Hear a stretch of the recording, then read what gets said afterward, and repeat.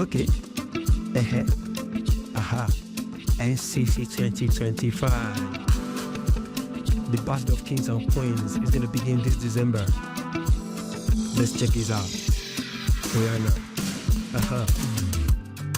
A new era is coming. Can you feel the vibe? Just kings and queens, yes. They are on the rise. December 15th to 21st, oh, don't play. At Pocket Lekki Chess Club where legends are made. At this NCC, only the fearless we rise. Ẹ bá mi sọ fún Tẹ́sí wípé only the fearless we rise. Triple A mi ń kọ́ o, only the fearless we rise. Odirovsky, Baba ńlá, only the fearless we rise. Only Satemi sing, only the fearless we rise. Omo ẹ̀kún kẹ́ńkọ́, only the fearless we rise. Keyi Lucky Musa, only the fearless we rise. Ẹ sọ fún Jibo àtàbíọ́lá pé only the fearless we rise. NCC 2025. Aha. Okay, only the fearless we rise. Chief Will, Lumuwa.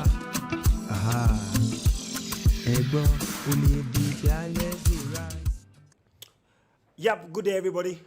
My name is Oyile Olawale, popularly known as Chief Wills, and here we're back again to the NCC 2025 round 10, starting exactly 4 p.m. Oh, I'm supposed to take this camera to the other side, which I will very soon. Let me quickly wrap that one up so that we'll not have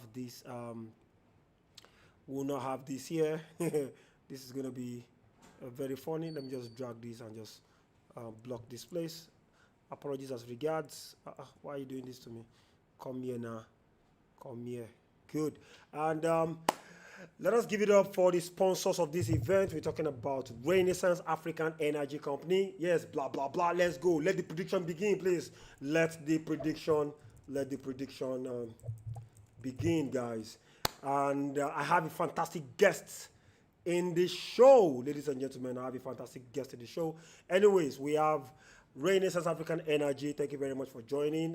We have Zenith Bank, we have Indomie Noodles, we have Lasena, we have Channels, and we have Lagos State Sports Commission. Thank you very much for the support for this perfect, wonderful National Chess Championship.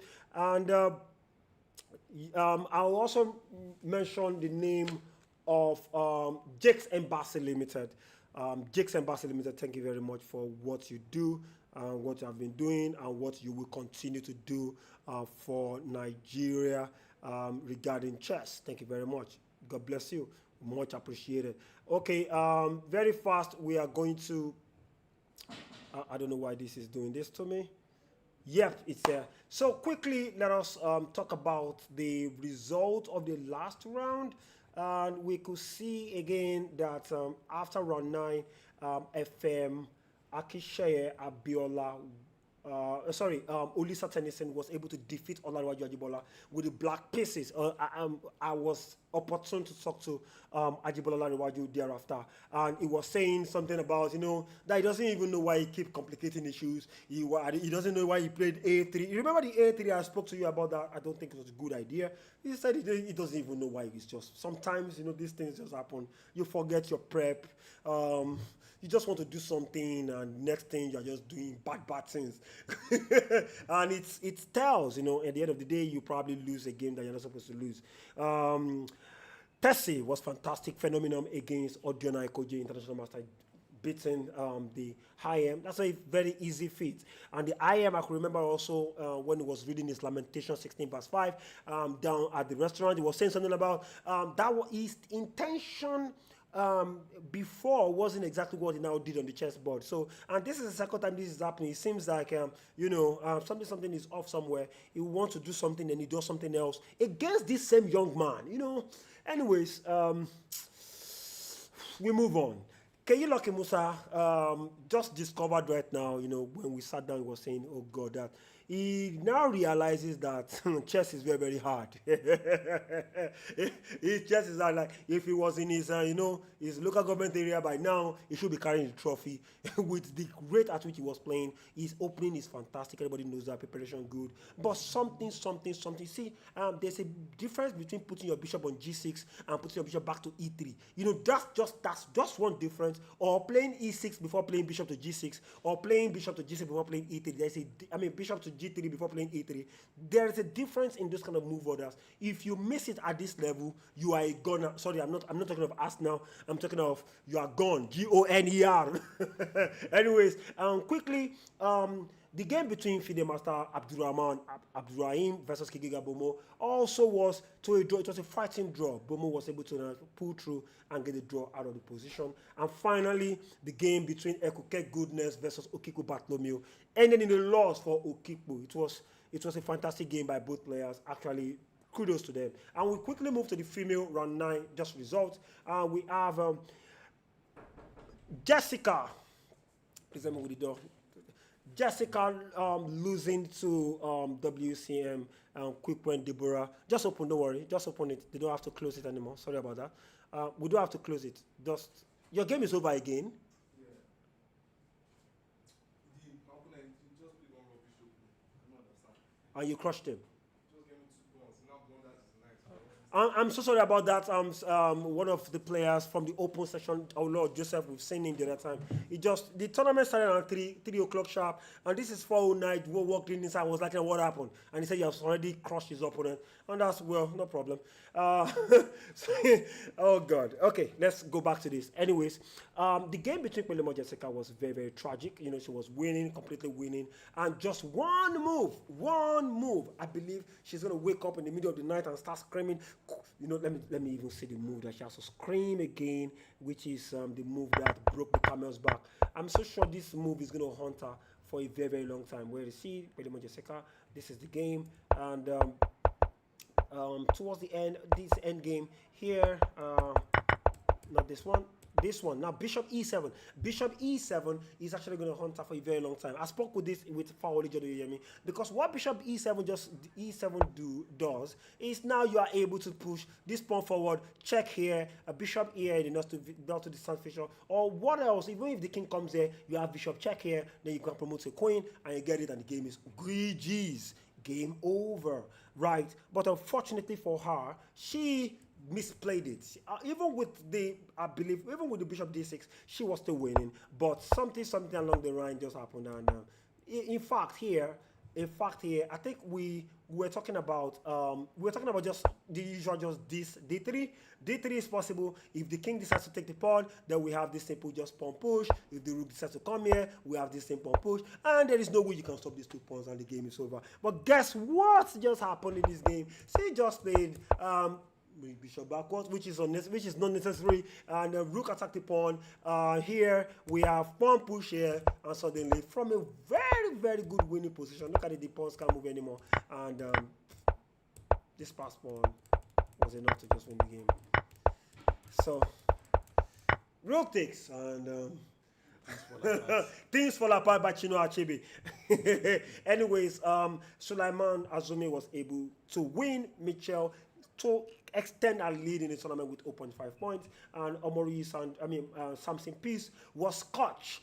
She played the scotch, but eventually got scotched herself. Anyways, Onoja Yefu, I think this game ended in a draw, where the game between Ofowino Abdusalam Azizat was a win for White, and Ajanwachuku was able to defeat Erabo Joy Felix. Erabo Joy Felix has not won any game at the moment. Maybe she is going to do it in round 10. She needs to go at least with 1 point. So it's like Keyela Kimusa has not won any game.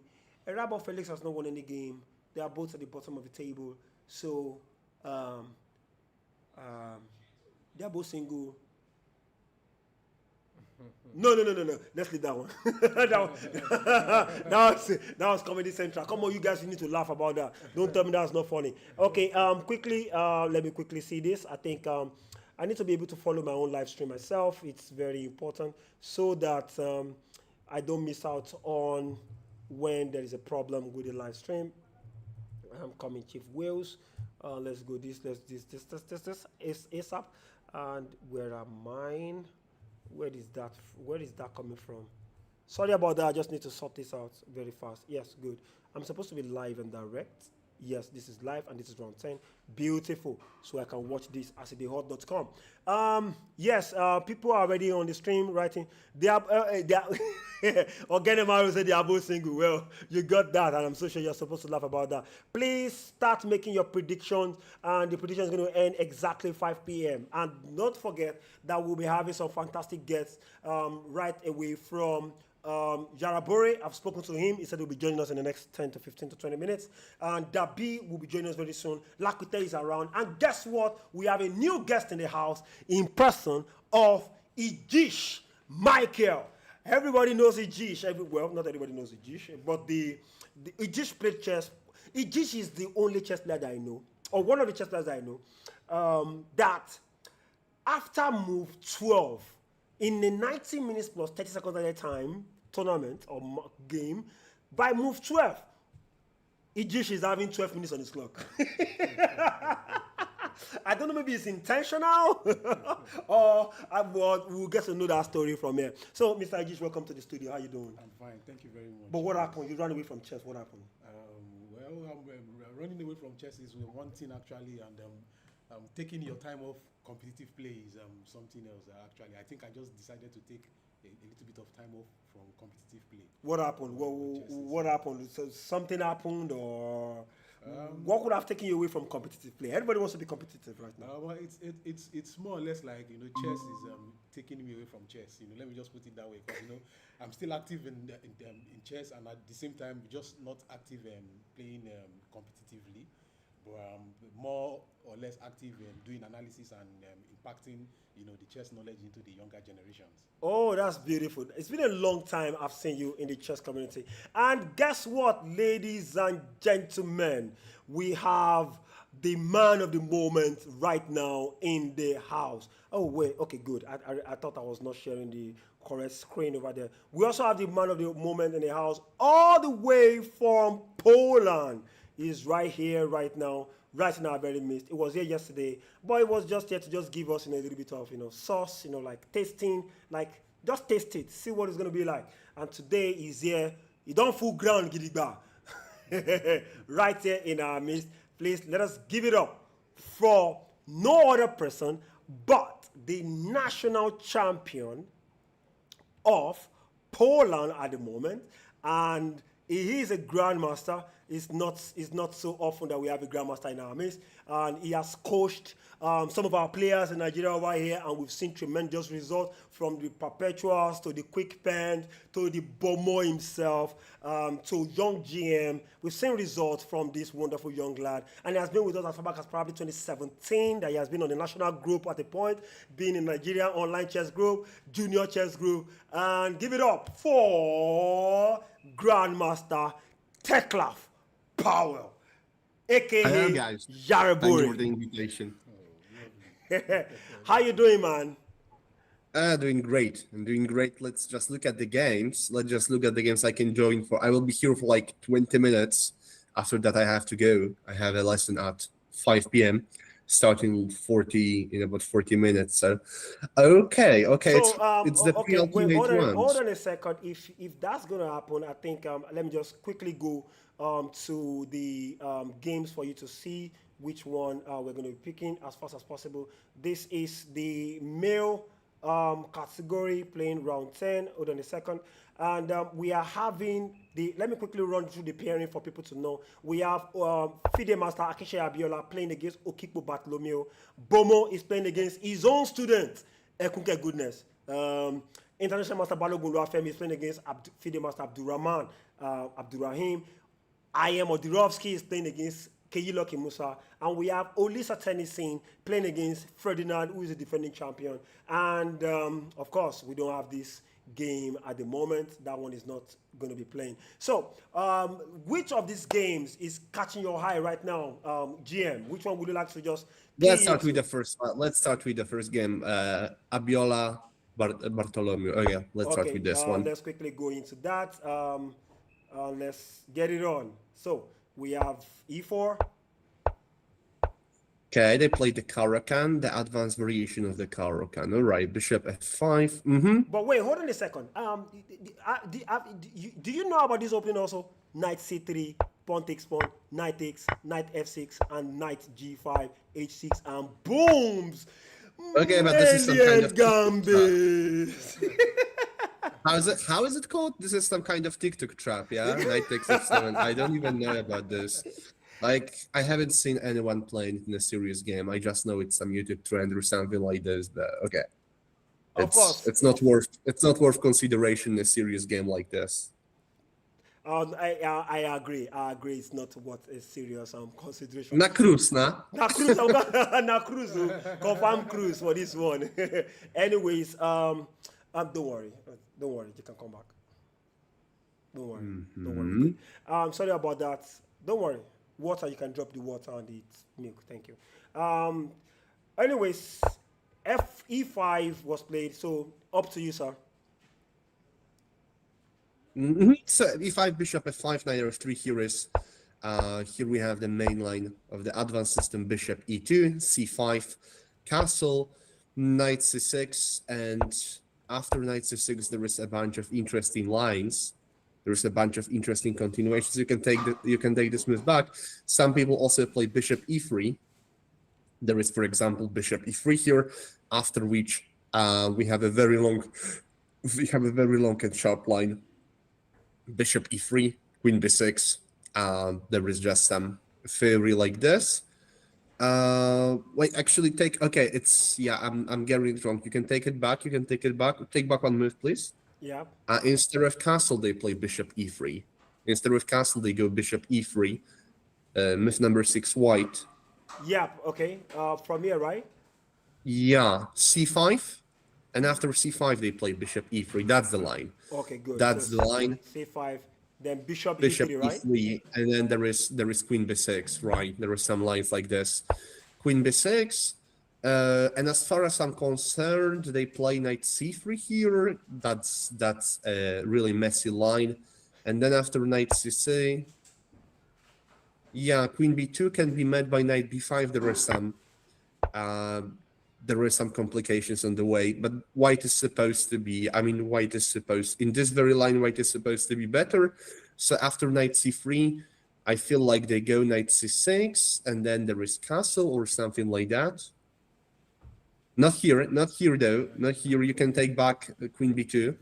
Instead of queen takes b2, the top line is knight c6, after which white is supposed to castle. And that's it. I know, remember now. Oh.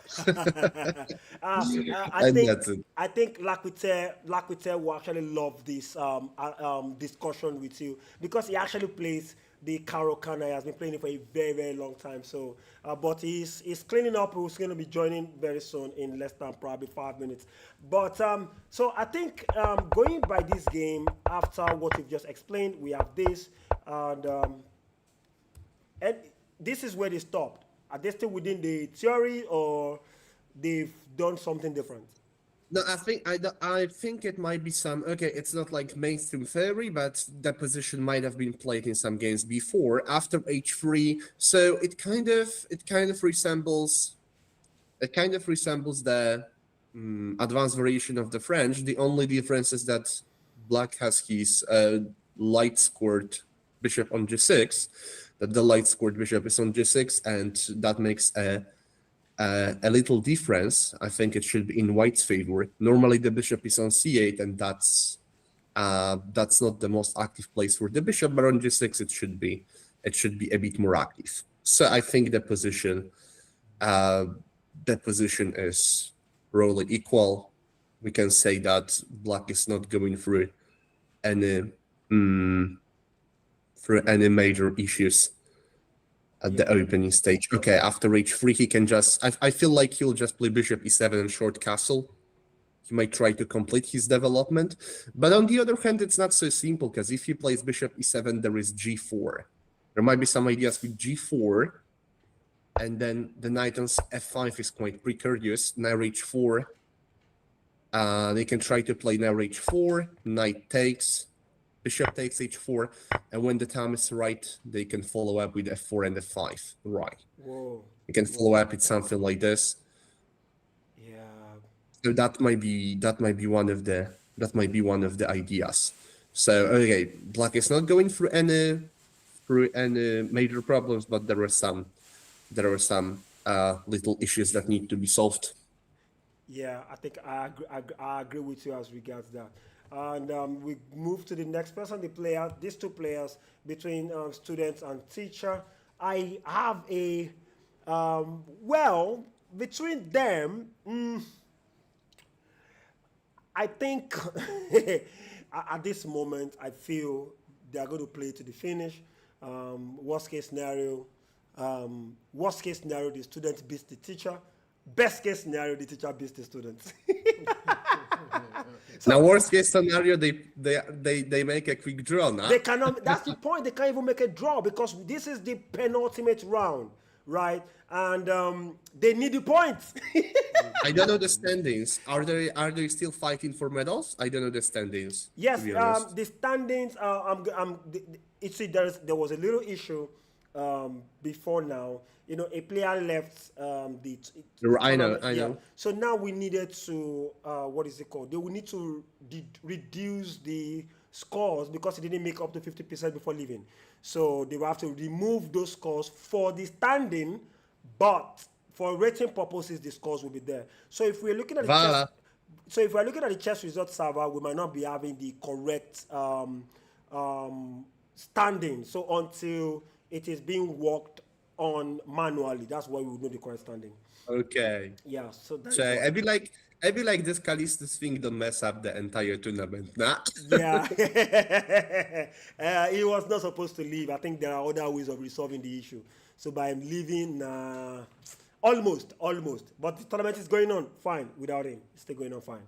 I'm only pitying, you know, right now Abdurrahman, because Abdurrahman defeated him in the games, in their matchup, right?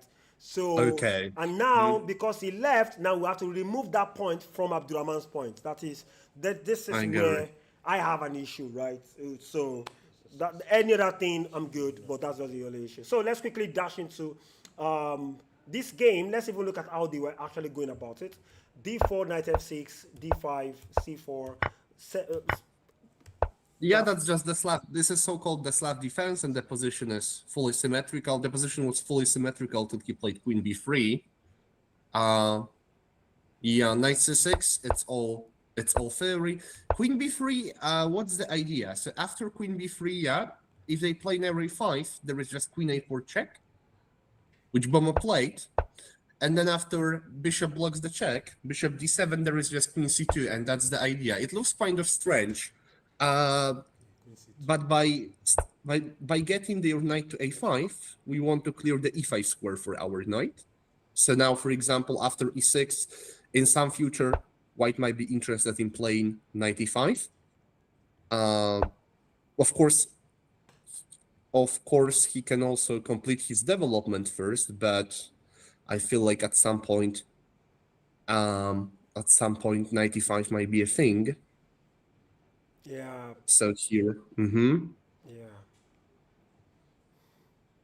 Now I think them play for this kind of positions. Oh,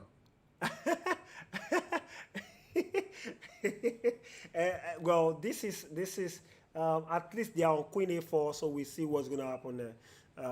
I'm so sure you don't want to get a draw in this position. You have to come and show your winnings between the two of them. So it's going to be a little bit tough. Balogun Femi versus Abdurrahman. This I know is going to be fighting chess from day one. I'm so certain. And here we go. We see Femi Balogun playing e4, e6. The French defense. And we have the French.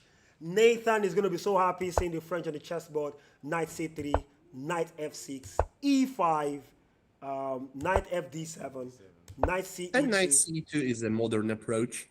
That's a modern approach. Then the classical mainline is f4, but knight c2 is also fully playable. What's the idea? The idea behind knight c2 is to amplify the center with c3, so that by playing knight ce2, he vacates the c3 square for the pawn. And now they can, after once they are done amplifying the center, they can just continue with f4 knight f3 and just continue with f4 knight f3. So that's basically the plan. f4 knight f3 is one idea. Another idea is knight f3 and then knight f4, of course, with the inclusion of c3 as well. With the inclusion of c3 as well. So they want to get the knight to f4. Yeah, and here there is a couple of decent ideas for black. So of course c5 c3, it's a must. But after c5 c3 knight c6 knight f3, you can move on a little bit. You can move on to like move 7, or I just want to. Okay, c5 c3 knight c6 knight f3. After knight f3. I feel like queen b6 is the main move. What is queen b6 for? If they play queen b6, they clamp down knight f4.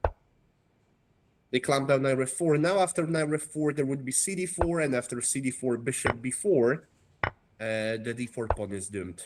Or they play king. Okay, king e2, but it looks quite nasty. It looks quite nasty to play king e2. So if they block the check, there is knight d4. If they don't block the check, the king is in the middle of the board, so it's no joy at all for white. This is so. What didn't they amuse you now? Oh, You say? I say, what didn't they amuse you? On this, the way you were just saying that, for someone like me, you know, I'm not deep into chess. I was just marveled by, you know, in less than 9 moves, white is in trouble. Yeah, here, of course, they don't have to play knight f4, but I'm just showing what would happen if they stick to their, what would happen if they stick to their, you know, regular plan. Yeah. It's just bishop d4 check, and here, if they block the check, they drop the d4 pawn, and if they play king e2, the king is in the middle of the board. Oh, God. So after queen b6, I guess they don't have to go with knight f4. There might be something better like a3 or h4. You can take it back, the move number 7. Yeah. So after queen b6, yeah, I feel like a3 is a move. They can also play h4. H4, sometimes there is an idea of rook h3, rook g3, some kind of strange rook lift. So there is an idea. They can also try to fianchetto the light squared bishop by g3, then bishop g2, and so on, or bishop h3. Wow. So that's the idea. No, okay, but they played a5, and now a knight f4 and g5. CD4, g5. Okay. Chai, see as them they play fast, or see as them they play fast. Or. Abi, now so I see him. It's like theory. These guys don't master them, die. No be fairy now. No be fairy now. This one be theory now. Now prep, Abi. Wait. After g5, can't I just take knight g? Can't I just play knight takes g5? Yeah, it looks. That's what kind of catches my attention. Ah, I see the problem. There is always bishop b4. There is with the inclusion of bishop b4, it's good for black. So you can take on g5 first. Okay. You can take on g5, and after knight takes e6, there is bishop b4. The knight takes e6. Okay. There is bishop b4 check, and that's the problem. Voila. Oh. And if they block the check, black will chop the knight, nah? Go chop him now. You just leave on there.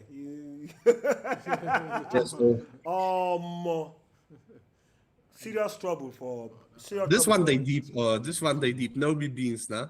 You say? No be beans. I say no be beans. No be beans. So this one no be beans. I think that's called an intermezzo or something. Intermezzo, of course. There's an intermezzo of the bishop check there. Intermezzo, right? Yeah. It's an intermediate move. So that means, what is it called? AAA intentionally made this move. Probably this is his preparation. Yeah. Like come chop pawn now. Yeah. And now, come chop pawn. Be like say black they muddy the waters here. Yeah, nah? yes. Now they muddy the waters exactly. They look and say, yeah, try chop the pawn, make I see you. Just chop out.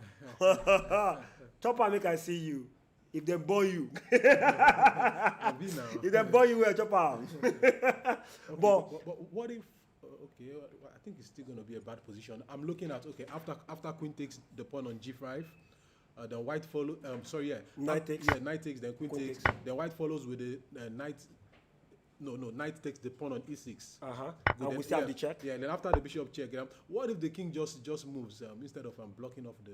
Now queen g4 day, queen Yeah, g4 day. one Oh. of Okay, yeah, And then queen get to g4. queen g4. Okay, okay. F3, queen e6, chop F3, knight. then Oh. Queen takes the knight. Okay, yeah, good, fantastic, That was fantastic. Now 2 pieces down. Now 2 What you pieces lo- down. Yes. Now wow for white. Now. Hey, GM Samvel from Singapore. How you doing? I hope you see. Many people get GM for their name, so we don't know who be GM. I want to be GM. Maybe the guy now real GM now. I don't know. GM Samvel, how you doing from Singapore? It's good to have you here. Thank you very much. Anytime where they see GM for people now, they wonder say now real one because the GMs don't usually put GMs on their name. Look at for example, see Yarabori now. You see his name. There is no GM No there. GM You there. get so GMs don't they say them be GM. But you see some people where especially in Nigeria, you get like 10 GMs for Nigeria, you be say now only now audio GM them be. No be lie. Okay, let us go back to. Make we go to another game. Oh. Let's go to another game as fast as possible. Now, Odion and Do you Koji, like of course. say Femi go burn time after You say G5? wetin? I say Femi go burn plenty of time after G5 now. Yeah, Now it- him ah, they calculate. He go burn time. Oh. So what do we think is the best move for white here? Like, of course, definitely Just he to can't- withdraw he can't he has capture to- the point. he has to withdraw the knight. So which square does the knight move to? Does the knight advance Maybe or- he has or to withdraws? retreat the knight to E2. That looks safe. Knight E2 looks safe.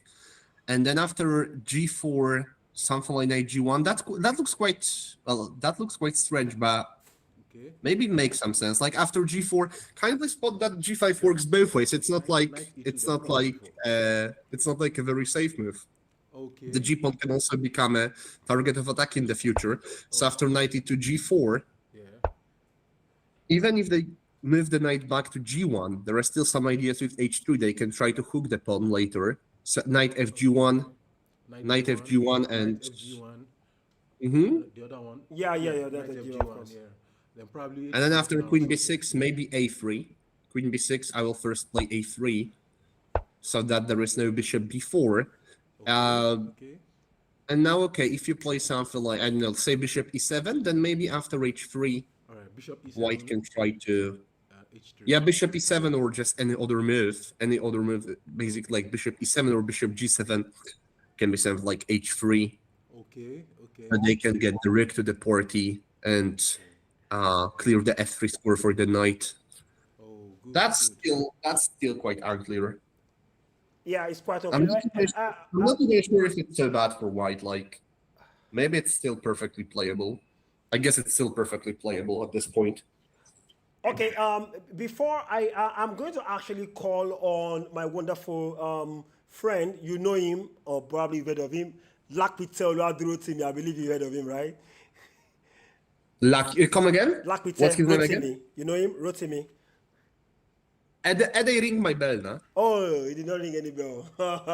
But anyways, Lakpite is there, and you guys will go through the remaining two games of Odion Aiko J versus Lucky Musa and Iyuma Tessie. So you guys can run it together. Let me give him a chance, please. Oh yeah, go ahead. You can say hello. Hello, good. Hello, Alpha. Yeah, good evening, GM Pawel. Good How you evening. doing? Everything is fine. How your side now? Ah, very good, very good. All the campy. Oh, Oh yeah, now Odion, let's go. Okay. okay. So Okay. Make we. yeah, we're gonna say. I say make we go back to the beginning of this game so that I could comment the opening now. The beginning of this game, yeah? Yeah. All right. So No. Okay, he played the London system. Yeah, He played the very- London system. if Knight if F3, Odion D5. doesn't play the long down system, something is really wrong. Right. Right. So Bishop F4. He's been playing it for like. It feels like he's been playing it for like For decades. 30 years now, right? Or something like It that. feels like 25 years plus, maybe 30, yeah? 30 years. They change his lines, or they change his lines. Yep. C3. Yeah, but sometimes he changes some things. Maybe sometimes he plays E3, sometimes he plays C3, Those are the only Yes, two no, tricks he mix. but still now within London. Oh, Still now within the London system. Yeah, always within the London. And always he always starts with knight f3 to get the London. He never starts with 1d4, I guess. Okay.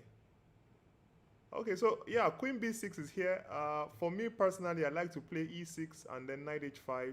That's my own personal favorite. But Queen b6 is more common. Yeah, Queen b6 maybe. Queen b6 is also a good move. c4, yeah. C4. And now Bishop the f5. thing is that, yeah, you can take it back. What happens if they trade the queens? If they trade the queens, Yeah, but the problem black is better. after black is better. That's the problem. After ab6, black has enough time for b5, b4. Yeah. That's it. Yeah. That's it. So now a3, b5, and after knight d2, black gets to play b4, which provides him with a comfortable play. Okay. So let me show that. Let me show that for people here. B5, Sure.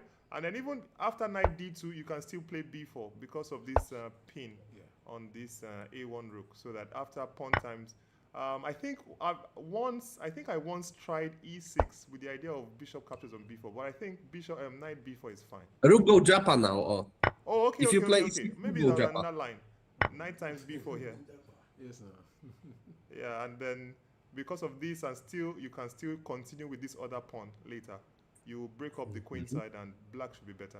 Okay, and there's knight Use button, check and right. knight captures the rook. Yeah. Like after you move the rook, then and then you move the knight, you still have this b5 and then b4. b5, and then again we can play b4 to undermine the pawn chain. That's right. Yeah. So queen c2, he played bishop f5. For those wondering, this is not a free bishop. After queen captures on f5, there's queen captures on b2, attacking the rook and also threatening, just attacking the rook. It's a trapped rook. So Threatening the check as well. yeah. Right. There are also some ideas with queen c1, but okay, he basically has to play queen c1. Yeah.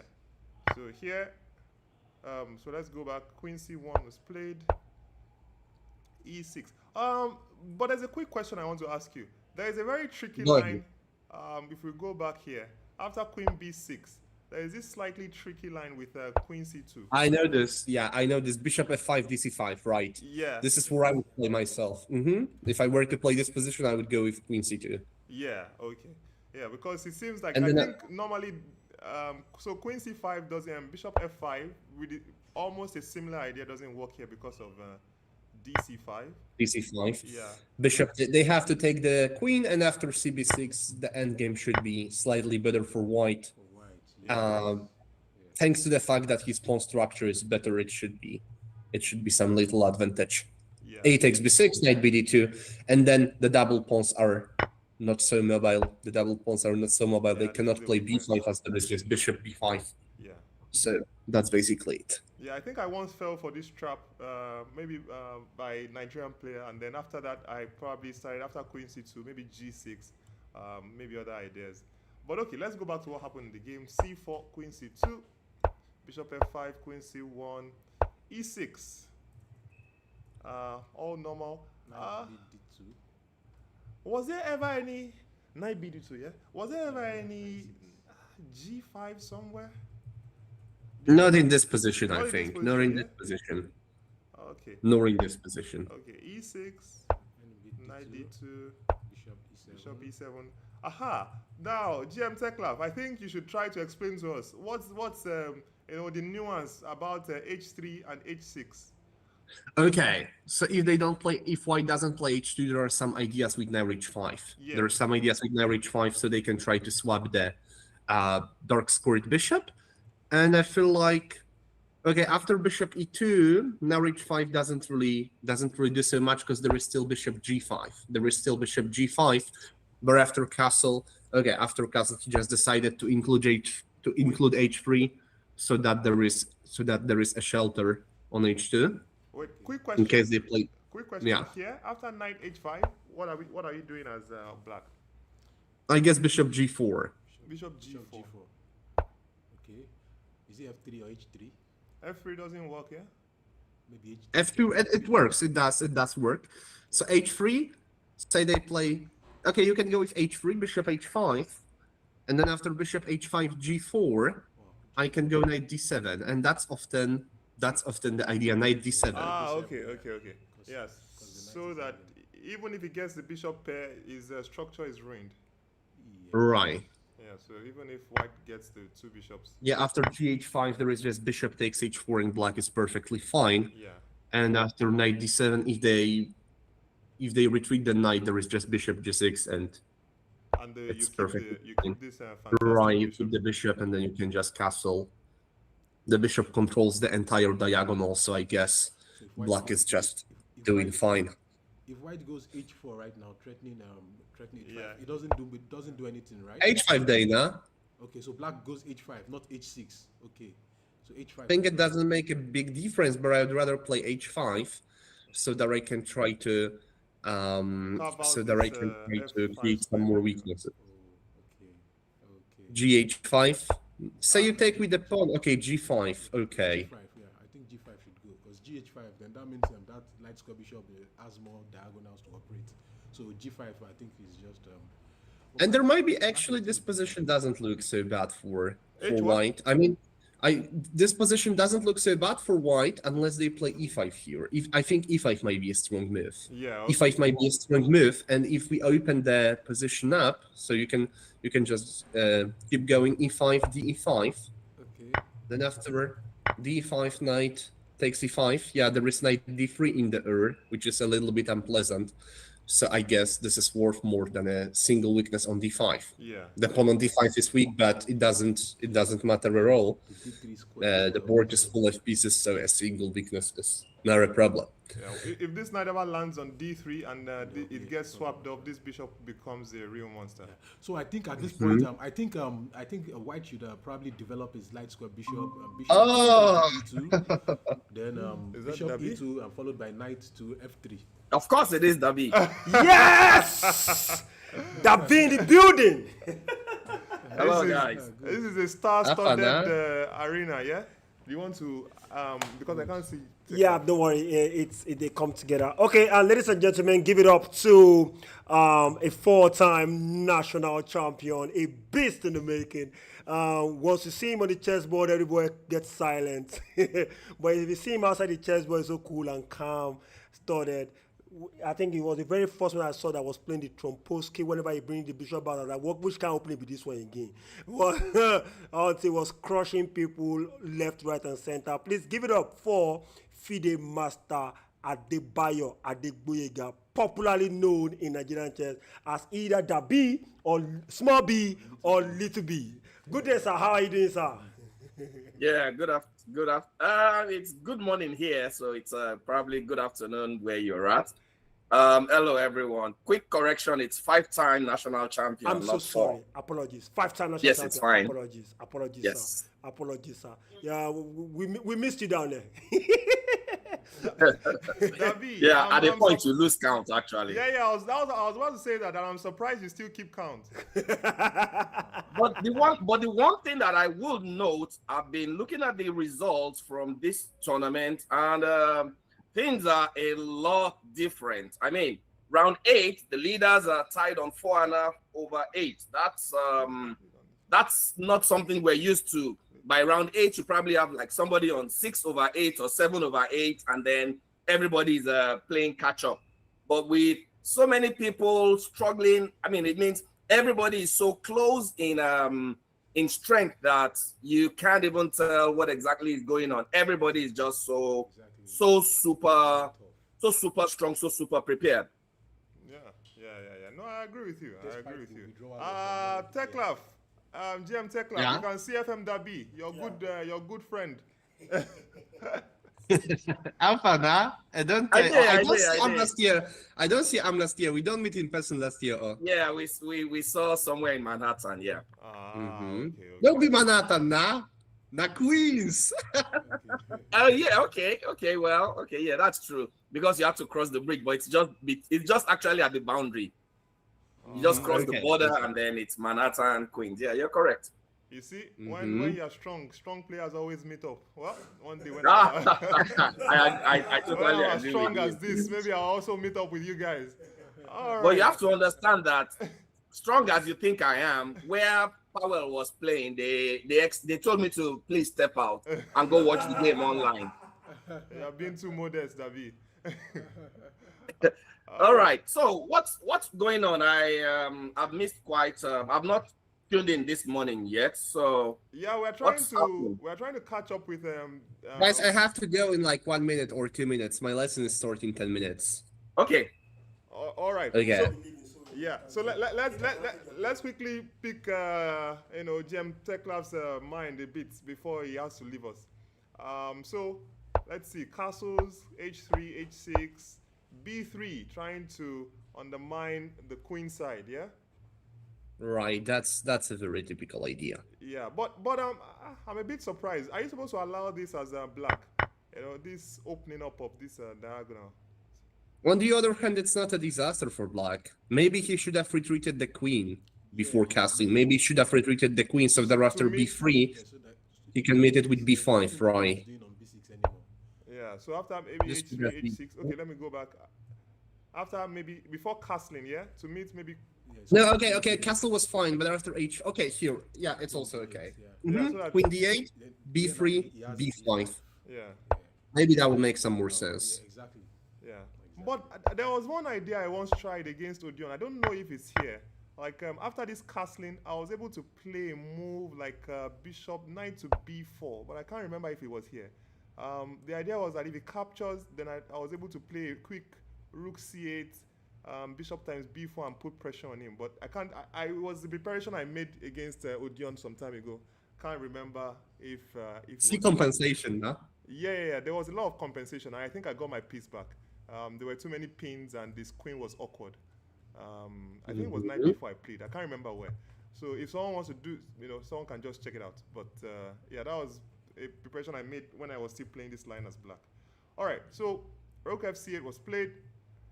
Queen b2, knight b4. Knight b4, and this is Well, basically what happened. How about that? What was the threat? Okay, rook straight to the 7th rank. Yeah, rook to c2. Okay, so similar ideas it seems. Yeah, and I was able to get the bishop pair.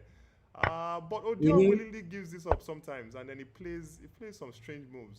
I think maybe c4 or something, and then he's always good. What do you think about this, Teclaf? You like this bishop? I feel like the position is more or less equal. Black's got his bishop pair, but white doesn't have any weaknesses. The f4 bishop penetrates the entire diagonal. There is also knight e5. There are some ideas with knight e5 in the or they can also try to play knight e1 to displace the bishop. Maybe c4, c5 would make some sense as well. So I guess the position is really equal. And Odeon is playing very, very fast. It's move 20, and he has 91 minutes on the clock. Okay, he's blitzing out. He kind of gives it kind of feels like, okay, of course he is not like in his preparation. It's not like I guess it's not his top preparation, but considering that he's been playing this for like 25 years, it might have happened in his games before, so maybe he knows. I guess he knows what he's doing, so it's fine. Yeah, like I said. Okay, guys, make a japa. Oh wow. Okay. That's not a problem. Thank you very much, GM Make Teclaf. If a you can join japa. us at any point in time again, please feel free. like 8. Thank you. Bye. Thank you very much. All right, bye, Teclaf. Yeah, thank you. Dabee, how are you, sir? I'm fine. That's good to know. Thank you very much for honoring our call. And Dabee, before we start even dealing with these games, because this is where I mostly come in, Nigerian chess players, we lose with most of the history lessons that we are supposed to know, or stories or occasions. Most of it we don't know, right? Please, can you please walk us a little bit from the time you started playing chess till this present moment, your mentors, the people that you met along the way before you started dominating? Because at first they usually say a player will start from maybe no player started strong, when you were even being mated through the scholars mate before you started taking on people. Let's just walk us through that story, your story from when you started. Oh well, that's a very okay. Thank you, Chief Wills. But that's a very, very long story that you're asking for. We're talking of a 40-year-old history. That's a lot of events to put in this space, but we can maybe look at some highlights. Okay, so unlike most people, I actually learned chess by watching people. So basically, I didn't have somebody say, "Oh, this is how the pieces move." I had my elder brothers. I think my elder brother was around to collect the John Pawel award. They played chess. They played. They were much older, and I'll watch them make the moves. So I figured out this is how all the pieces move. Okay, the knight goes this way, the bishop goes that way, the rook goes that way, the pawn goes that way. So I was just watching them, and I basically picked up the rules of the game from watching them play. And then, so from early on, because I didn't really have somebody to put me through how pieces go and things, I guess that was how I got a bit lucky. So while I was learning from my elder siblings, I wasn't really asking them for their thoughts on the game or how the game should be played. I just I laid my hands on a very, very old book, some games of Zukertort and Steinitz, and so it was basically a conference in 1840 something. So I essentially looked at every single game in that book. So I already got very, very early exposure to the classics. And incidentally, like I played one game one time against Bumi Olakpe where I went G5, and young GM was commenting, and he was like, "Oh, this must be preparation." And I saw that comment, I laughed a bit, and I said, "Yes, it is, but it's actually preparation from an 1843 game." That was why I saw the idea actually was from 1843. So so I actually got into studying chess very, very early because the books were essentially my coaches. There were not a lot of them, but the few ones that I could get, sometimes very old, sometimes not the cutting edge of theory, but I learned reading a lot. Then my second book was probably Michael Stein's Simple Chess. So he laid out a lot of modern chess theory. As at then, we're talking in the 80s. So he laid out modern basic principles, pawn structures, the minority attack, playing chess simply, basically. And I sort of just like that. I just stuck with that. Chess is meant to be played with the simplest schemes. So we just I just follow Occam's razor actually. If it's simple, then it's beautiful. So and so by the time I got out to play, my first experiences were from Yaba Tech. I still remembered I just got into JSS 1, so I was quite little. Then my cousin Thomas Alika would invite me to come over to Yaba Tech. He was probably the first person that would say, "Okay, show me a couple of things." They were playing a game, like I said, I was watching them play, and they had this rule then. If you had just your king, you have only 10 moves to checkmate your opponent. So they were playing this king and rook position, and the king was running, the rook was running, and they got to move 8. It was 2 moves to go, and they declared that the position was going to be drawn because there's no way to find checkmate in 2, because they were trying to cut the king off along the file. And then I told them no, that you could actually cut the king off along the rank and you actually get checkmate in 2. And they were a bit shocked, like, "How would you even know that?" And I was like, "Yeah, I know. I've been watching you guys play, and I've been reading while you guys are just playing." So I came home from school one day. My cousin was playing with my elder brother, and it placed this king in check, and it was like, "Oh, you can't make that move." And then my brother was like, "Why can't he make that move?" And I'm like, "Your king is in check." And they're like, "Wait, what?" So he said, "Okay, just come in, play some chess." I sat down, and then he arranged bishop c4, queen h5, and then got the checkmate. And then he was like, "Oh, I thought you would see that." Well, I had not seen the scholars mate before, so I got checkmated that one time. But that was about the last time. Not the last time I would lose to Queen H5, Bishop C4 because I played some games and I actually discovered that there are very playable lines in that position. So I got to Yaba Tech and then I played quite a number of games because it was not very common to see a person around that time. I mean, I was just in my early teens. It was very uncommon. Most people will start playing chess around their college days, universities or the technical school years. That's the time people play. So to find a GSS1 guy playing chess with all that knowledge was a bit strange. I remember the strongest player in school then was Sonny Preston. There were some other strong players. Sonny Preston was a very strong player. Onwere was also very frequent then. Onwere, the naval officer, used to come around. And then there were all these bazaars. They had bazaars then. And then they will invite me to come play.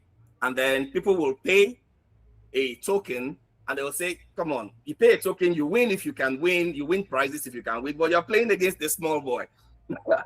So I'll just keep beating people game after game after game after game after game, and people will want to put more money because they can't believe that this small boy will just beat them, because it's just not normal in those days. Not like today where the young ones are they're so strong. And then so I got into my very first national tournament was Concord. This was before then I'd played the secondary school games. That was in 1989. Yeah, we played the secondary school games in 1989, where I just got like a 10 out of 10. And I remembered was it the 9th or the 10th round, Eugene, the arbiter was arbitrating then. And then he'll be like, how was your game? And I'm like, oh, of course I won. And they will be like, you're so cocky. Like, but these guys are not playing chess like it should be played. So I got into the first tournament in Concord. That was the last Concord I think that was held. I played in the opens category, and I had this position against Obioma Onoa. He played a French winner. I was doing so well. I was just crushing the game.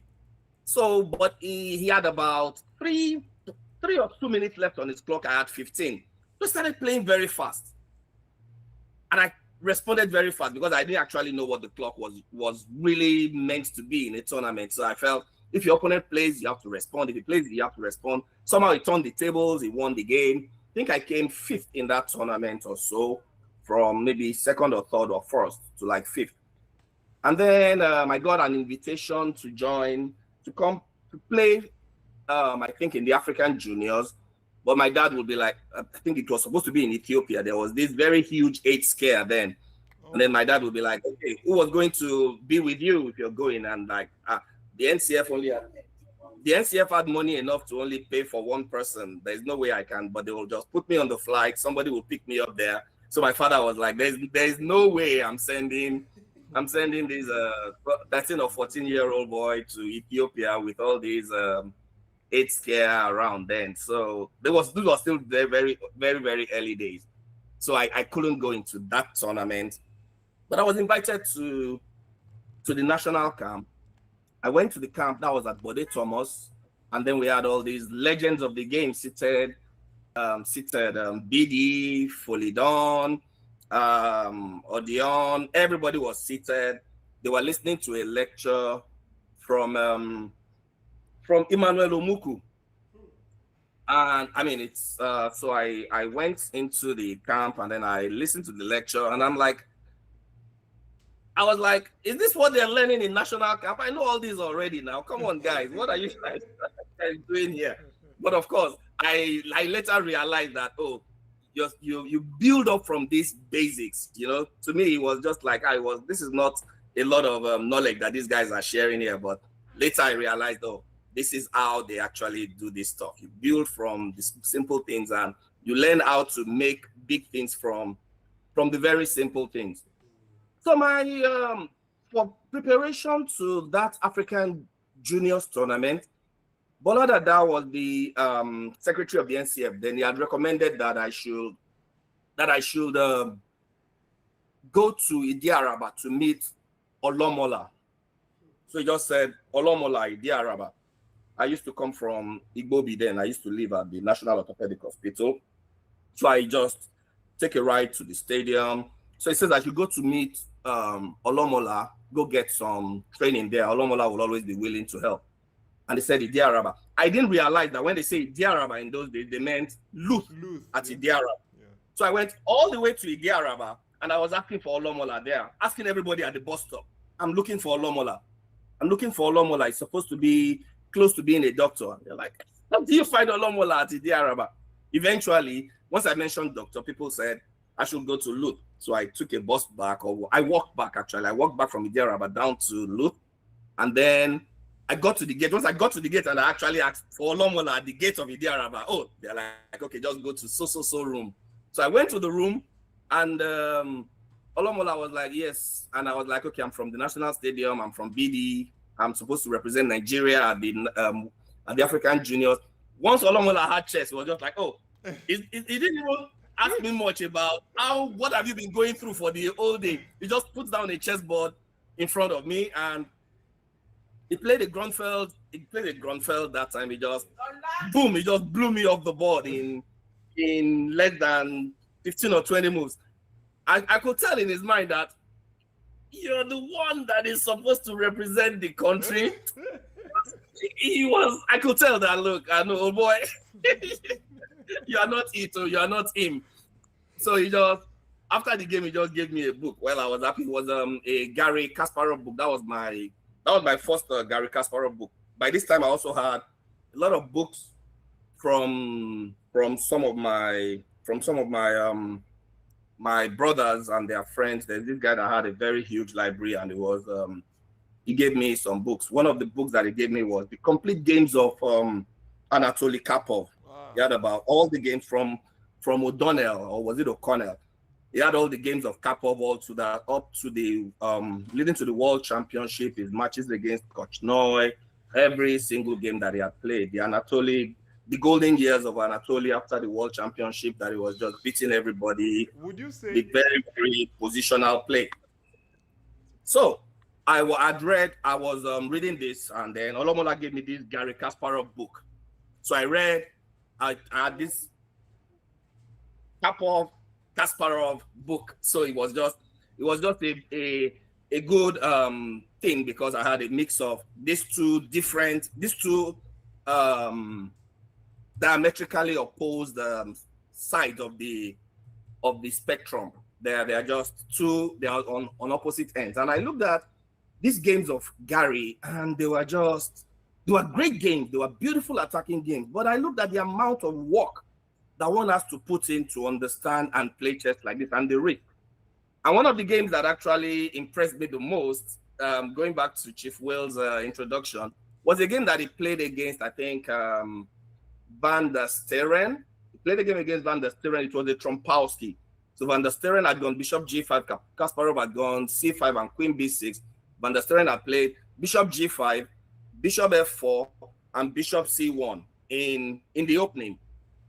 And I mean, I've seen Kasparov crush a lot of players. He won that game very nicely, made some sacrifices, but it was a huge fight. So my conclusion was, I mean, if you can make 3 wasted moves with your bishop to land it back on C1, and it will take Kasparov this much energy to beat you, then this opening must be sound. It's just a question of finding what is wrong with the setup that he used. So that was how I picked up the Trompowski. Was actually from a loss that Kasparov inflicted on it. This was that was very, very, very early in the 90s. Okay, so back to the story now. I've read a lot of games from Gary. I've looked at his games that he won Karpov, and I've looked at all of Karpov's games. So I decided that, okay, I think at this point, a positional approach, even if the position is very tactical, there will always be a positional solution at the end of the day, which incidentally was one of the things that I think Magnus Carlsen, because a lot of people were very, very critical of this style. They felt it was too drab, it was too dry. But I think Magnus had already put this to rest to show that this positional, tactical, whatever, but leaning more on the positional approach was a very, very good way to go about chess. But this came like 20 years after I've been playing like this. And it's also very important to note that this allows you a bit more room to stay on top than would a very tactical approach. Tactical approaches are very, very, very, very, very difficult to maintain. Yeah, they are very, very nice and they give you a lot of great wins, but to me, I think it's very hard to stay on top if you are more tactical than positional. Dabee, are you not a bit biased here? I am. Already I am. You know, I am. And I think I'm also historically justified. So we had Karpov with about how many? I'm looking at the 70s now, all through to 1985. Then we had Garry Kasparov, who used the tactical approach and then just took out Karpov, which was very close, and then he reigned for the amount of time. And then we had Kramnik versus Anand, and then we had Magnus Carlsen. If you put these guys together, let's just rule out guys like Topalov and things. If you put these guys together, I think the positional player, well, you've got to understand that there is no such thing as an absolutely positional or an absolutely tactical player, because it's a mix of the thing. But there will always be a leaning. Players will always have, you'll always have a leaning and the way your mind wants to resolve a position. And I think in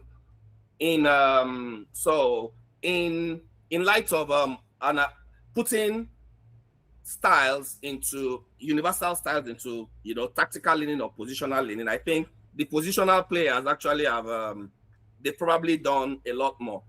But like there was a particular, I'm talking of in terms of reigns now, in terms of length of reign. No, I understand that.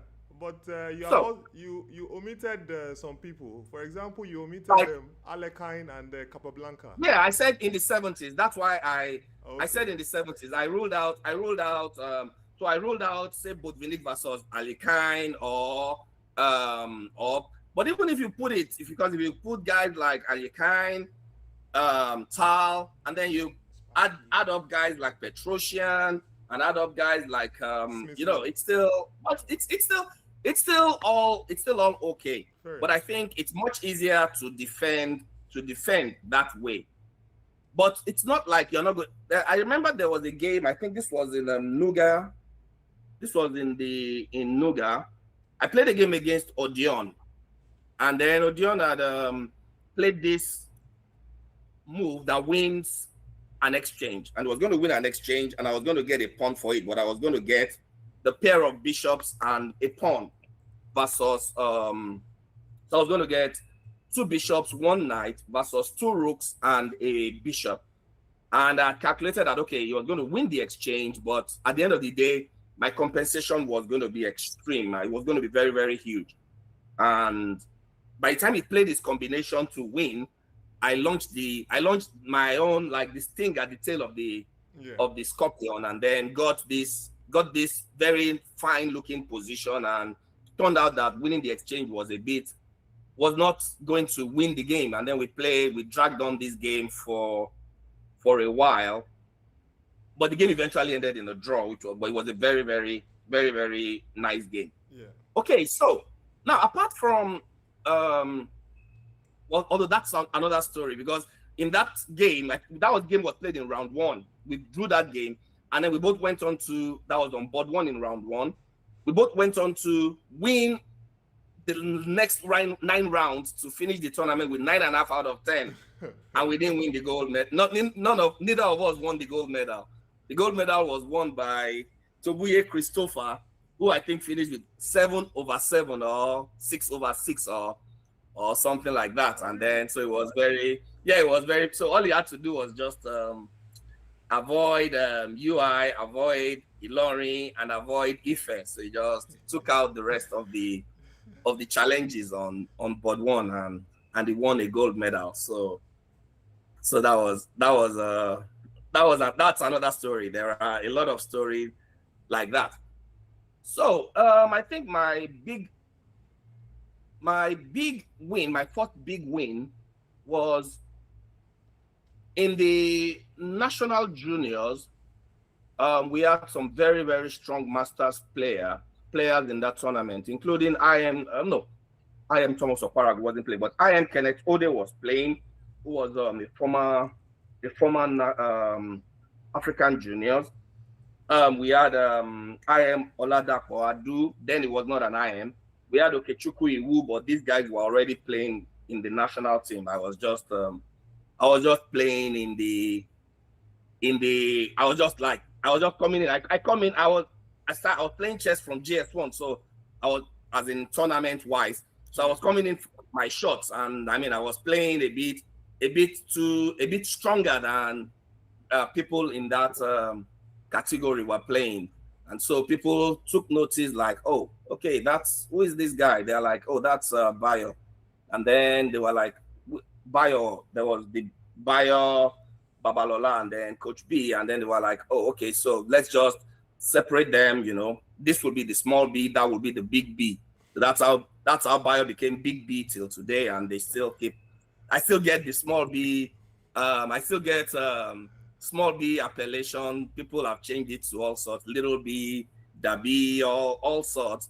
But for a lot of guys, most of the people that know me as small B were not born by the time I was being called small B because I was small. Most of them were not even born then. So, but that's how that name came and stuck. And then so my first big win was in that junior tournament. I played against Kenneth Ode, who was a French winner, and then it got to G7. I played Bishop F6, and they had this very nice move. I'd not seen this tactic before, but I that was the first time I saw it, where a queen lands on B2 to try to capture the rook. I'd seen that I could play my bishop to C3 to stop the capture of the rook, and then use the time. But he came up with this very nice move, bishop to B4, pinning the bishop that was attacking the queen that was attacking the rook. Ah, okay. Eventually I had to give up, was it a pawn or so at the end of the day, and the game went on to a draw. I played the game against Okechukwu Iwu. I think I won that particular game. I mean, Iwu was also a junior, but he was already in college, in the medical school. He was built to get into the national team very soon. Also played a game against IM Oladapo Adu. He was not an IM then, and he had this very, very strong attack, and that's one of my biggest fortes since then. People always put in a lot into attacks, but I could always find a way to defend. So he had a knight on, it was white, he had a knight on G5, he had a knight on G6, and he had a queen on H6. So it was threatening checkmate on H7 and checkmate on H8. And all my pieces looked so far away from the king, but there was a very nice combination that allowed me to maybe make one sacrifice, get my queen to E5 with check, and get the queen to G7, which basically just kills off the attack. And then I managed to go ahead and win that game. So I came second in the tournament behind IM Ode, but I was then that was when I was chosen to play to represent the country. I mean, based on my age and everything. So that was my first big break, and then coupled with my success at the Concord tournament. That was my first Opens tournament. Actually, I was just a JSS1 player. I was given a ticket to play in the Masters category. I was given a ticket to play in the Masters category. I was very young, and I was one second. Please, somebody get me my charger. So I was young and I was invited to play in the Masters category. So I went to play my first tournament in the Masters category at the Warri Oil and Gas WOG then. This was in 93. Yes, it's plugged. It was in 93. And this was exciting for me because I just played my first tournament. I'd won something. I played in the national juniors. I'd won something. So it was quite exciting. I was it's plugged in the room. I was brimming with confidence. I was like, okay, I mean, this is easy. This is easy way to just make a living right here. Who even needs to go to school? Just keep winning all these tournaments here and there. So I went to Warri Oil and Gas, traveled with Kunle Legbede, with Madueke, yeah. Give me 1 second. I need to switch positions so that I can plug my computer in. Traveled with Madueke, and then stayed one night at the Shell compound. But I played in that tournament, and it was not easy. It was not the same as I had experienced, because now I'm playing in the Masters category. I had this position against Kenneth Ode. I'd gotten a great bishop on G3 that couldn't be chased. I had the rook on the 7th rank. His pieces were tied down, but I couldn't make any headway. Eventually, he went on to win the game. He was totally cramped, totally in a bind, but he went on to win the game. I played against Admiral Ainla, retired. He played a French, busted me completely. I was just losing game after game after game. Okay, I won a game against some. I drew a couple. I finished with 3/6, which was enough to keep me in the Masters category. But that is not what I would have liked, because now I played one tournament in the Opens category, and I played a Masters category event, and now I've been promoted to become a master, probably the youngest master that will have in the country then. But it was not easy because I was no longer winning, and I was a young man that really needed the wins. And then I also had so by now I'd gone into the University of Ilorin. Bumi Olakpe also came to school, and we're playing in most of these tournaments together. He was a year or so older than me. But he was playing in the Opens category. I was playing in the Masters category. We'd go to the school, we play in the butteries, and we play games, 10 games, I'll beat Bumi like 10-0 sometimes. He'll be shocked. It's impossible. Then we go to tournaments. I'm in the Masters, he's in the Opens, he's winning the Opens. 7 out of 7, I'm struggling to keep afloat in the Masters. But we're going back to school. I'm winning almost every game. Sometimes he'll win, sometimes I'll win, sometimes I'll just win totally. And it was a bit difficult because he's getting huge successes. He's winning a lot of money and he's able to keep up. But I'm struggling with these strong guys. Yeah, you might be becoming strong, but you're not getting any. You're not getting anything. For it. Yeah.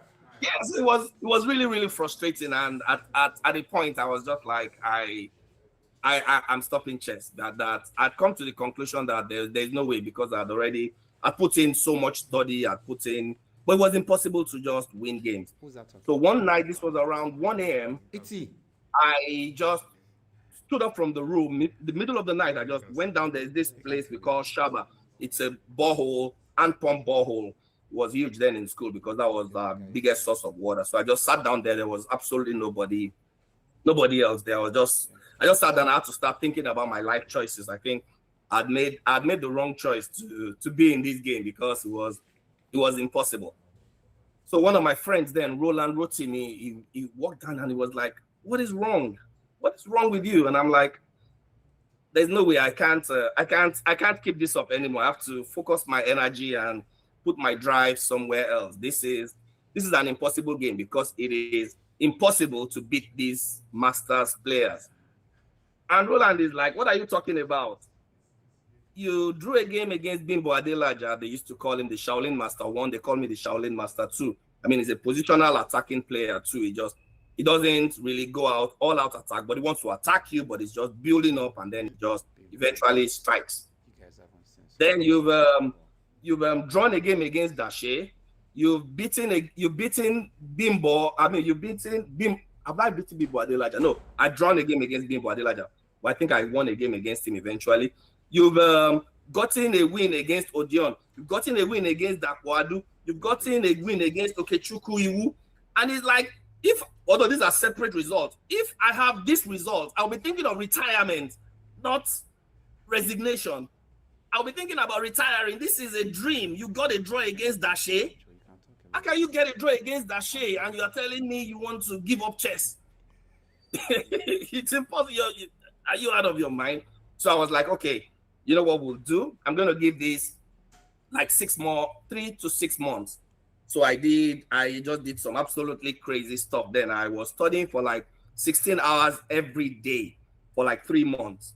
I was just studying anything I could lay my hands on. It doesn't really matter whether it's the Catalan, the Scandinavian, I don't really care. Every single thing that there was to look at in chess, I was looking at it. It doesn't matter. I'm going to the library. I have a chess book. I was just chess. I don't even know whether I was having time to breathe. I was sleeping. I was waking up in the middle of the night analyzing chess. It was a chess book in the toilet. It was, you don't even have, whether you're even going to the bush to do your stuff. There was a chess book. I was just studying, reading like my life depended on it. And so I was going to, before I wasn't playing much chess then. I was just studying everything. Botvinnik, I was studying Keres, I was studying everybody, everything. Looking at the AVRO tournament in 1953, looking at everything, anything I could lay my hands on. Everything and anything. There wasn't a lot of material, but everything I got my hands on, I was reading. It was Keres Endgame. It was everything. I was reading hours upon hours. I was reading some British chess magazines that they were giving some ridiculous line. This English defense with F5, E takes F5, Queen H5, G6, Bishop G7, Pawn takes H7, Knight F6, and then King F8, G takes, King takes G8.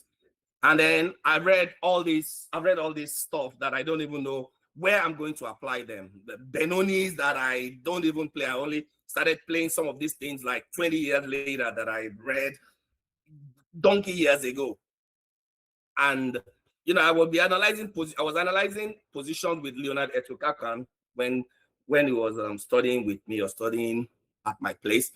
And he plays the white side, and we're playing some lines in the Benoni, and I was showing him ideas and how the position is played. And he's like, I've never seen you play this. You've never ever played this. And I'm like, if you know how many hours I've spent on this position, you'll be shocked. I've never played it in my life, but I've got close to I don't even know I don't know how many hours I have on this position, and I've never even touched it before in my life. But don't just worry about it. I have the ideas because I've studied in all kinds of directions, and in those days I used to say, people will say they are taking you to the bush out of the books, and I will smile. I'll say, oh boy, your bush is in my book.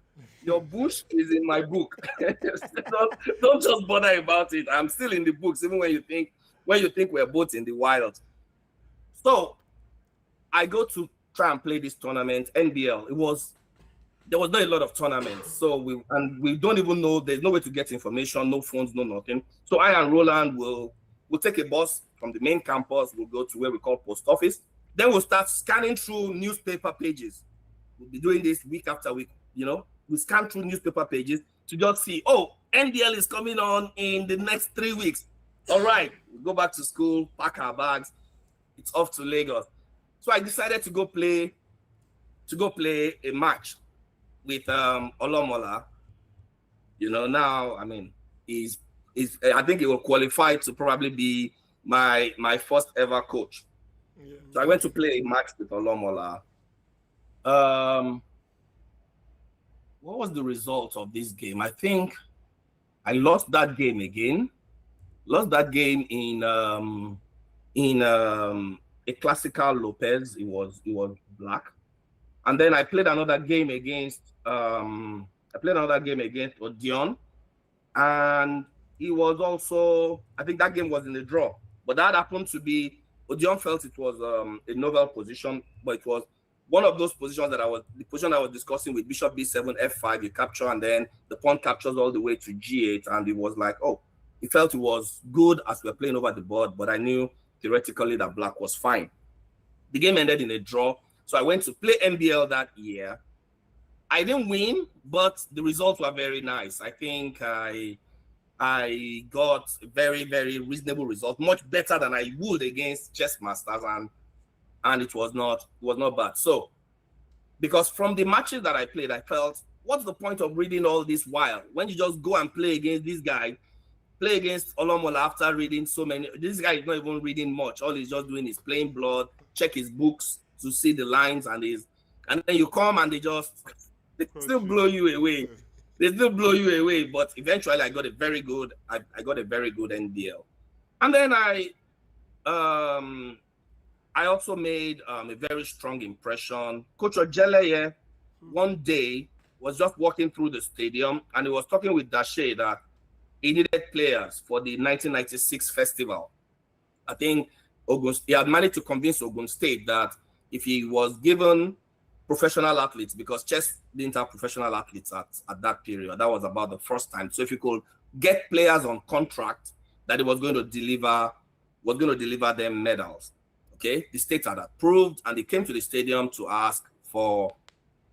look for players. He doesn't even have these chess players that he was going to use. So I was walking out of the stadium that time, and then Dashe was like, what are you talking about? Look, that's a player right there. You're looking for players. That's a player coming down the aisle. So it was like, okay, so this is the deal that she has recommended. I mean, there's nobody that could argue with the words of Dashe in those days, till now anyway. So he gave me a contract. I think it was like was it 25,000 naira before you played? It was 96. 25,000 after you played, and then for every gold medal you get 50,000 naira. And that was quite a lot. And I was like, okay, getting a gold medal should not be too difficult. So I played this great NBL, and then we went to this festival with Ogun State. The dream team, they still call them. Myself, Dr. Odunaya, Tunde Shewuden, now Tunde Edwards. Ojeleye was the sixth man, non-playing captain. Captain playing, but he didn't play. Who else? That's four. There are two more people. Why am I not remembering my teammates anymore? Okay. Well, I'll probably remember their names as we go along. So I was registered on board. Fajimi Oluwole was on board 1 in that tournament. Fajimi will do some very interesting things in this tournament because he was also on a contract. The two of us were on contract, and then we had 3 other players that were not on contract, and then Coach Ojeleye was the number 6 player. So he was registered on board 1, and I'd won game 1, I'd won game 2, I'd won game 3. Fajimi had lost game 1, had lost game 2, and lost game 3. And the players were beginning to rumble in camp, like, what's the point of paying so much money to a professional athlete when he's not delivering better results than they are delivering? So, coach had called Fajimi that, what is the problem? Why are you doing this? You're stronger than this. And Fajimi is like, look, coach, I cannot play chess if I don't have money in my pockets. But you were giving 25,000 naira before we came here. And it's like, he left that at home. He didn't even bring it out. So coach had to find some money, counted maybe like 1,000 or 2,000 and gave it to him. And then he said, yes, now we're talking. So we went to the game the next day. And as the game was going on, Fajimi runs from the board, goes up the stage, and is doing push-ups. on the stage and he's pressing up like 20, 30. Then he runs back to the table and boom, boom, boom, boom, boom, boom, boom. He wins game 1, wins game 2, wins game 3, wins game 4, wins game 5, wins game 6. And every day he's collecting. Every time he wins, they give him some money and he goes back and wins and wins and wins and wins. And then he won 7 out of the last 7 and got a gold medal. These were still the good days. 7 out of 7. 7 out of 10, not 7 out of 7. 7 out of 10 was very good for a gold medal in those days because it was a fight all through. So I was playing and I'd gotten 6 out of 6, which was the required amount for a gold medal. And I told Coach Ojele, okay, you said you wanted a gold. I've gotten you a gold medal. I'm calling it a tournament. And he's like, no way, because now Fajimi is doing well. Now between the two of us, we have 9 points. Yeah. The other guys are also playing exceptionally well. Not in gold medal territory, but they're playing so well. This is a chance for a team gold medal too. And I'm like, but yeah, let the team do it. I've done 6 out of 9, 6 out of 6. He's like, no, just keep on playing, because he felt I was invincible. I mean, I don't think there was even any perfect score in that tournament at that point. And then he was like, at the rate you are playing, oh boy, you can just close your eyes and just keep playing on. So we went into the next round, and then I got my first draw, which was enough in later years after that particular tournament, which was enough to knock you off gold medals before the TPR things came. So that half a point was enough. Now I have 6.5 out of 7, and you see what I'm saying? Guys, like, just don't worry, just keep on playing. So kept on playing, got 9.5 out of 10. Fajimi got 7 over 7. We got some silvers, and then we won the team event also. So we basically have like 3 gold medals there. Team, board 1, board 2, and then we played the blitz, and then I won the blitz also. So I managed to get 3 gold medals from the sports festival, which I don't know if any other male player has managed to do.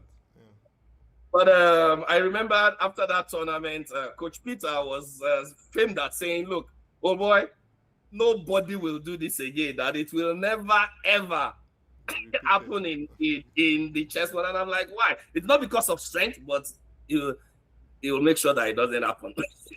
So yeah, we'll just make sure. So all these permutations and combinations came over, and at a point, you just can't drop half a point in the festival and win a gold anymore. It became very, very bad for like 20 years or so after that.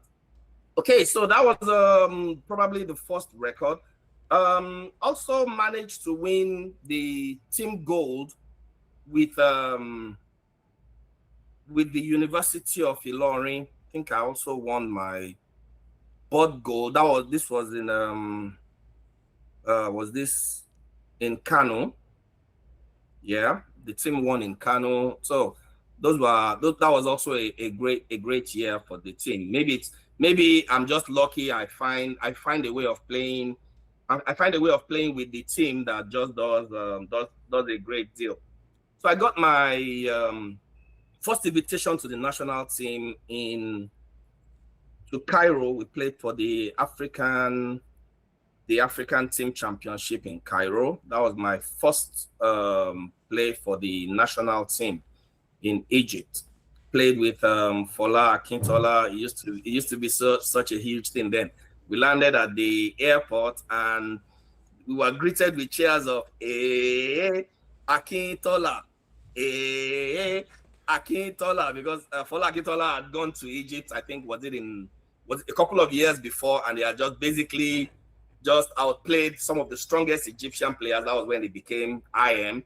And so when we got back to the tournament, it was just these stories. I hope I'm not boring you with much. No.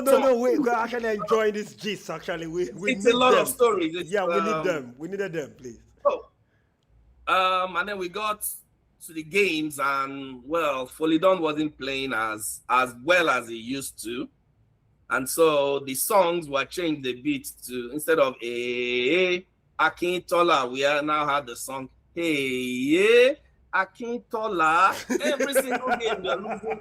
Come on, Akintola. So anyway, that went. Odion did very well in that tournament. I think he won a gold medal. Got a very nice win against Tisir Muhammad in a very blocked position. I think it was an exchange down, or was it a piece down? And then he just kept the position blocked, played some very, very, very strong maneuvers, opened the position at the right time, won the game. On the team also was I am Oladapo Adu. Yeah, he just Bayo left. He just left here actually. Dapsy just left here right Oh, now. okay. Bayo Babalola was also on that team, and I think Fashe Ton, yeah, was also on the team. It was a very nice moment. Then played the first Olympiad in '98 in Kalmykia.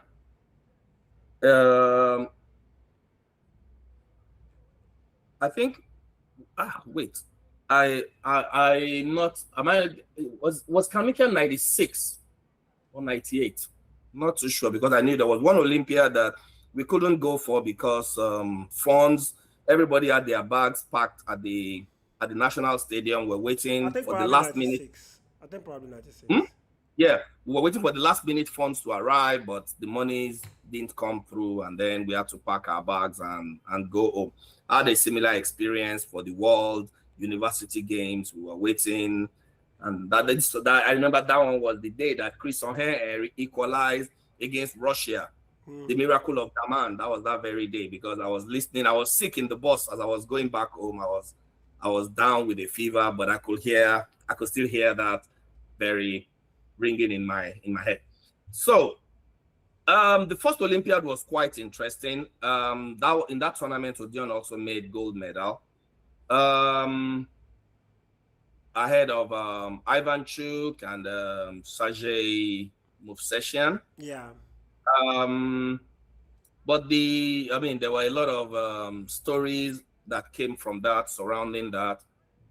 But the important thing was actually that due to logistical reasons, we basically had to leave the tournament one round early. Wow. And I think we were supposed to play against Iraq, and the players had refused to schedule to play the game earlier. So we had to play the game and from the tournament all go to the airport.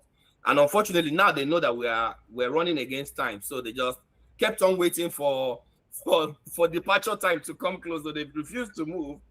I remember that I was playing my game and my opponent I was trying to keep it as tight as possible, but the guy who just refused to move. So once they called, look, we have to go. So I walked out of the hall. So as I walked out of the hall, I knew he would have made a move. So he made a move. I came back and I made my move, and then he started thinking again. so I had to just abandon the game and let it go. I think we met Iraq a few Olympiads later, and we were able to exact some revenge. So it was also quite funny because the guys that played the last round, they met us. Okay, we left Kalmykia, and now we're in Moscow. But the guys that waited and finished the round, finished the closing ceremony, I think the day after, they still came and met us sitting at the airport in Moscow. Jeez. Waiting for a connection to Brussels. Wow. So yeah, so we're just there, and a lot of Nigerians had bought a lot of things. So we had these huge baggage piles right behind us, and then we had players just sitting down in the lobby for over 24 hours, no connection. We're just sitting there waiting for people that finished their games, finished the closing ceremony, and then came back and met us at the airport and left us there again. Jeez. So yeah, but eventually we got a move to Novotel Moscow, which was quite nice. That was a very nice hotel.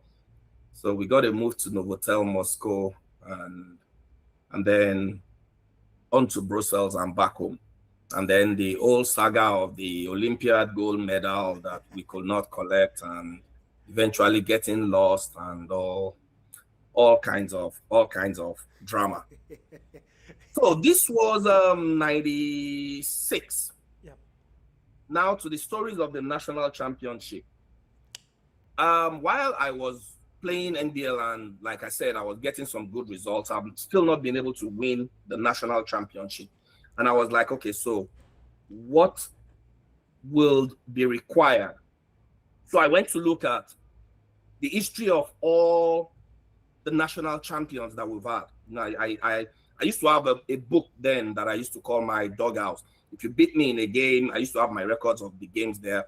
Then I keep that in my doghouse, and I keep a separate analysis page for you, or separate analysis. I analyze your profile, your character, your attitude. Do you like to attack? Do you like to defend? How would you play? Like, I know that Shea would love to defend. So when I met him in, was it Nepa?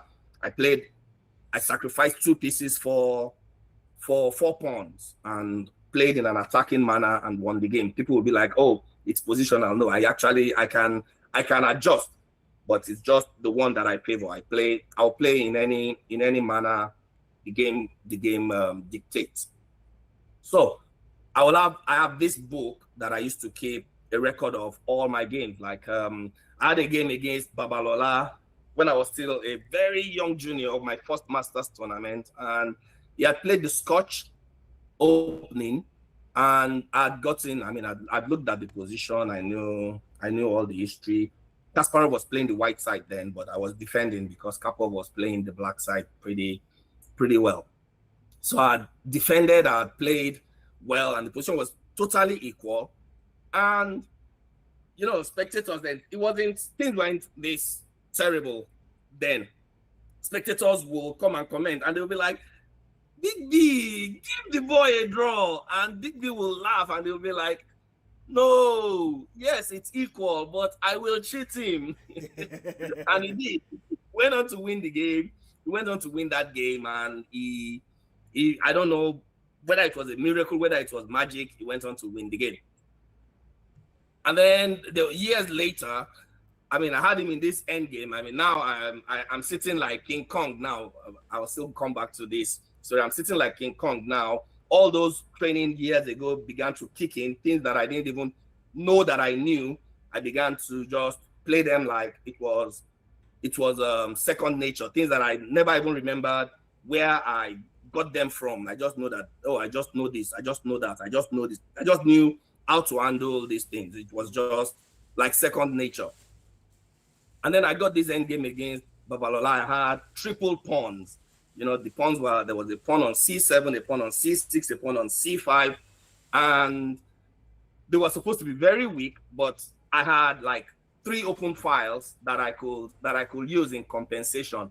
And I was using the rooks. It was a 4-rook endgame, and I was using the rooks along these open files, and it was finding it very difficult to capture any one of the pawns because the rooks kept on making threats, and eventually he was like, okay, draw. And I smiled, and I was like, Big B, I will cheat you. I will cheat you. If you remember all those years when you cheated me, I will cheat you. Eventually, I won the game, and okay, so I kept him in the doghouse for a very long time because I was like, I kept on. It would be like, why are you trying to win this position? And I'm like, well, bros, right now, me too. I'm winning everything. Don't be offended. I'm winning everything.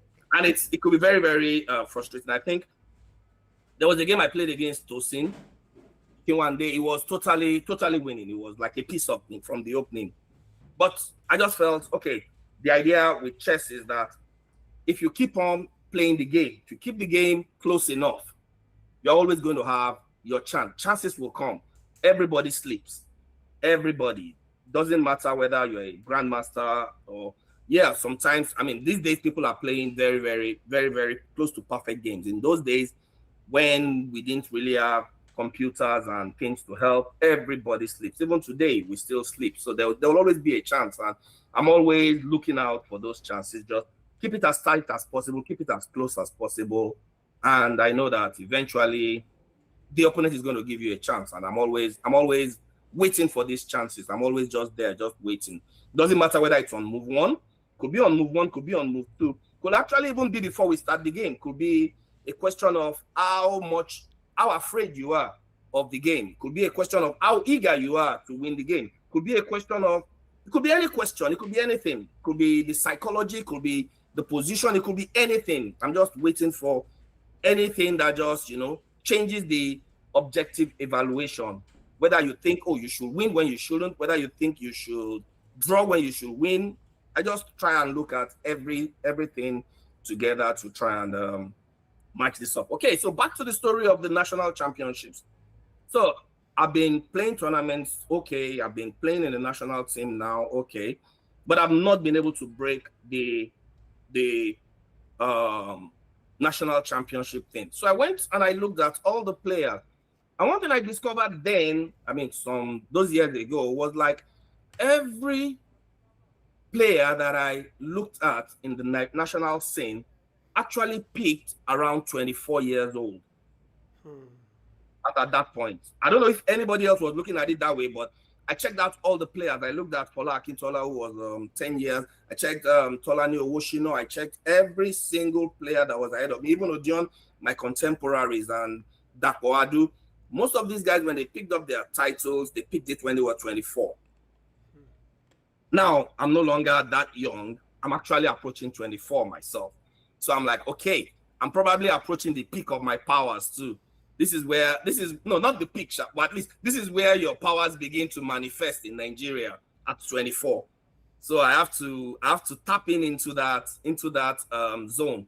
So in 1998, I decided that, look, this is my year to win the title because I'm 24. The manifestation has come for me too. I'm turning into a vampire at this age. So at 24, I sort of like tapped into the inner power, won the title, and I've been in practically for every single championship that I've played in, I've been in contention, at least in the top 3 for the title. Whether I win it or not, every single year that I didn't win, I'm probably like 2 or 3, maybe one year will be very off. But every single year from like 1998 to like 2008, was like 4 championships, or was like 3 championships, but could as well been the old thing. And so since then we've just been playing, and since I started the reckoning of being the vampire, I've just sort of, once I realized, okay, at 24 I'm turning now, I fully turned, just to make sure that I keep my fangs sharp and I have enough blood in my meal. That's the way it has been. And then, okay, so now let's fast forward. So 1998, I won. 1999, Khaled was around. So Bimbo was, I was actually leading the tournament. So I played the last round with Khaled. I could only manage a draw. Bimbo won his game. So he leapfrogged me. And then, so he got the title ahead of Khaled, I think. And then I won some. I'm sorry, wasn't that 2000? Because 1999 was. I can't remember what happened in 99. Oh, Tubuye. 99. 99 was another story. 99, I was tied for first. Tubuye Christopher. Fola Akintola and Tubuye Christopher. Okay. We had 21 points, 21.5 tie break points. Myself and Fola. Tubuye Christopher had 18 or so tie break points.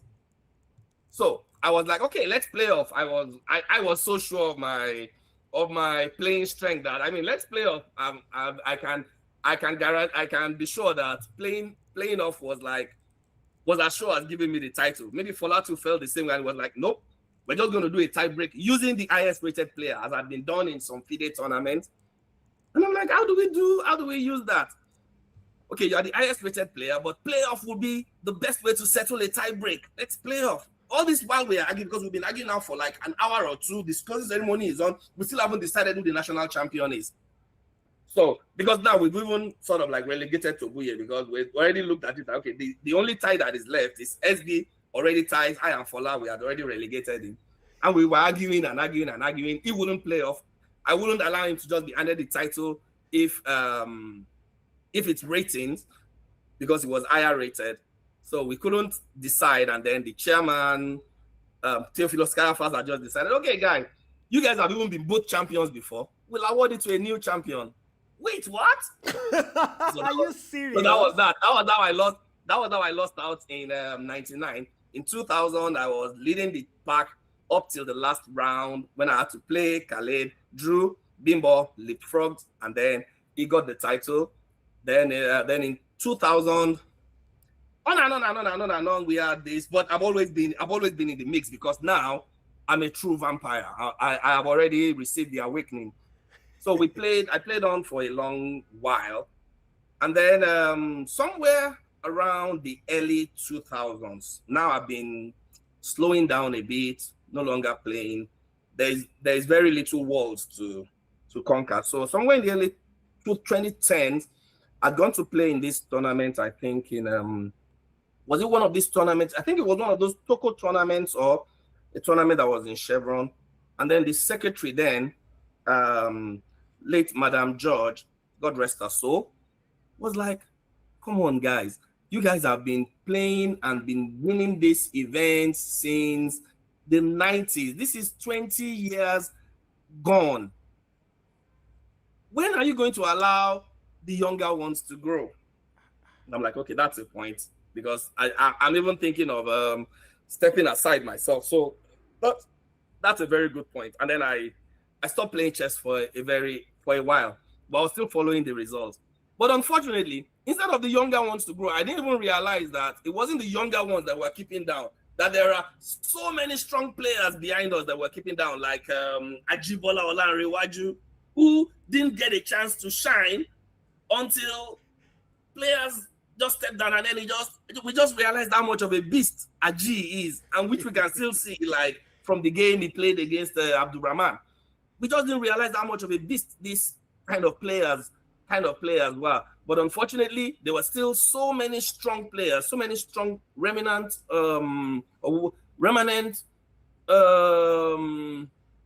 strength that these guys have. Bomo, that Ochuko. No, Bomo was actually a younger generation player compared to these guys. Bomo was already coming up, but he was like what we did in my generation. We actually had an older guard, Tolani Owoshino, Fola Akintola.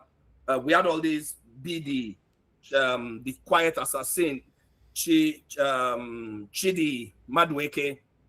We had all these guys that were there.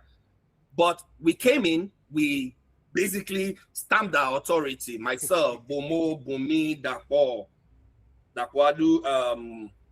Okechukwu Iwu, Odum Martins. We came in with a force. Basically, we basically pushed the older generation out. Like, look, guys, your time is past. We're here to take over. We practically pushed them out of the scene. It was a war, but it was like the younger players were here and they were here to stay. And they stayed for so long. Normally they were supposed to stay for like 10 years, but they have been staying for like 20 years, 30 years. So apparently these guys had something special with them.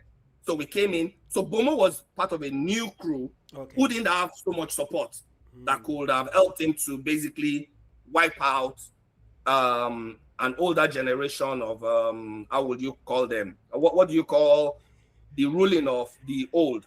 I don't know what that rule is called. I'm sure there's a name for it. But so Bomo was a young player that pushed his head in. So when you have such a player, you will accommodate him and bring him into the fold. Like, okay, come on. You can come eat with the elders. So long as you're not bringing in new boys to come and chase the elders away. So Bomo was welcomed into the fold, but he wasn't part of the first rebellion. Bomo was supposed to have led a new rebellion, but he didn't have not enough soldiers beside him to help him push for the crown, push for, I don't know how you call it, like just push away these old men. But the funny thing was, like, even with these leaders of this rebellion, like I've mentioned, there were now so many strong players behind them, like Papa, that they were not even in the lead, and we were not seeing them, but they were there, so strong, so powerful, that I was even wondering that when are these guys going to be able to drive these guys off the scene? But eventually age catches up, and it's nice to see young men doing what young men are doing today. It's really, really, really nice to see players like Tasi. I watched this game against Grandmaster Solomon, where he played the the Queen's Gambit Botvinnik, and it was actually very interesting to me because the Queen's Gambit Botvinnik was also one of my first studies back in the days, early in the 90s. I had studied the Queen's Gambit Botvinnik very, very religiously. If I remember the game that I was playing against Dashe in Blood, he was giving me odds. I think he was giving me 5-3, and I was winning these games. And then in one of the games, I put the clock on my side, so I was giving him the odds. And so we played into a Queen's Gambit Botvinnik. A couple of moves in, like five or six moves, I had noticed that, oh, Dashe, the clock is wrongly set. And Dashe is like, well, unfortunately, the game has started. We have to finish the game. Oh, good dad. But we're playing in the Queen's Gambit, the Queen's Gambit Botvinnik. I knew like 25 moves of theory. I already knew all the Kasparov games. His arguments with was it Shabakov or whatever, and then the games and I'd already read all the history. I'd already read all the development. I'd already read all the theory.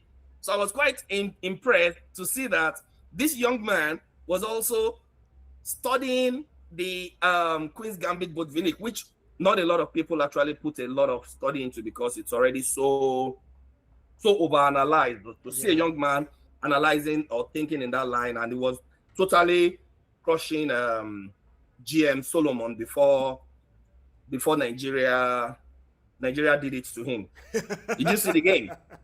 You saw the game? No, I didn't. He had didn't. a totally winning position, and then his network went off. Oh, I didn't see the game. Oh my God! It was this chess.com whatever thing, and then that is great, totally winning position. The commentators had already written the GM off, and then boom, Nepa. He couldn't connect anymore. He disconnected for the rest of the game. Network law. That Nigeria basically did it to him. So to see that young men are also doing these things these days, it's very nice. It's not just that people are just looking at computer analysis and just trying to find the best computer moves. To see that they're actually studying games and looking at historical developments, looking at classical ideas. It's quite encouraging,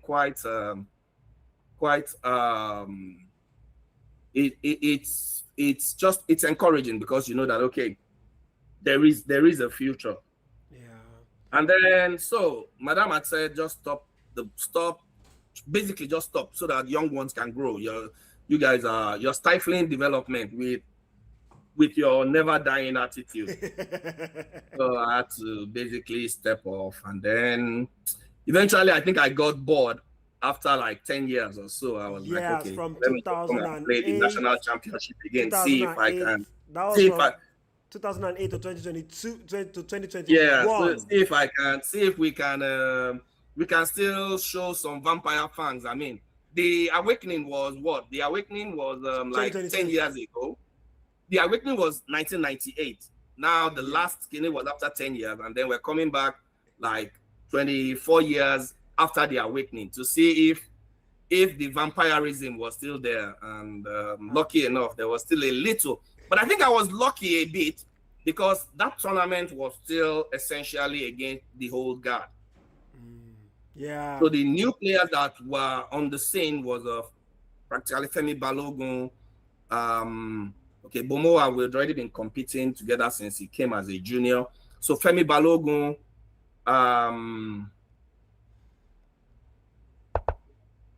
Abdulrahman. Yeah. Yeah, Anwuli did not play the tournament. So Femi Balogun, Abdulrahman, and so basically we had like 8 players that one can say that I was totally familiar with. I knew the styles, I knew the opening, and I had history with. Basically, it's easier for me to play against you if I have an history with you. If I know you and I know how you think and what you will do, it's very easy because a good number of my play is actually psychological. Very, very, very, very huge number. And I think this is probably one of the biggest problems with international tournaments because the players are just new. And so it's going to take a lot more to profile them. But if I have the profile of a player, it's very, very easy.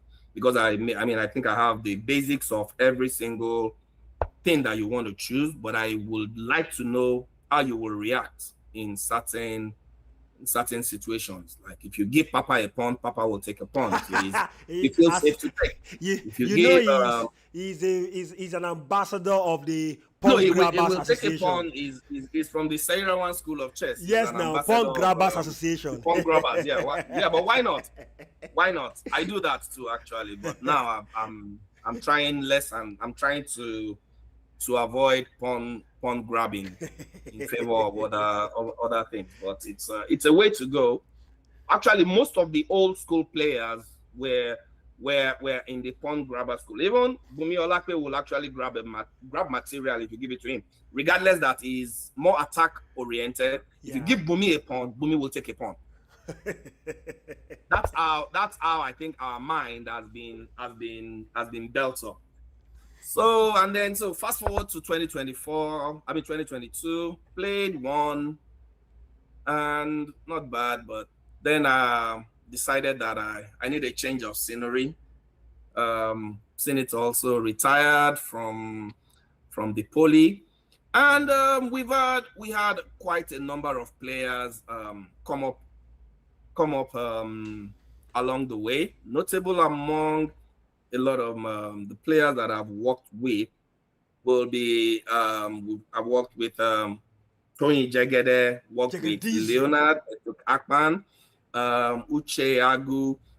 I said worked with, not necessarily trained, because a good number of these guys also influenced a lot of my play.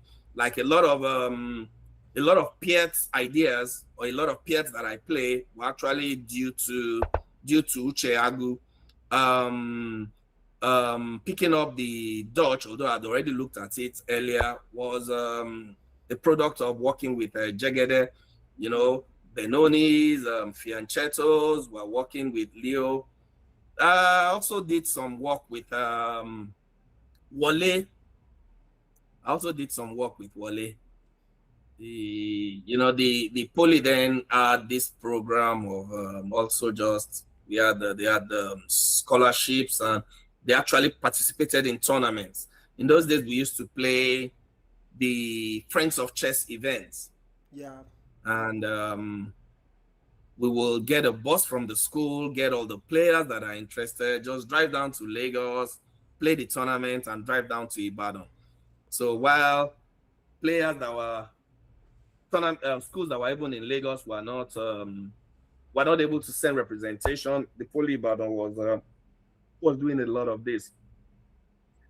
But a lot has also changed. Coach Ido, who is late now, who was God rest his soul, and a lot of actors that have been very huge in my development and national development. So that's a long story long. Yes, that's a long story long, but that's not all there is. But yes, at least it's a lot. It's a lot. Yeah. Yeah. Yeah. That was really, really interesting. We actually loved it. You didn't to see the way Lakute was just opening his mouth, listening, and was mesmerized, captivated. I'm like, yes, there are a lot of stories out there. I actually did chess icons with International Master Audio Ikoje. Yes, I saw the interview. Yeah, thanks. I actually wanted to do more of this with all the players, all the veteran players, to be able to get these historical facts and those stories that we can push to the newest generation, so that they will not think it was just an easy walk in the park for you old timers, or they won't understand the nitty-gritty. No, it was a lot of work, actually. Exactly. It was a lot of work. Exactly. I think the old timers actually did. People think that all we just did was play a lot of blitz. Yes, we played a lot of blitz. Like today, or practice. Okay, well, in fact, for the first few games that I played in the classical Lopez, was just because Olomola played the classical Lopez in blitz games. I was playing on the white side and he was playing on the black side, and we'll play a game, and then I'll go home go check these lines. There are no computers, but you have to check them with Yep. your informator and everything. And I'll come up with new ideas. Came up with this C3 move. I thought it was such a beautiful idea because it stops the knight from jumping to D4 and it prepares D4. I thought it was a groundbreaking idea. I didn't even know it was theory. But Odeon too, he will just come, play his London system. What he's playing today was a result of years of losing and winning and improving game by game, move by move, checking things to arrive at what is playing right now that seems unbeatable was a product of years of research and development. Wow. Yeah. So our blitzes and things were not just for the sake of blitzing. They were really they had a focus. Okay, let us quickly dive into even Odion's game right now. He just finished schooling Keiloke Musa. And of course, we already know, everybody knows, he sits down on the board, he's still going to play the London, no matter how you want to do it. If I thought he's going to lose 700 times, he's still going to bring that bishop Yeah, F4. he's going to keep improving it. If you like, go and prepare. He's still going to because play. he's convinced that it's a playable opening, and it is. So yeah, so let's keep going. Aha. Okay, I think Grandmaster Pawel and Lakwete already spoke about the opening, so we could probably just delve into the middle game ideas. Pawn takes, rook in there, going out. Yeah, I think they talked about this, I believe. Yeah. About this before. Getting the pair of bishops. Yes. Yes. Rook in here. Rook up. Bishop just goes back. To give protection to the queen so that you can play c4. Yes. Oh. Interesting. It's still all about trying to get c4 in. Yeah. Because c4 wouldn't have worked after the Queen A1. or maybe the rook on c1 will be undefended. So yeah, he's trying to just defend get c. It's all about c4 right now. Okay? But he's not even playing c4. He now played d4. Yeah, because now there's the possibility of playing d5. Aiming on the rook on a8. Yeah. So we go. And there's also the knight transferring to c5 just in case. Yes. Yes. Knight goes to c5 and bishop takes, rook takes, and now knight c5. A beautiful square for the knight. But it's still not.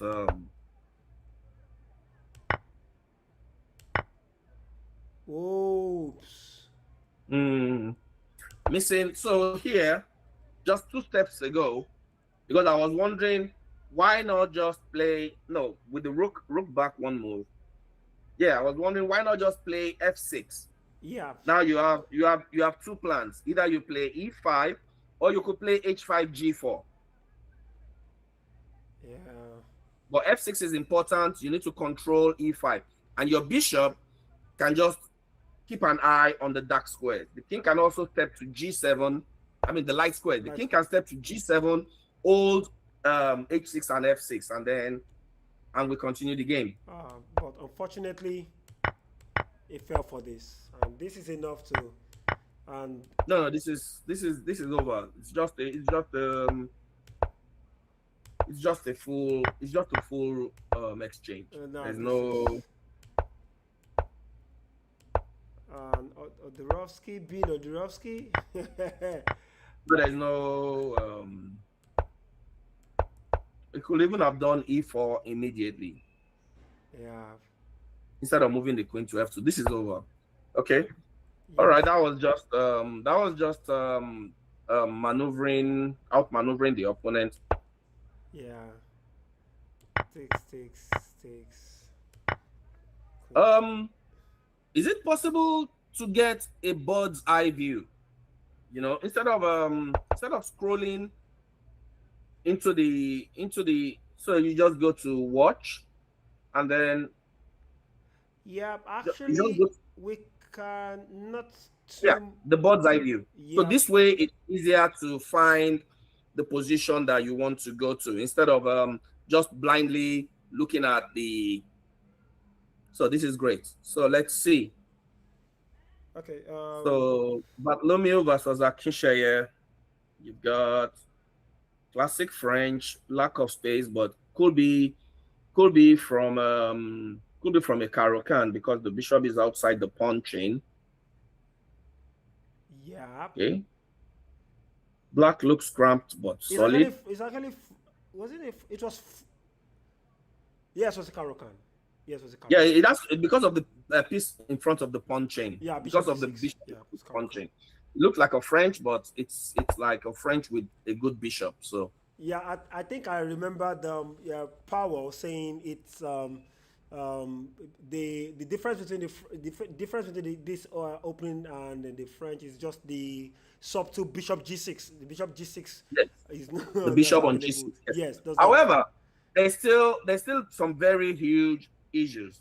The lack of space, and in this kind of positions, there's a way that Nigel Short just likes to play them. He just keeps everything, although without the knight on G. He just keeps everything, trades off all the pieces. And what he's going to say, especially, is that if he gets rid of this light squared bishop, the dark squared bishop is not going to be a great piece, neither. Mm-hmm. So you have the problem of either or of the bishops. So you're just going to trade. If you are left with this knight, it's not great. If you are left with the knight on a7, it's not great. If you are left with, especially that dark squared bishop, it's not going to be great. But the position black doesn't seem to have a lot of weaknesses. H5, okay. Knight H5 is a problem. It just played. Yes, h5 is a problem right Yeah, now. knight H. Yeah. So H5 is a small problem.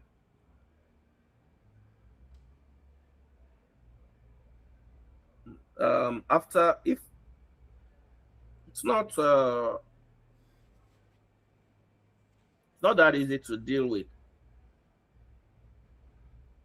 Yep. You probably put the knight on G4, because if you put it on, okay, well, he could probably play bishop to F5 and play G6. Yes. Just say, okay, what are you gonna do? But then maybe white could organize F3, E4. But I don't think there's much of a problem so long as you can keep the H5 pawn protected. If you keep the H5 pawn protected, even knight takes G6, H takes, F takes G6 is not going to be killing, because to stop you from playing G5, white will most likely want to play F4, and if you play F4, then there's actually no majority. There's no advantage in the pawn structure, so it's probably still safe. Okay, game 2. Goodness, yeah, this is also one young man that I thought had a lot of potential. Yeah. But unfortunately, like we say, it's just hard because Nigeria just happens to you. When I first came to the US, the young sensation, like we will think of him. You know, the young sensation is. Yeah. Okay. It wasn't better rated than Goodness. Yeah. Goodness was actually slightly better. It was actually better rated because it was already in the 2000s or in the 2100 when he was like in 1900. Now he's 2400 going for 2500. Goodness is still at 2100 going to 20. Yeah. Still battling. So it's just not and that is just the way it goes. You know, Nakamura once said, I mean, yeah, everybody says he's great, he's strong, he's super, but that if he was born in Somalia or if he was born in Eritrea, that even with all the talent, the problem is that getting somewhere might not be as easy. Okay, so to the chess. This is definitely not the position. I feel it is in the position because it looks so weird. It is the position. It is the position. it's a draw, right? I don't want to Or believe. was the game? You see the problem. The problem is I actually don't want to believe that this. Well, it might be a draw. Let me quickly. Let me just check it and No, see. you could. No, this could be a theoretical draw. If you this is a this is a an exchange, and then Queen B3. Yeah, Queen B. Yeah, this could be a Okay, theoretical draw. because I wasn't Yeah. actually expecting them to play a drop due to the what is it Match called? situation, tournament Yes, situation. the tournament situation for both of them. Because I felt this is the penultimate round. Tomorrow is final round, so there is no. So I felt probably. Yeah, but what were the chances of either of them? But irrespective of the chances, the point is they. Yeah, but you have to still understand that this is still a fight between a coach and a player. Yes. So in that regard, one, what are you gonna do? It's either one, you play one of the lines that you guys have been studying together, or two, you play what you don't know, or three, you just play a line that you both know is already with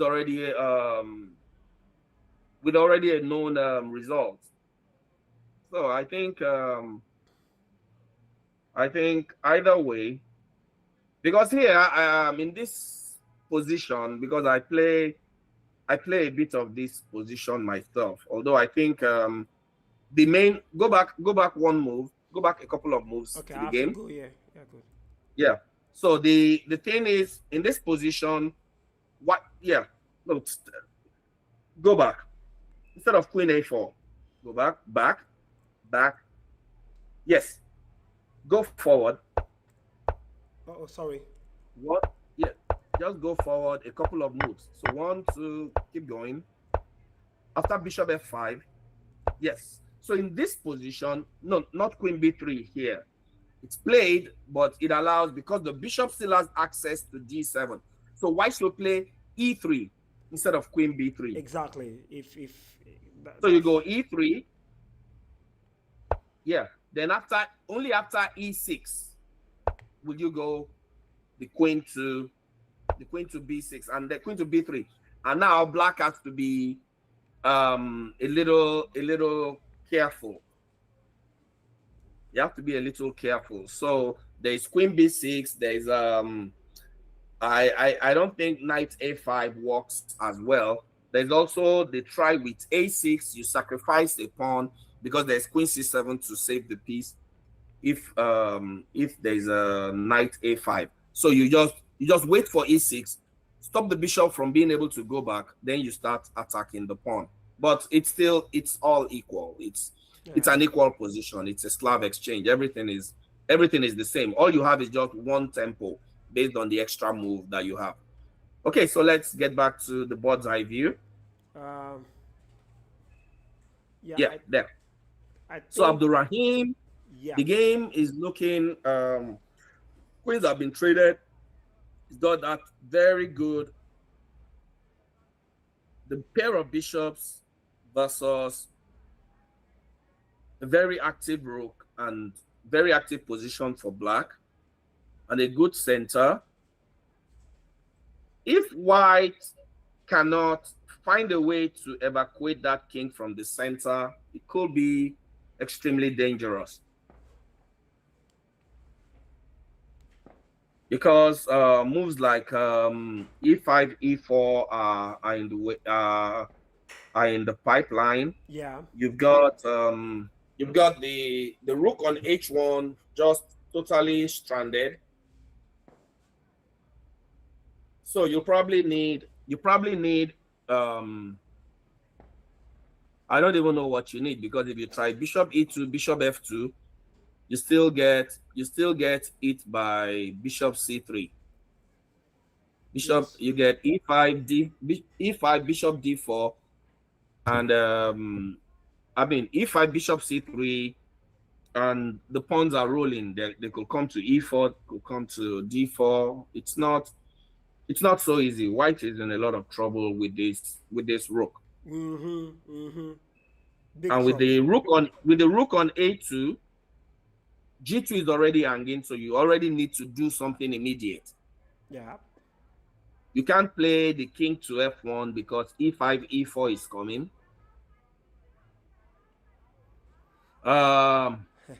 Yeah, it's tough. It's tough. I Seriously. think the IM is in a bit of trouble. Yeah. And Please let me just see this game from the beginning. I'm sorry I didn't catch the games from the beginning. okay. Looks like a French. Yes, it's a French. Looks like a French winner. I mean a French Tarash. Oh, it's a French classical. Yeah, according to Teclaf, it was like this night E2. It's a new. It's a new idea, yeah. It's a new It's idea. play. No, it's not really that new. It's just it's one of those like this Russian adage that says it is new, that which is well forgotten. So it's not really new. It's actually old, but it's just gone out of favor, and now people are just reviving it and finding that okay, the pawn chain compensates for the slow development, but it's not new. Yeah. So But I think positions like this were discussed very extensively in was it Allman's book on the French. He discussed quite a number of these positions. Sorry, most of my recommendations will be a bit older. I've not been reading new books. The new books I have, they're just there piled up in my library. I've not been able to open them. he said he said the old recommendations that are still winning tournaments. Anyways, Well, yeah. Send them our way. Send them I our think way. maybe it's because the new guys are not reading. It's not really because of the recommendations. The new guys are too focused on computer assessments and computer recommendations. The problem with these computer assessments and recommendations is that they do not give you an insight into what is in the art of the position. No explanations, no ideas of what you're about to do. You just know this move gives you an advantage, that move takes away the advantage. You will see even David Pawel sometimes is analyzing and the computer says, no, this is wrong, that is the best move. And it takes him so much time to be able to comprehend what is going on. Why is this so good? And this is the problem we are having with computer analysis. They're correct objectively. That is the best move. So if you know the move, you know the move. But why is it correct? This is the problem. So there is no explanation as to why. You just know this is good, this is bad. No, I get it. Okay, let's keep going. C takes, of course. G5, and now this idea we were looking into, we're looking at why this was like a bait, right? Probably maybe the likes of Papa might probably go pawn grabbing there, but after deep thought, we realized that there's a big problem if White goes ahead to take. Takes, okay. What's the problem? Pawn, because after Queen takes, Knight takes. you do Knight takes. The problem is Bishop check. Ah, okay. Yeah. So, and there's nowhere for the king to. So To step to. if you decide to block with the bishop, then we have the time to take this knight back. And if you decide, No, you can trade. You can just trade. Trade everything off and take the knight. Trade everything off. well, in fact, yes, you can as well trade everything, but Just trade off everything. No, there's no need to. There's no need to look at this any further. It's nice to point out, but there's no okay. so No, but Papa is not. No. You're mistaking. no, Papa's I was ways. just cracking a joke actually. Papa will not grab. He It's won't. not a pawn. I If know it is he a won't. pawn, Papa will take the pawn. This is not a pawn. This is a trap. Papa will not. He will not go and take a poison pawn. No, I know. He's not gonna take a I was poison just pawn. joking actually. But it will, I know. But I'm just saying so that you don't get it. Don't get it confused. Papa takes pawns. Bumi takes pawns. Odion takes pawns. They don't take it when it's baited. But they will take it if it is free. If it is free, or if they believe it is If free. they are thinking that it's Yeah, free, yeah, it's free, but yeah. that is easy for them to calculate. Yeah. So Knight went back, of course. Pawn push again. This was looked into by Teclaf, and this way, suddenly, Knight. Look at the problem right now is all white spaces compared to black spaces. Very much more active. Bishop here. Okay, Uh-huh. but it's not. Castles. But it's not over, Yeah, of because course. Of one course. day you have to make sure that your activity does not end, because if it does, the white pieces have some potential of getting in the game, like a plan with queen d2, rook d1, knight g3 to h5, or maybe knight g3 to h3 to open up the h file with the knight heading to h5. So white is not good. White is not good, but it's got black has to do something, but he can do something. That's just the terrible thing with the position. Black can do something. There are breaks based on e5. There are possibilities of expanding on the queen side. There's a lot. Let's keep going. Yeah, so knight out, of course, stopping the knight from coming to c4. We get it, but we're still going ahead. Rook in there, pawn takes, and Okay. bishop to d7, d7. h3. Whoa. Yeah, I'm thinking maybe h3 is a bit premature, but keep going. Fine. Oh, now I see how Okay, that no, pawn I don't is like taken. that. So would you have taken the pawn with the knight, or with the knight? The problem with taking with the knight is that there is knight d4. Yes. But I think I might actually. I'm thinking, will that be preferable? Because there is I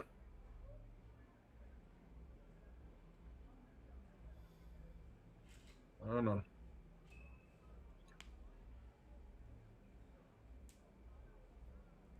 Yeah. Knight takes g3, knight takes d4, knight to h5, knight f3 check, g takes f3. Yeah, knight to h5, knight f3 check, g takes f3, queen takes c3. Yeah. Whoa. Bishop d2. No, queen bishop d. No, I don't think will that. I don't know if that will work. Queen f3, because after queen f3, queen f3. Okay, queen e5. Yeah, I will take yeah, the queen knight. e5. So it has to be. It will have to be queen d2. Yeah. Okay. That's to be Queen d2. Rook a2. And it's still a mess, because after now queen c3, bishop c3, king d1, rook takes f3 is still crushing. So Yeah, it's still crushing. It's just there's just not it. Oh, okay. Well, you have a wait. You still have a knight hanging on b6, so it's actually possible. King b1, king d1. So you still have that time. Then, but there's d4. But then you can swing onto the g file and I don't know. Swing to the g file. okay. Okay, it's a long line, but let's step back. Yep. So that's okay. Go So back to from here. g3. So f3. So So he went f3 trying to F3 keep was things. playing But there's again. also pawn takes. What is wrong with pawn takes too? That also has to be investigated. Why is pawn takes bad?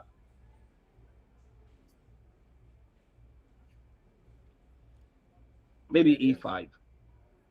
E5. E5, yeah. See E5 immediately. Yeah, e5 now. Yeah. Yeah. It basically breaks open everything. Yeah, but there's that b6. There's still that b6 issue. After this, Queen e5. this Bishop takes sorry. d6. D4. No, d4. D4 first. Yeah, d4. Oh, The game is opening up very, very, very, very nicely. Bishop f5 is coming, d3 is coming, rook d8. The game is opening up very, very nicely, and white is just not ready. You are still 1, 2, 3. You are still like 4 moves away from castling. exactly. Still so far away, so far away. So, and for Triple A to want to Okay, go so- to this kind of chaotic line, then I'm sure it was. No, the problem is that you've played. It's the knight c3 problem.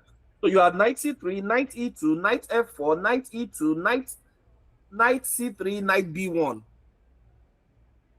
Oops. You had 1, 2, 3, 4, 5 moves between the knights. You have about 6 or 7 moves between the knight on b1 and g1, and all you had was the knight on e2 and the knight on c1. In those first 10 moves. Yeah. You have so many moves down in terms of time. Maybe for a blitz or a bullet game, yeah, you could probably be fine, but for a tournament game, it's tough. Okay, let's roll forward. So Now we understand how we got here. Yes, F3. So we can skim forward. Of course. Yeah, and then he went for the pawn. And the game is just opening up. Knight takes, bishop, queen So he takes. trades, yeah. Then he went up. Bishop takes, and now rook in there. Bishop e2 and rook to c8 has been played. Yeah, there's no time. Bishop e2, there's no time. Bishop f2. Rook, there's no time. Bishop takes the rook down, right? So we should be There's expecting no time. Now you can choose. No, that is one. You could also choose even rook c2, yeah. Bishop takes d4, rook takes e2 check, king f1, and then just move the knight back to. You're still left with the problem piece on h1. Move the knight back to to e7. Now e5 is coming, d4 is coming, knight is coming to c5. How are you going to deal with untangling these pieces? And there's still a rook on h1 that is not even participating. Those pawns are running down the board pretty fast. Have we considered The rook captures on e2? immediately. yeah, that's also a That's possibility. rook takes to king takes rook Check check. and I'll think. No, there's just yeah, but there's king d3 in that line.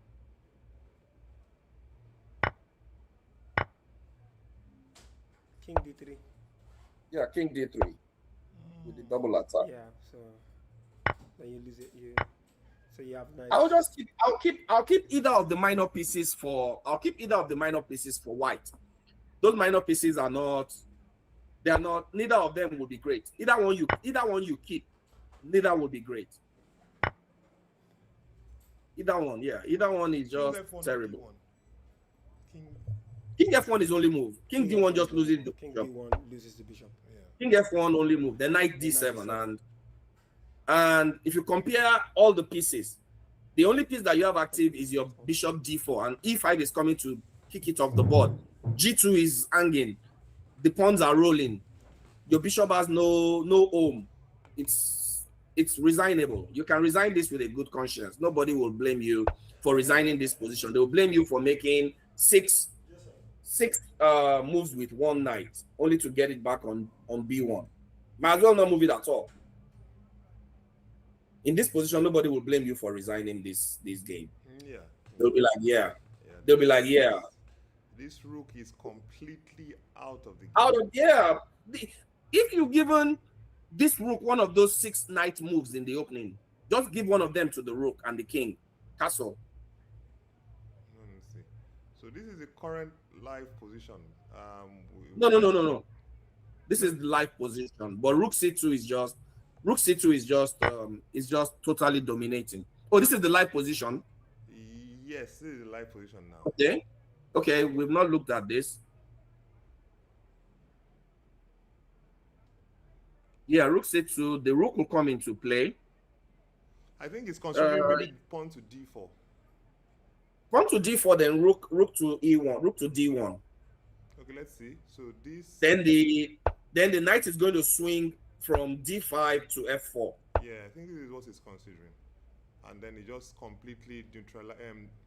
He will just exchange off everything, and I think he's just winning or something. It will be a piece up. Okay, but let's step back. One step back. Just one step. Take one step back. Okay. Okay. One step back. Yes, let's stop. Okay, so rook. I'm just trying to see the time that we can, if there's any time to be able to get that king off to f1 and just move the king off to f1. But even f2 is very terrible. Yeah. Yeah. Okay. So either choice, just any one of those bishops, I don't mind. I will take the light squared bishop, the dark squared bishop to play against any one of them. But if the position is like that, then there's no salvation, because your opponent can play against any of your bishops. The point of having the 2 bishops is, one of the points is that you can trade one off and get the better piece. But if you trade any of your bishops, you're still going to be worse.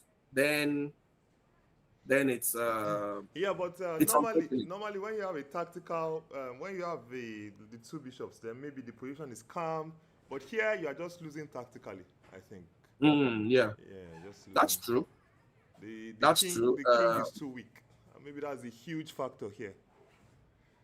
That's true, and that's another important lesson. People will always think that if you have the pair of bishops, you want the position to open up.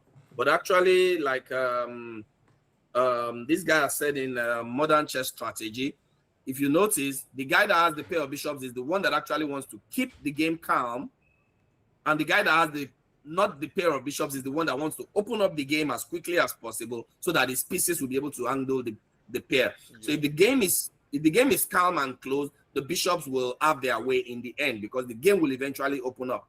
The trades will come, but you have to make sure you get the trades in before the bishops are ready. Yeah. Wait, I'm surprised that we haven't gotten a move. I feel like if you have, why do you want to get a move? You have 26 moves. You calculate till the end. No. But I know Abdurrahman very well. Yeah, it looks obvious, but you don't want to miss something. No, I know Abdurrahman very well. If he has already captured on f2, he's not going to start. Trying to be. He will make the move rook to c2 immediately. So I have a feeling that probably he has made the move and it just hasn't shown on the. Okay, not yet registered. Okay, that's fine. Let's go to the board's eye view. All right. We know he's got this. There's a game. Okay. There's a result already in between Ferdinand and Tessie. Tessie playing black versus Olisa Tennyson with white pieces. Tennyson. Yeah. Tessie versus Tennyson. You want to go to that? Okay. Or which one? End game, night end game. They basically dissolved everything down the D file. Yeah. But let's see the entire game. Just all right. Let me click on that. Let's check it out from the beginning. If you would like to share your insights on that game. Yeah, I always like seeing games. Games are always. So knight f3, e5, e3. Actually, the thing is that both Tessie and Tennyson, both of them, they play this system as white. This Okay. NF3, E3, C4 system. I think there are like 4 or 5 players in Nigeria who play that. That's Tennyson, Tessie, Young GM, Abimbola Oshufui, and actually myself. You know, we all play Okay. this. So it's not my insight that we need, it's your insight. Yeah, funny enough. But okay. Because I don't know if I can play this kind of system in a tournament game. It looks a bit too slow even for me. Yeah, but we've learned it from good players. You know, Nakamura, Wesley So. I know. I'm not saying Vincent it's a Kaiman. bad system. I've seen Nakamura play this with it doesn't even go E3, it goes B3 and then he eventually goes E3. Yeah. I've seen him play this several times. I've tried it. My position always wind up so drab, and then I see him play the same positions, and then he just captures a pawn on D4 with his queen, and then he just gets huge advantage from those same positions where I will capture automatically with a knight. Yeah, So I know. I'm surprised as a positional player. I thought probably it's something you would not mind playing. I'm a positional player, but I like positions where I've already nibbled at something very early on. Yeah. Vampires don't want fights. They want easy. Why would you go and be fighting blade for blood when you can just go to a party and collect one person that is not? That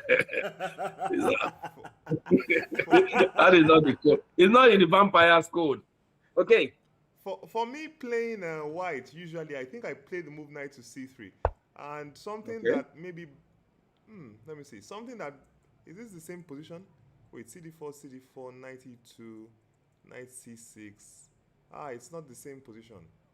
Okay, so Okay. first he plays knight c6, cd6, and then he plays the move pawn to d4. Okay, so he's going for an IQP, but the problem with this kind of IQPs is that black could easily generate the D4 move. Yeah. Check. Yeah, Okay. there are usually some small problems along this diagonal if you know, knight to c6 played, pawn to a3. Okay, trying to make sure that nothing happens on this diagonal, so that you're able to capture comfortably. So for instance, let me see. Let's say bishop e2 is played. Why not bishop e2? cd4. What do you capture with? Is there anything to capture with but the knight? If you capture with the pawn, the position is just slight advantage to black. Okay, then bishop b4 check.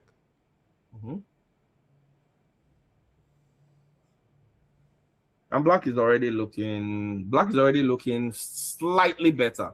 Maybe, I mean, minus 0.01 or something, or minus 0.02. Yeah, it's maybe this annoying check, I think, is one of the reasons why he played the move pawn to a3. Okay. Okay, so Yeah, but that's wasting a lot of time. I find Tennyson's handling of this line quite curious. Most of the positions that he plays, he doesn't seem to be angling for any slight advantage as white. To me, it looks like he just angles to play into a position where he just gets out of the opening. And one thing I've noticed is that it's very, very hard to outplay him in a middle game and an end game. yeah, But his opening doesn't seem to have that bite, yeah, and that super, yeah, that nibble. You don't even have to bite, just nibble, just take a tiny bit, but he doesn't seem to want to take that tiny bite off his opponent. He just wants to get out into the middle game and play. And one thing I've seen is that if he gets into the middle game, you're not outplaying him easily. the only time to get him is to get him from the first 15 moves or so. If you don't get him in the first 15 moves, you're not getting him. Yeah, I've noticed that about his games. You're not getting him. Whatever the opposition. Most of the games that he lost in the international tournament was because he had opening problems. Problem. Any game that he gets out of the opening alive, he's not losing that game, even if he's playing against some of the best players in the world. So what he needs to do is probably just find himself some good opening scheme. Even if it's just take up Odion's London system, or even in these systems, just make sure that you don't fall into lines where there are chances for your opponents in the opening, because he can maneuver, he can play maneuver for maneuver with the best in the world. So he just needs a good opening scheme. His game against Abdurrahman was also basically lost in the opening with the weakness on, was it C4 or was it the A file, basically? Okay, Bishop E2. But wouldn't you like this position for white, considering the IQP? Would you like to be playing with the IQP? And I play with and against the IQP. I really don't mind. I really don't mind playing with the IQP. The point is just to get your pieces active enough to negate the slide. The slide, because it gives you a lot of space. Yeah. And once you push it forward, like in this example, the bishop wants to go to E5 and push. No, actually, just bishop E5 and push. Bishop what, E5 and then push on. Bishop E5 and push. Yeah, that's okay. If you want to just neutralize, and if you don't want to neutralize, you castle rook E8, knight E4, queen F6 or queen C7, rook D8, and we continue the game. H3.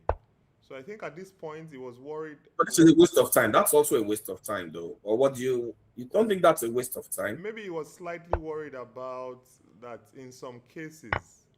Bishop takes H2. Yeah. And then I don't think this will work. Yeah, but you don't want to put your king here because of queen. Why not? Why don't you want to put your king there? No. Why don't you want to put your king on G3 or H3? You're a piece up. Yes, that's what I'm saying. That probably you don't want to put your king on G1. Yeah, no. This is why you don't play this kind of positions. But king on H3 or king on G3, there's no light square bishop, so there's no problem down that diagonal. Yeah. So king G3, king H3. Actually, I will actually prefer king H3. Yeah. But and also, then but also, don't you have to be a little bit like sometimes? Don't you have to be a little bit careful? Not all the time, but sometimes maybe some. Yeah, but I'm threatening to kick your knight out in one move. Yeah, maybe it doesn't work at all here. And if you go queen G5 I'll slide down to G3 now. If you go queen D7, I'll slide to G3 because you don't have queen G5. And if you go queen G5, I just go knight. I just go knight F5. Knight F4, you mean? Knight F4, yeah. Knight F4. Or go queen takes D5 or some knight F4, yeah.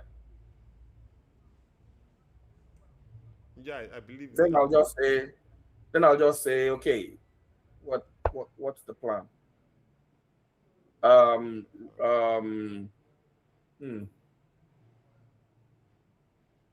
Wanted to do F3. F3. No, but there's a checkmate coming up. No, there's a checkmate coming up.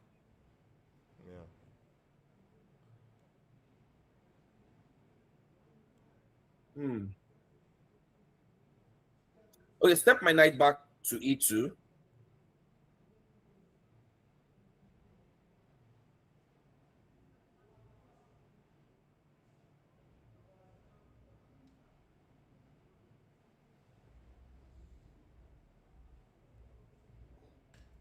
Play F4. All right, F4. Let's try maybe queen H5, I guess. Yeah, king G3. King G3. Do we have any right at all to consider the move? Do we have any right at all to consider the move queen H2, sacrificing the knight? Yeah, well, I don't know whether you can play without it. I'll take the knight. Yeah, but is the king? So I'll take the knight. Okay, then you'll capture on. You can't. Queen takes pawn check Is the knight going to G3? F4 coming. F5. F5 coming. Yeah. Careful.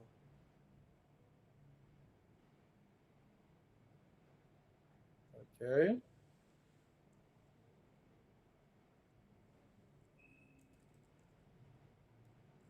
So if I go King H4, you could play F5 still.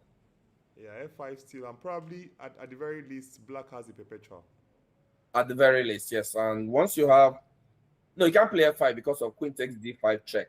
But you can play maybe H5. Yeah. Once you have a perpetual, you start looking at life a little Yeah, bit. once you have a perpetual, you can look for more. Okay. Maybe knight F5. E2. Knight E2. Knight E7 with the idea Knight of E7 knight. with Yeah, or either knight. knight F5 or knight G6. Yeah. Would that be stoppable? Yeah, but Nothing knight F5. Um, Knight F5 is okay. the plan of G6 mate. I think that generally against bishop captures H7 checks, this kind of ideas, if you want to refute it, I think the best square to go for your king is to go to G3. G3. Mm-hmm. I think that's the square of that's the square you want to go. But Choice. usually Queen G6 happens. Yeah, I mean, Queen G5 and then F4. F4 just yeah. Queen just goes back to G6. Yeah, and then you can usually play around some ideas. Even knight D5 is possible because after the end of that line, Knight D5 is not possible. You are losing your queen. Not here. Maybe then King F. Okay, let's take Then the rook take a step. Let's take some steps back and you get knight H2, then the rook. Yeah, so maybe this was what he was worried about. That's why he first tried to play H3. okay. He didn't want to have to calculate all those lines on every move. So H3, Bishop E5. But I think that time that he lost, would probably allow black to. Yeah, maybe but black even is be slightly already better. ready to just equalize at the very least. Yeah. So castles, Rook C8, bring in some more activity. I think I'll prefer black slightly here. And then, sorry about that. Bishop B2. We're on Bishop B2. Move 14. Yeah, okay, D4. D4. This is totally equal now. Yeah, ED4, knight D4, knight D4. Once you play D4, then the game is over. It's either a quick loss, a quick draw, or a quick win.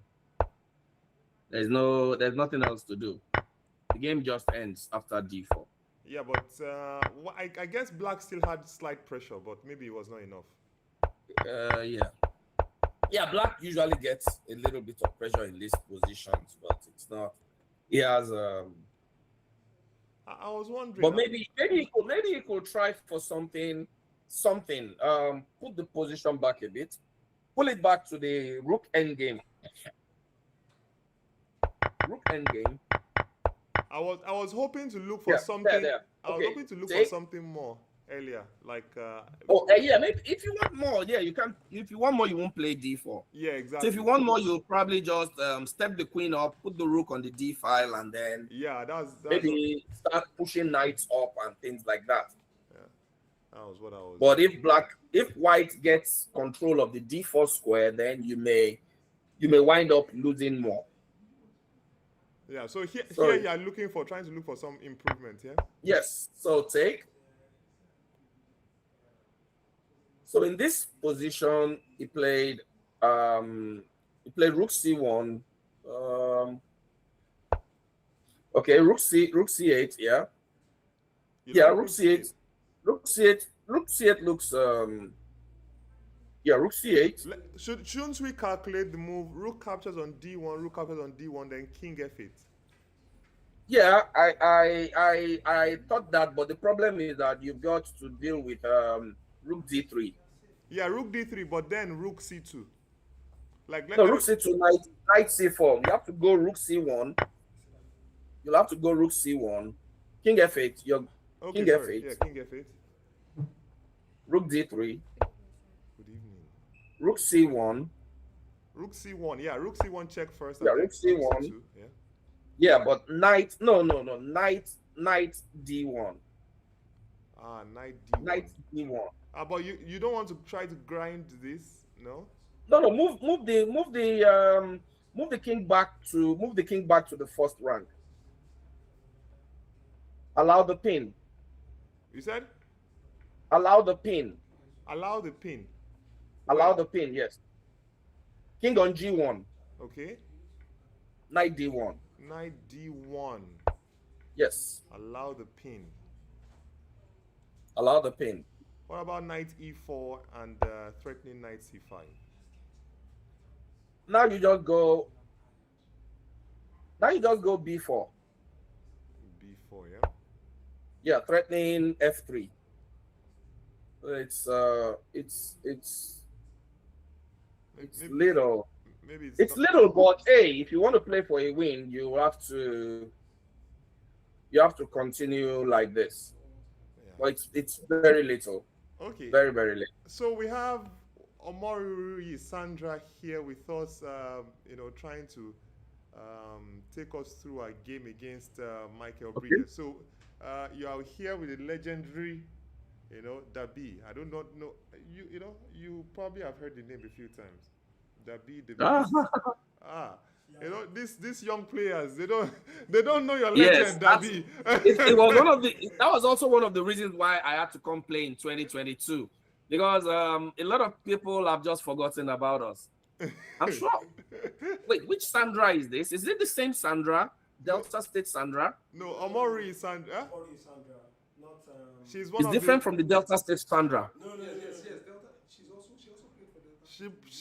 She played for Delta State in the youth games, but not the other Sandra. not the No, Sandra it's you're not the used Sandra. to. It's not. No, then that's not the Sandra. It's a different Sandra. Yeah. Yeah, I mean, She's. it's I a long think- time. I think she's 15. Yeah.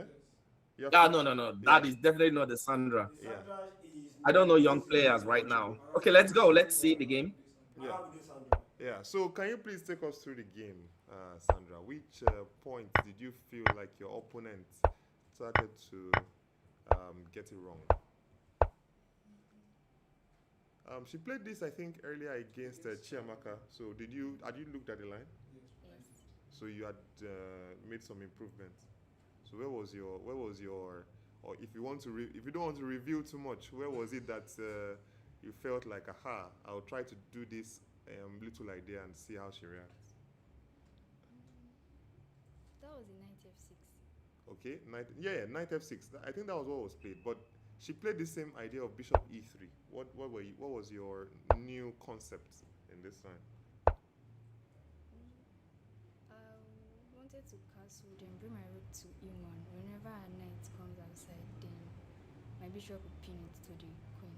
Okay, let me make that move. So you wanted to castle fast and then quickly play the move, this one, bishop g4, and then rook e8 too.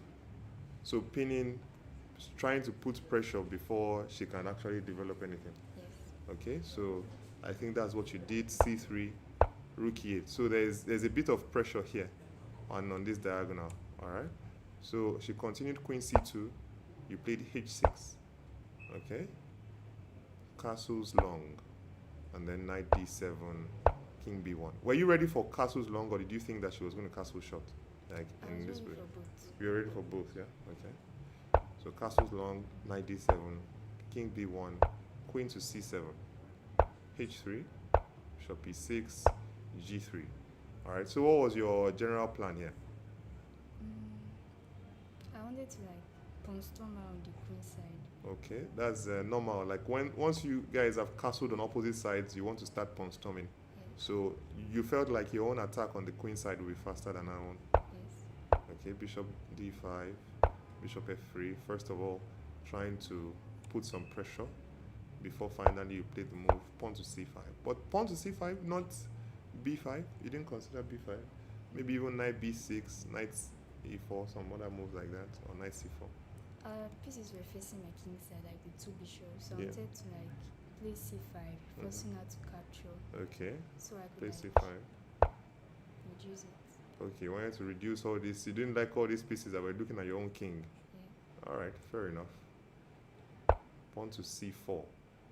But then you didn't end up exchanging.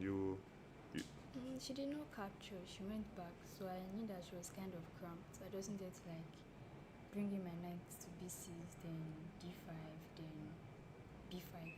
Okay. That was my idea. Were you at any point worried about the move bishop captures on h6? No. You're not worried that gh6, queen h6, and now pieces might be facing your king side? Or you didn't consider it? No, I was not worried. You were not worried. So let's say she played bishop h. Let's see. After this move b5, let's say she played bishop h6. What was your plan? I can capture on e2. You can capture on what? e2. Okay, capture on e2. No, with the rook, so it will be like first. And then you just exchange some pieces. Okay. Then the bishop first. Then what? Then she Bishop. has to either retreat the bishop.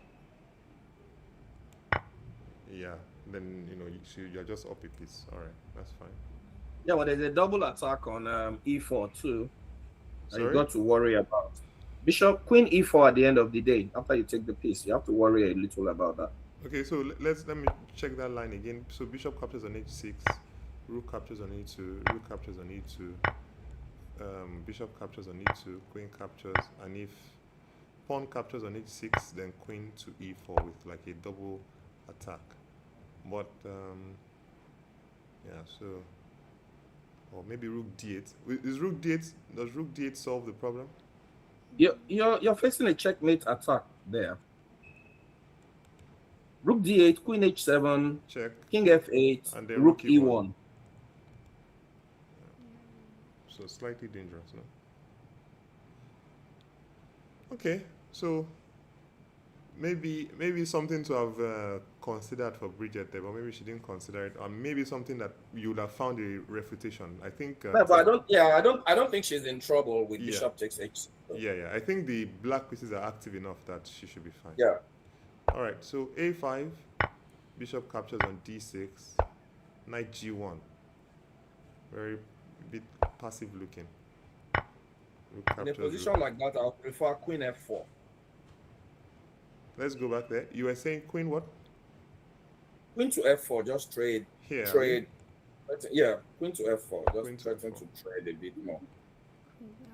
I won't capture. I'll go to c6. Queen to c6. Okay, queen to c6. Okay. Okay, now we can think about the retreat. Only now, still offering trades. The general idea is that in this kind of positions, if all the pieces are traded, white just gets an advantage. So black must keep the pieces on the board, which you're doing, which is correct. Yeah. But But because white has that trump, it can keep offering trades. yeah, but here it will be difficult to offer trades anymore. And I think black Sandra here will be better because now there is no longer anything on the king side for white, and she always has the b for pawn push. Break. Okay, so like very nice idea. I think when she said that because she's trying to attack on the king side, so I think yeah she should keep queens on the board. All right. Yes, you must keep pieces on the board Yeah. Okay, so nice. because structurally white is better. Yeah, nice positional judgment. So bishop d5, rook captures, rook e1, rook b8. Open Still for keeping. trade. Both sides are playing with the correct ideas. White wants to trade. Black says no. Yeah. So king a1, b4, bishop b1. Now, did you feel like you were going for because she kept on moving her pieces back? Okay. So knight b6, king e3. Maybe with some ideas, funny ideas of rook here. So simple move. Just I'm preventing everything. Very nice. And then knight also can maybe even think about coming to d5. Yeah? Yes. You wanted to say something? Yes, coming to d5 and also to the a5, trying to put pressure on this c pawn. Like on this, yeah. All right. So black is in and white is in a lot of trouble. I think the strategic battle has been won by black, and now not even worried about the king here because your king can easily just come to f8, and a check is not even in our favor because your king can come to e7. Your queen protects this rook. Excellent. So king a3. Now there is some threats of checkmate with queen captures on c3. So queen c2, knight a4, continue to put pressure on the pawn, and also the rook is here. So we're counting time for black to resign, for white to resign now. Knight e2. But okay, white fights. Bishop f5, nice tactic. Deflection. If the queen captures, let's checkmate. So were you feeling like you were winning here, or were you still like, maybe she has some hidden ideas? You're already feeling like you were winning. Wow, these kids, they are so confident. Queen d2, rook b2, rook d1, and here you were just going to win the queen or just checkmate our king. Okay, bishop b1 and then checkmate here. It's being threatened, knight c1. So now you have the pawn, extra piece, and you have the compensation. My goodness. So rook captures on d2, queen captures on d2, queen c3. Yeah, and a whole queen, knight, and pawn up. I'm surprised she made another move. Yeah, okay. Queen to b2 checkmate. Fantastic attacking game. I couldn't have played it better myself. I'm a great, I'm supposed to be one of the Karokan experts, but I'm going to put this game in my files. I'll check it out. I'll be studying it every day. Amazing. Very nice game. So how many points are you on right now? 4.5. 4.5. All right. So last time I saw you, I think it was before the rest day, you were saying that you were going to try to fight as much as possible. So how is it going so far? This win now, does it give you a confidence boost beating one of the strongest female players in Nigeria? Yeah. Yes. Very nice game. All right, thank you very much, Omori Sandra, taking us Good through game, that. Sandra. Congratulations. That was a well played attacking game, and great great positional understanding too. Well played. Yeah. Thank you. All right, so Omori Sandra, thank you very much. Actually, Dabee is a positional player, so him seeing that attacking masterpiece is probably shaking in his boots right now. That, oh my goodness, these young people, they are coming from me. So very I am retired, so you can. I'm happy that they are coming right now, not before. Yeah. All right. So all the best in your next game. Thank you, sir. All right. Let Odeon be worrying. All right. So that was Omori Sandra showing us a beautiful attacking game.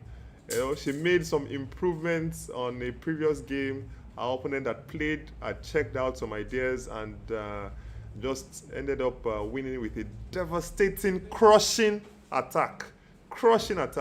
And, not just a crushing attack, she also showed some positional understanding, keeping the queens on the board at the right time, knowing when not to exchange, which pieces. So that was, I think Dabee would be proud, Odeon would be proud. Both of you would be, there was a combination of positional ideas and tactical finesse. I think that was really good. What do you think, Dabee? It was a well played game, but the general idea is that White already started showing some issues once they started with Bishop E3, which is playable, and then combined with C3. There are several ideas that you could play in that position, and one of them is actually castling queenside and storming the black king's position very quickly because you're faster on the G and the H file, probably sacrificing a pawn and then opening up the game to get.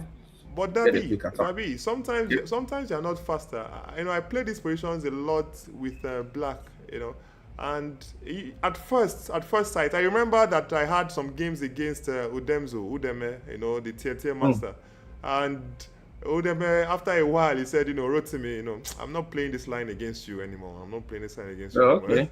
The attack of, White, visually, it looks like it should be faster. But sometimes it seems like it's black that gets the upper hand sometimes. I'm not saying it's winning. I'm just saying that is basically White's chance. You've got to get that king side open, because this position is also played a lot by Grandmaster Max from the black side. So it shows it shows quite a number of these ideas when we're just looking at the position. And normally I don't even I'm playing, I play the white side too, and I rarely castle Queen side. to the queen side. Yeah. And it was the one that was showing that, yeah, castling queen side was actually a good idea, Yeah. but black actually has enough resources to be able to hold and generate counterplay. But it is not in any way, it's not like a bad line for black. For black, yeah. But if I was playing it, what I just want to do is just get as many pieces of the board as possible and then continue the game. But it's still not a given. Even in the end game, it's still not it is still not like a crushing advantage for white. Even if you get your perfect position where you have a king and pawn end game, you're still having to deal with some difficulties in the position. Yeah. Okay. Let's check back in on this game is over right now, right? What did you say? This game should be over now. Yeah, I wanted us to check back in on the last place that we stopped. I think we stopped around here where Bishop F2 was played, and then Rook to C2, pinning, and then here Pawn to D4 was played. Threatening Pawn to D3, also threatening Knight to D5, Knight to D5 to F4 to C3 to different things. So here, this was played, Knight D5 as Dabee had already mentioned. What did you say? Yeah, so far so good. Yeah, so Rook captures on D4, trying to at least get a pawn for... And then Knight C3. And then the Knight comes to C3. Which wins the exchange. Yeah. And then King G7. Wait, what? King... Wait. Oh, okay, he's going for pawns instead of the exchange. He's giving up the bishop. Yeah. Instead of giving up the exchange. Yeah. Okay. So, but how does he give up the exchange? Rook E4. Let me see that. So here you're suggesting Rook E4. Yeah, but it's still over because you're going to lose the pawn on B3 and you're still going to get crushed. Yeah. All right. So here, Rook E8. So he's trying to get as many pawns. White is trying to get as many pawns. Yeah, but he's getting checkmated. There are too many pieces against that king. Knight will wind up on F4. Yeah. The pawn will be on E5. Everything is going to get crushed. Yeah. There's no chance. So Knight G3. Trying to play for the checkmating ideas. First of all, grabbing a pawn, Knight E2, threatening Knight F4 and some other moves in lines. And I think this is the current position. I believe, you can already smell checkmate somewhere. Or but even if you don't checkmate, this is just going to be totally lost. Yeah. It's threatening to go.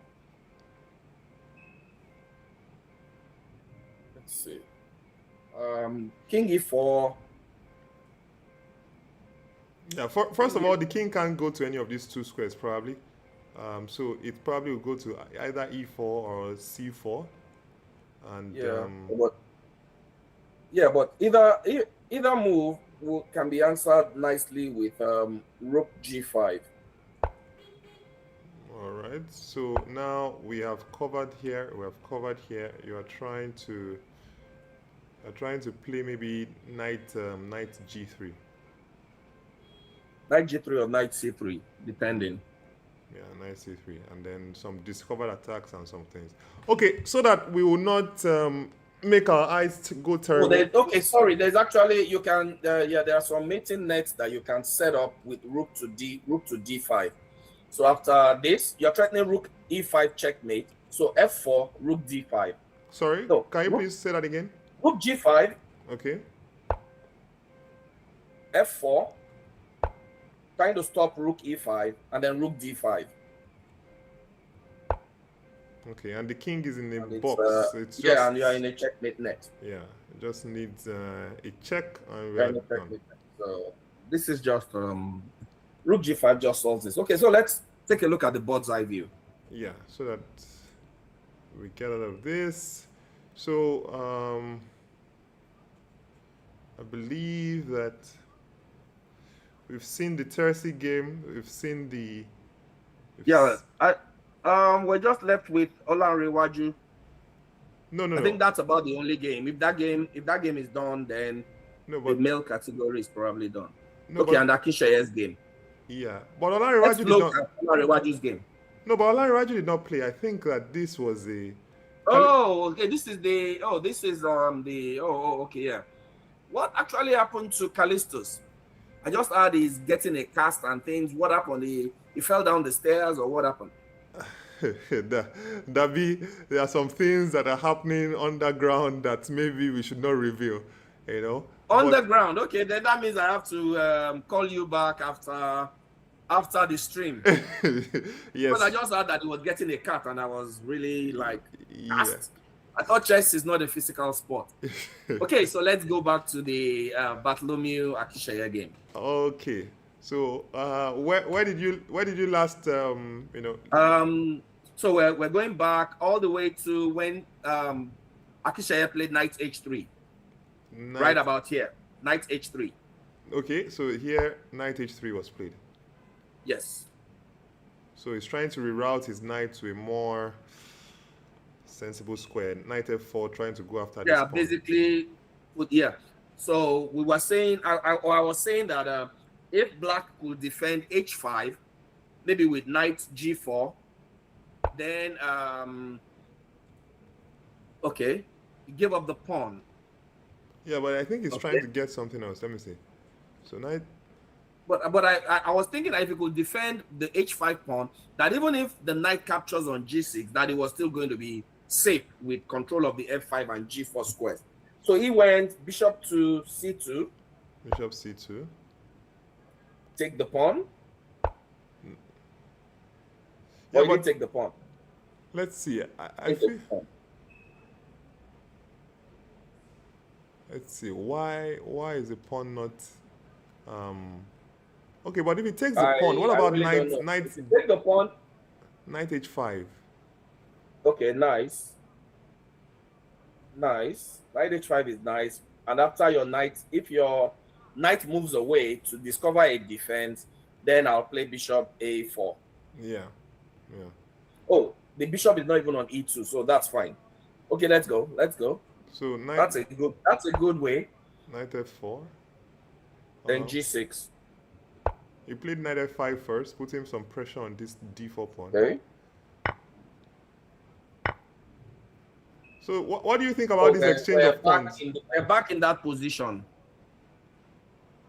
Yeah, what do you so think? So basically, we're back in that position. We're back in that bishop h5 position. Yeah, bishop h5, knight d4. But if that is the case, I think you should have just taken bishop h5 instantly. Maybe he felt he wanted to improve his knight a little bit. Yeah, it will transpose. Transpose, yeah. It will transpose, yeah. But I think bishop h5 just gives you more options.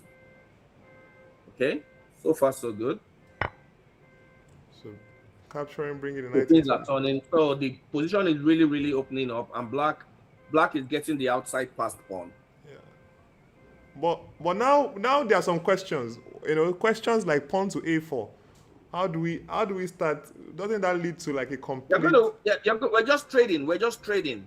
Pawn to a4, I take your knight, you take my knight. We're trading. Let's see. No, pawn to a4 is already hanging though. The pawn is hanging. Oh, okay. Just bishop captures. All right. So knight e3 was played. Bishop to c2. Okay, black is better now. Yeah, it's looking like black is, black has emerged from this. Black is in control right now. Okay. I was considering taking and then playing knight bishop to d4. Yeah, bishop e7, but then I saw that the bishop is just. So your knight will be hanging, so you don't have the time. Yeah. So, but how would you proceed here, Dabee? How would you try to? Which exchanges would you go for? Mobile majority, so I will consider that I'm better. Yeah. I have a mobile majority. Yeah. My majority is mobile. The pawns on b6 and a5. You cannot create a passed pawn easily because my king is already standing in front of the h pawn. Yeah. So I consider that I'm better already. Yeah, but how do you proceed? Move forward, You mobilize the majority. Yeah, but I'm asking which are you going to exchange some pieces now? Which? Oh yeah, you'll have to make some trades because you're already being forced to. But let me see.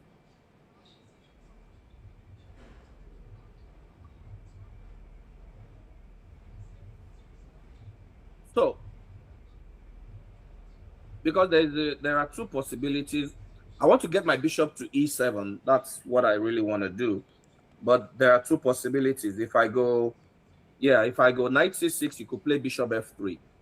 So, knight c2, maybe. Okay, knight Because c2. if I go knight e2, then my knight has to give up the b5 square. So, knight c2. I don't want to give up the b5 square. Yeah. So knight c2, knight captures on c2, bishop captures, and then knight d4. Only move, yeah. Knight captures. Okay, so take. And now, yeah, bishop d3 and b5. But b5. Yeah, b5. a4, trying to exchange some pawns. Okay, so it takes. Oh no, sorry, it pushes. Wait, what's that? He played bishop to c4. Why? What's the idea? Oh, okay, so that b4 will be. I don't get it. I don't understand that. So it doesn't want. I know it doesn't want. It doesn't want the bishop to blockade, but that blockade is not standing because you can lift it. You can lift that blockade with bishop to d5. So it's not a standing blockade. Yeah, I felt like this was a waiting move, but if it's a waiting move, isn't there anything better, like maybe king something, king f8 or even g6? Yeah. Even g6. Yeah, why is bishop? But it's not a waiting move per se. He wants to control the diagonal. He wants to stop the bishop from being able to get to b3. That's the point of the move, I think. The point is to stop the bishop from getting to b3, but I don't see, because you're controlling d5, you can allow the bishop on b3 and challenge it off. Yeah. Okay. Bishop c4, f4, bishop e7, bishop b2. It's very confusing. So c5 check, king g2, and this is the current position.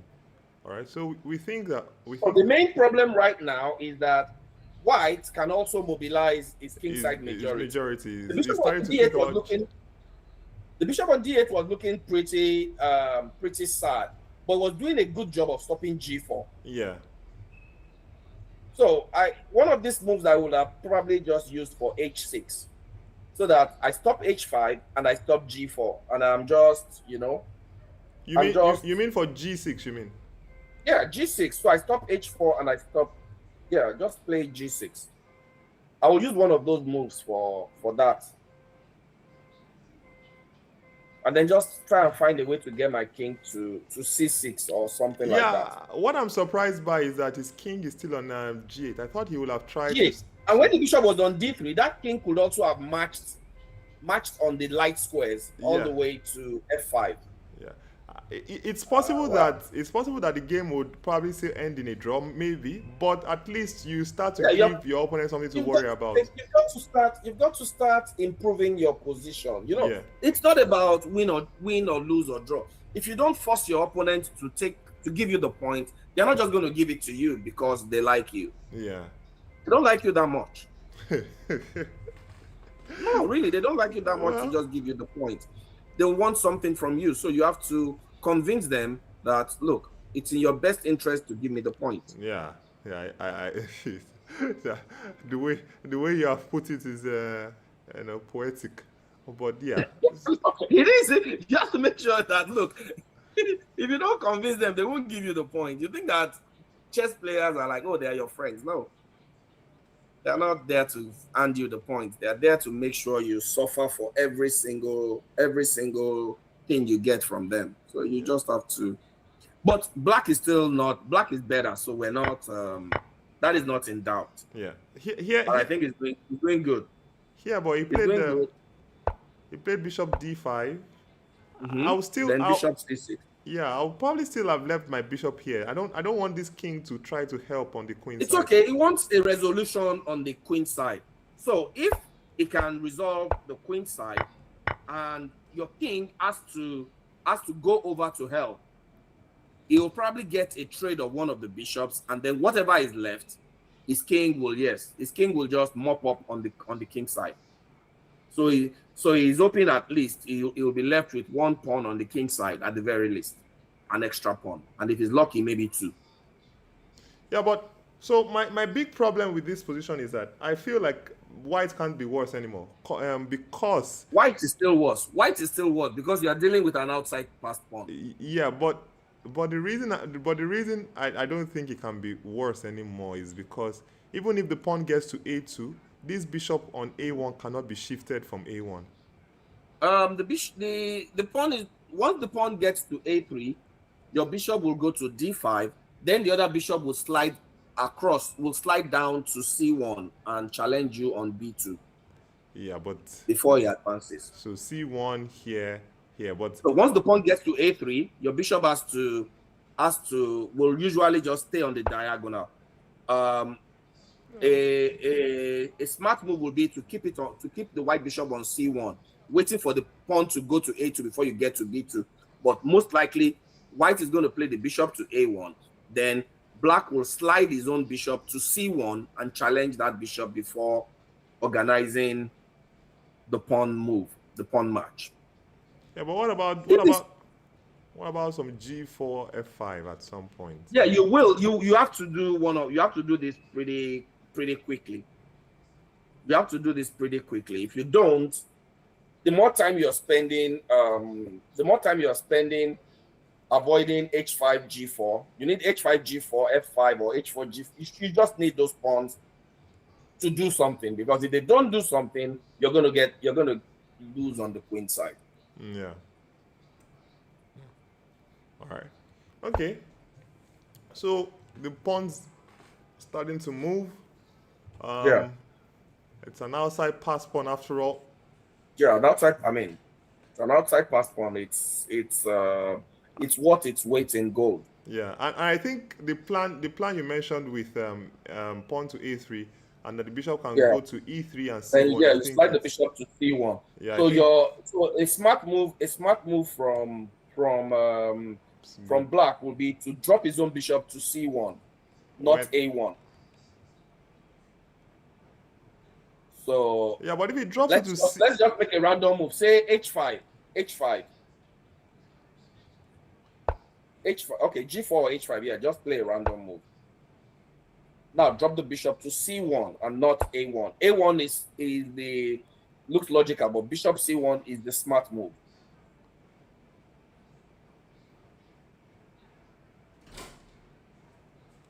So you just leave the bishop there, and you will only move it. Yeah, you're not arguing with this a2 blockade.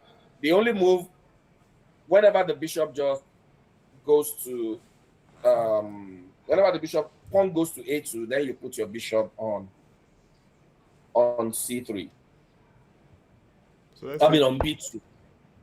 You just wait for the pawn to move, and then then you just slide, and you try and say, okay, move me away if you can, while I will try to organize on the king side. But there's also the possibility of black coming with f6 and then trying to challenge the bishop from that side. Yeah, exactly. Of the board. So there are several ideas. Black still just, the fact that he has an outside pass pawn gives him a lot. It's a lot in an end game like this. It's worth at least 2 or 3 points or 2.5 points. Well, I don't know about that. 2.5 points, believe me. Most of the time, it's actually worth like 3, because you'll usually give up a piece for it. But it's worth like 2.5 points, because either your king has to. That's why he must, as a matter of urgency, keep the white king tied down. Yeah. That's if he doesn't get that idea and he feels he should just blockade and just keep a blockade on the dark squares as he's doing, he's going to give the king the time to do the maneuver that it wants. Yeah. Because right now you need h5, g4, g5, h6 to create a passed pawn. 1, 2, 3, 4, 5, 6. Bobby Fischer said 6 moves in chess is like a lifetime. But maybe you don't need to create a passport. Maybe you just need to stop your opponent from being able to play this idea of f6. So you want to just put the pawn on g5. Yes. And then say that, okay, if ever your king moves too far away, then I can have maybe some h6 ideas myself. Keeping status quo this way.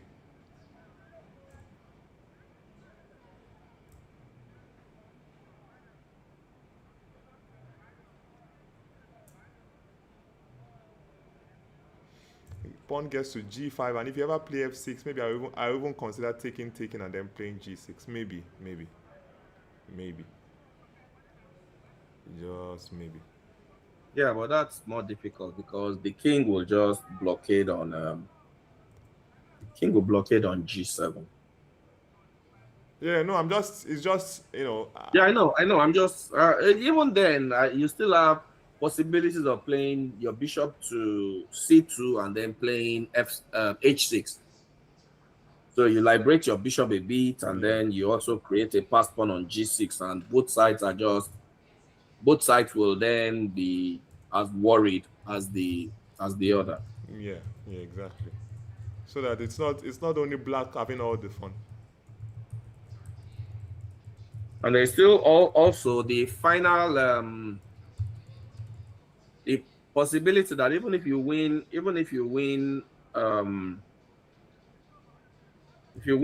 the dark squared bishop from black, you will have to deal with the fact that white will at some point try to trade off the G, F, and E pawn for your F and E pawn and sacrifice his H pawn to give you an outside pass pawn that you cannot promote with the dark squared bishop. So that's also another defensive idea that they could look at. But I don't really like positions where I only have to consider defensive ideas in endgames. I have to have a chance. It might not materialize now, but I want to see a future where I could win.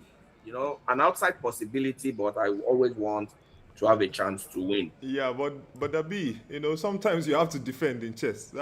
I know. No, I'm still going to be defending.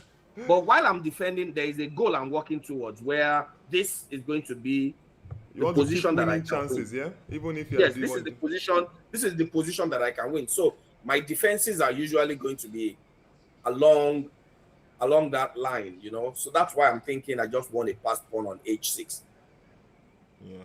If I get a pass pawn on h6, a bishop on that diagonal, sacrifice some pawns, open up the long diagonal for the dark squared bishop.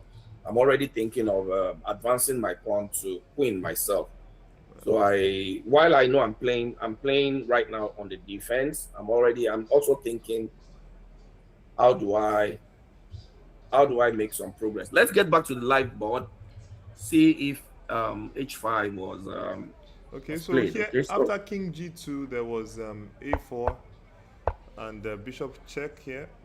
The king decided to go to h2. There was pawn to a3, bishop to c1, like you said, trying to keep an eye on the bishop, on the pawn, and making sure that if the pawn ever goes forward, then you have bishop b2. Okay, so bishop f3 was played, and maybe trying to restrict as much as possible any white ideas while still trying to make some progress. So a3. So this is the current position. I think white is trying to play for king h3 and g4. Yeah, already on the board. Now, it's on the board. Yeah, bishop take one d5, step back. d5. At this point, no, take a step back. All right. Step back. At this point, what would have been so terribly off with f5? Yeah.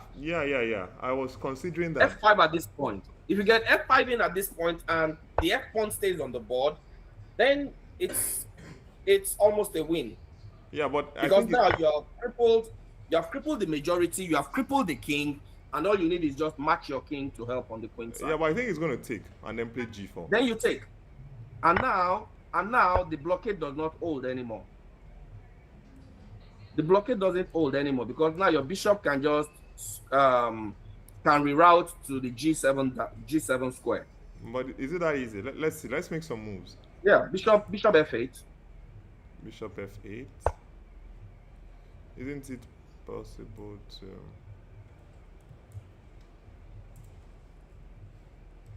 Bishop f8. Okay. What about pawn to g5 takes?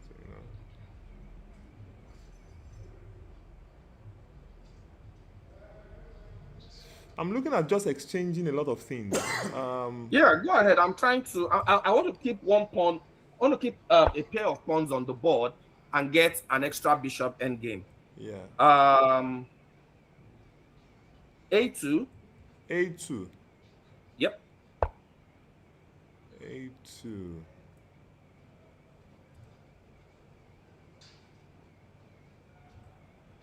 A2, bishop b2. Pawn takes pawn. Pawn takes g5. F takes g5. Bishop g7. Bishop g7. Bishop b3. Bishop d5. Bishop d5.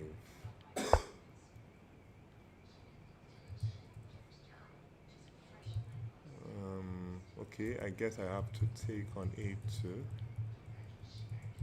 Okay, I'll take on a2. Take on a2, and then is it possible to draw this? Should not be impossible. I think no. I'm blockading on f5, and eventually I'll transfer my king to. Oh well, maybe you can try and string up a blockade on. You can't. I'll transfer my bishop to f5, then get my king to e4 and play my bishop to e3, and you'll have to resign. Yeah, but I'm not even trying for a blockade. I'm trying for exchange. But how would you exchange? My bishop is always going to the f5 square. Yeah. Maybe I have to be more. Yeah. Let me try to uphold the. Let me try for the black pieces. I want to try to hold it for white. So instead of g5, yeah. Okay. Instead of g5 here. Mm-hmm.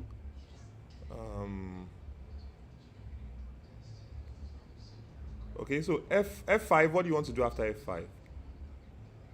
What do you want to do after f5? I'll take. You take, but if you take, what if I take with the bishop? I think. Yeah. Now I'll return my bishop to d5. d5. Okay. Yeah. If you return the bishop to d5, what if I take and then play g5? Okay, that might draw. Okay, so let's step back. All right. That will draw. All right. That liquidates all the pawns. Okay, so f5. I'll play bishop to d5. Bishop to d5 immediately. Yeah. Okay. That's okay. What if I just play g5? What if I say, you know what, I want to go g5. e5. E5, yeah. Maybe I could even play e5 immediately after f5. Yeah, e5.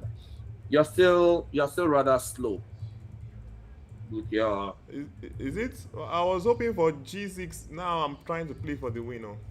No, you can't play for the win. Your pieces are not coming in. Your pieces are never getting in. You can never play for the win because once your pawn gets to h7, my king comes to g7. You play bishop h6 check. I go king to h8, and you can never break my blockade. So, wait, sorry. Just explain that. Like, let's say g6. Okay, so push my pawn to queen. I'm trying to queen. Okay. Then my bishop will come to c5. Okay, trying to break the blockade here. And my king is close enough because I have an extra piece in blocking your own advance. You have a piece less with your king trying to, and your king is not helping with the advance. Maybe I've become too greedy. Maybe just take on. Maybe I'll become too greedy. Maybe just take on F6. Yeah, I will.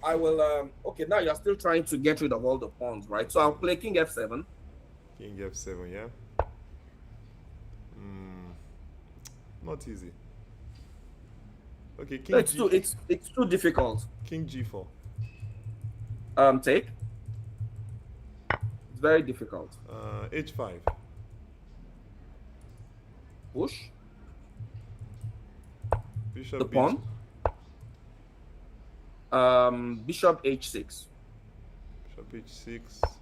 Threatening. Yeah, just trying to keep your. No, I could try and advance it, but I want to keep it tied down for one more move. Yeah, it's difficult, yeah. And then just transfer the bishop to D4 and queen. Yeah, bishop to E3.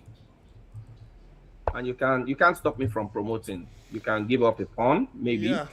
Okay, so now you have found an interesting way. Now I have to go back and try to find another interesting But way. we didn't have that. We don't have that in the game. Yeah. We don't have that in the game. Yeah, but the game continuation looks a bit drawish. So the game continuation is more difficult. The pawns are not blockaded. But we can still white is still the one trying to play for a draw. But Yeah. let's go back into the game and see if there was a win after F5. You see, okay, so you want us to check the F5, yeah? This F5. Yeah, because it was a golden opportunity. You needed to stop those path pawns, and you needed to be able to get your bishop on that diagonal. It's a golden opportunity. It's a huge. So earlier, I think I said, what did I suggest earlier? You G4, bishop F8, F5 was the way you wanted to go. So, is it possible to play the immediate F5? Yeah. Possibly, yeah. Play the immediate F5. I don't know if it's possibly. I don't know if it's any good. Trying to get that diagonal.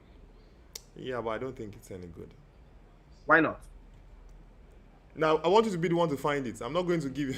No help for you. That is so mean of you.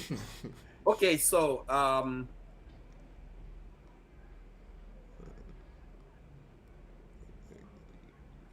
I'll push the pawn.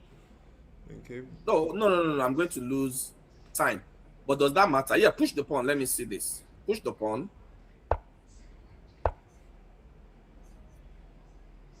Play bishop to D5. Bishop to D5. Okay, but at least maybe I get to come on, No, I think I'm missing the sequence actually, because I just want to get. Yeah, that's the problem I'm seeing, and then you trying to get. No, but I think I'm still winning. Go on, go ahead. You can't capture that. You can't capture that safely. I just want to get my bishop on that diagonal, and I'll force you up. If I force you up that diagonal, I'm just winning. I'm not seeing why. I'm not seeing why I can't capture on F6. Why can't I capture on F6? Take it. With a check first. Wait. Let's see what the Okay, I want to capture on F6. Yeah, I'm trying to understand what it is that he's saying. Okay, so bishop captures on F6. I'm playing bishop F8. Bishop F8 is his trick. Yeah. So when you retreat, trying to play F6 to block the diagonal, I'll capture on F5 first. Okay, we'll capture first, yeah. Then I'll play bishop G7, trade the dark square bishops and queen. Very tricky. Yeah, it was just a very huge opportunity. That's why I said just keep the game going until your opponent makes that mistake. Once they make that mistake, you've got to pounce. You can't miss it. You just can't miss that chance. You're not going to get a lot of it. Just it's usually just one or two. You don't get a lot of it. When they give you just take it. You can't waste time dilly-dallying. Yeah, you dilly-dally, but you've got to have your winning position in your mind. And once the chance comes, take. All right. Let me show your idea. Let me show your idea to the people who are watching. So is Dabee's idea, is the end game maestro here, because he just wants to go bishop F8, and he'll be able to lift this blockade off this diagonal. So, for instance, if I play the move bishop a1 bishop anything, trying to play the move f6. He doesn't mind. He will just take on f5, and whatever I do, his next move will probably be bishop b2, lifting the blockade, and once he does that, the pawn will queen. So brilliant idea there. Have you gotten the latest gist about in the female category? No, let's Aisha go to the Azumi. female category. Let's see what's happening in the board's eye view. On the female category? Yes. Okay. Yeah, actually, it's a game was actually over right now, which is the game a while back, game between Sulaiman Azumi, who was playing the black pieces, against Quick Pen Deborah, WSM Quick Pen Deborah. And guess what? Before this round, Azumi was having 7 points, I believe, and Quick Pen was on 6.5 points. So it was a battle for those were the top leaders of the event, and whoever wins, actually, Azumi needed to win the event. I mean, the match between them to win the tournament with a whole point ahead right now. So whatever happens to her after this game, if she won, which she did, that means she already won the event with a round to spare. Yeah, Oh, nice. So Very already- nice. So already basically, we have Azumi the is, championship decided. Okay, so sorry, there is a game that just finished. Let me quickly take you back there. I can see them smiling and shaking hands.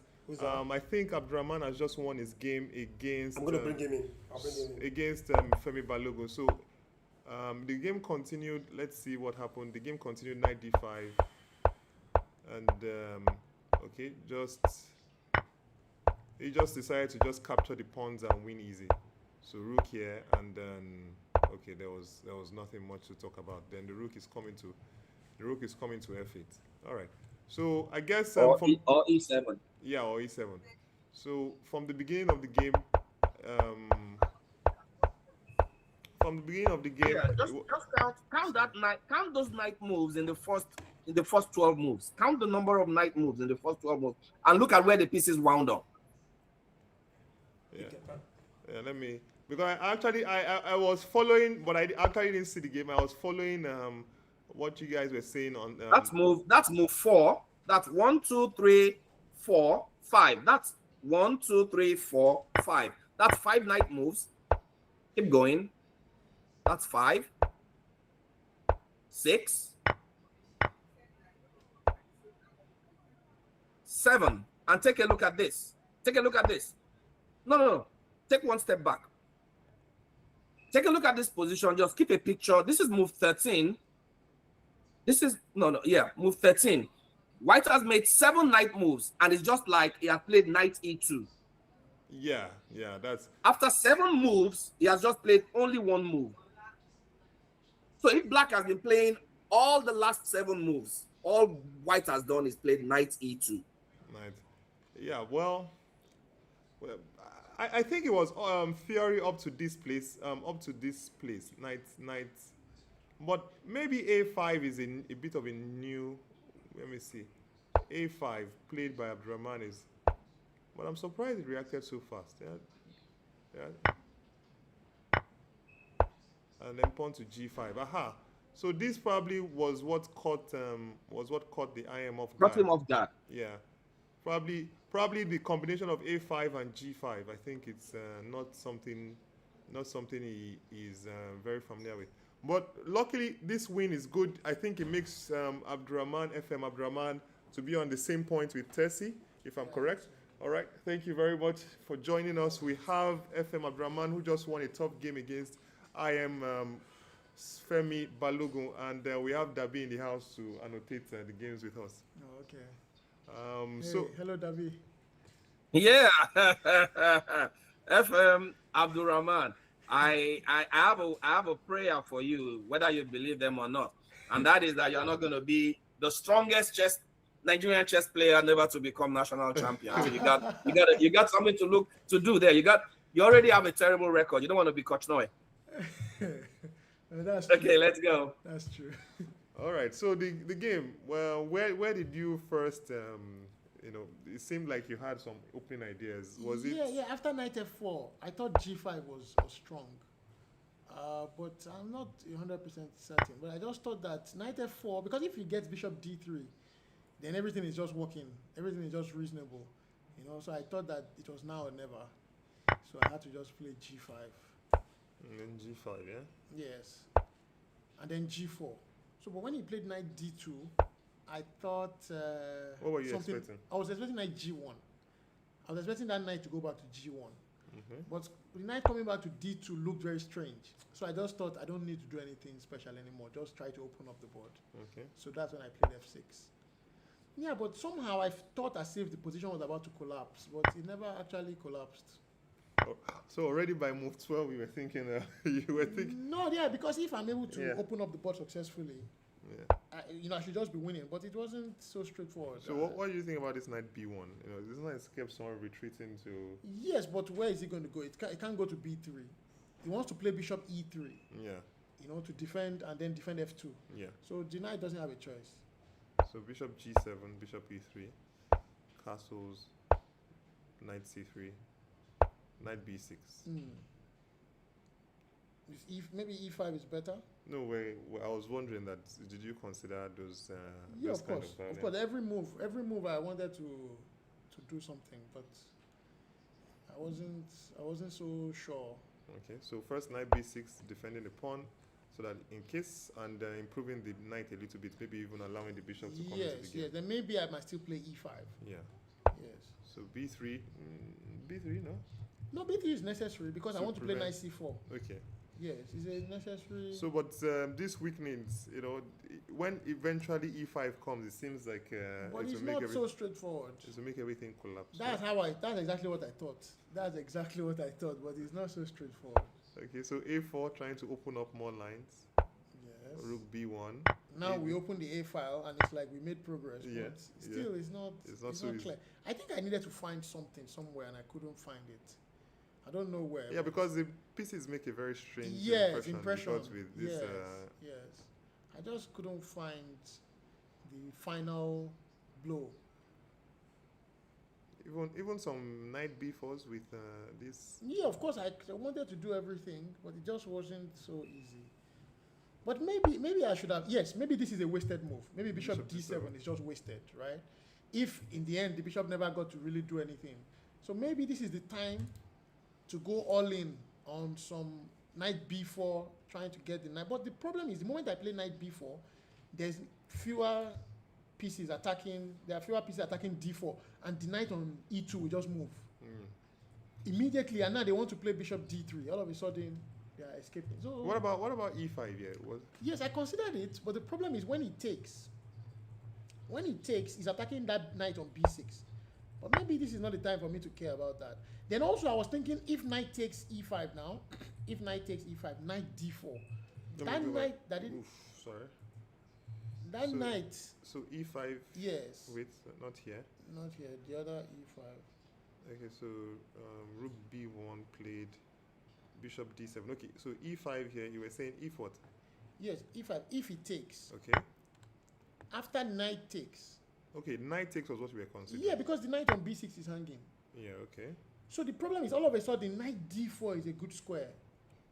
It's a good square for that knight on E2. Yeah, it's a good square. But I was even actually more considering queen captures on E5, even though it's hanging.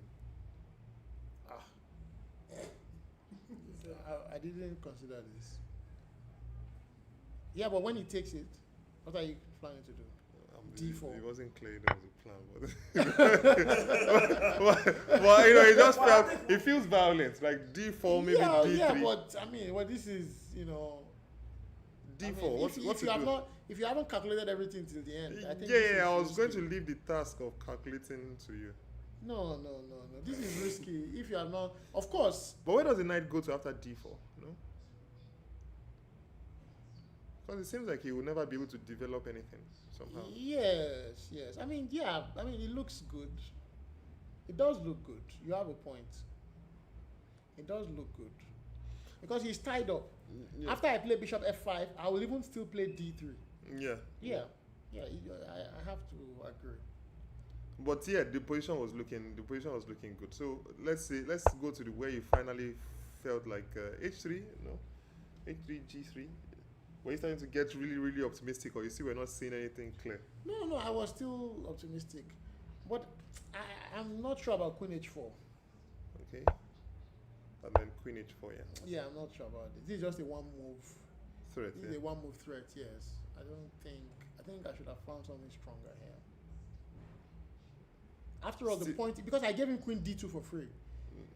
So the point, after all, if he wants to take it, I will take on d4. So I should do something useful.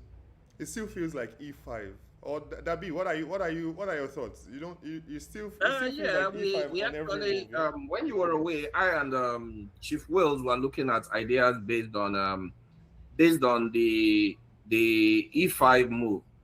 But take a couple of steps back before h3, because Abdurrahman was saying that he doesn't understand the point of bishop d7. But bishop d7 is actually a very nice move, because basically it passes the move to black.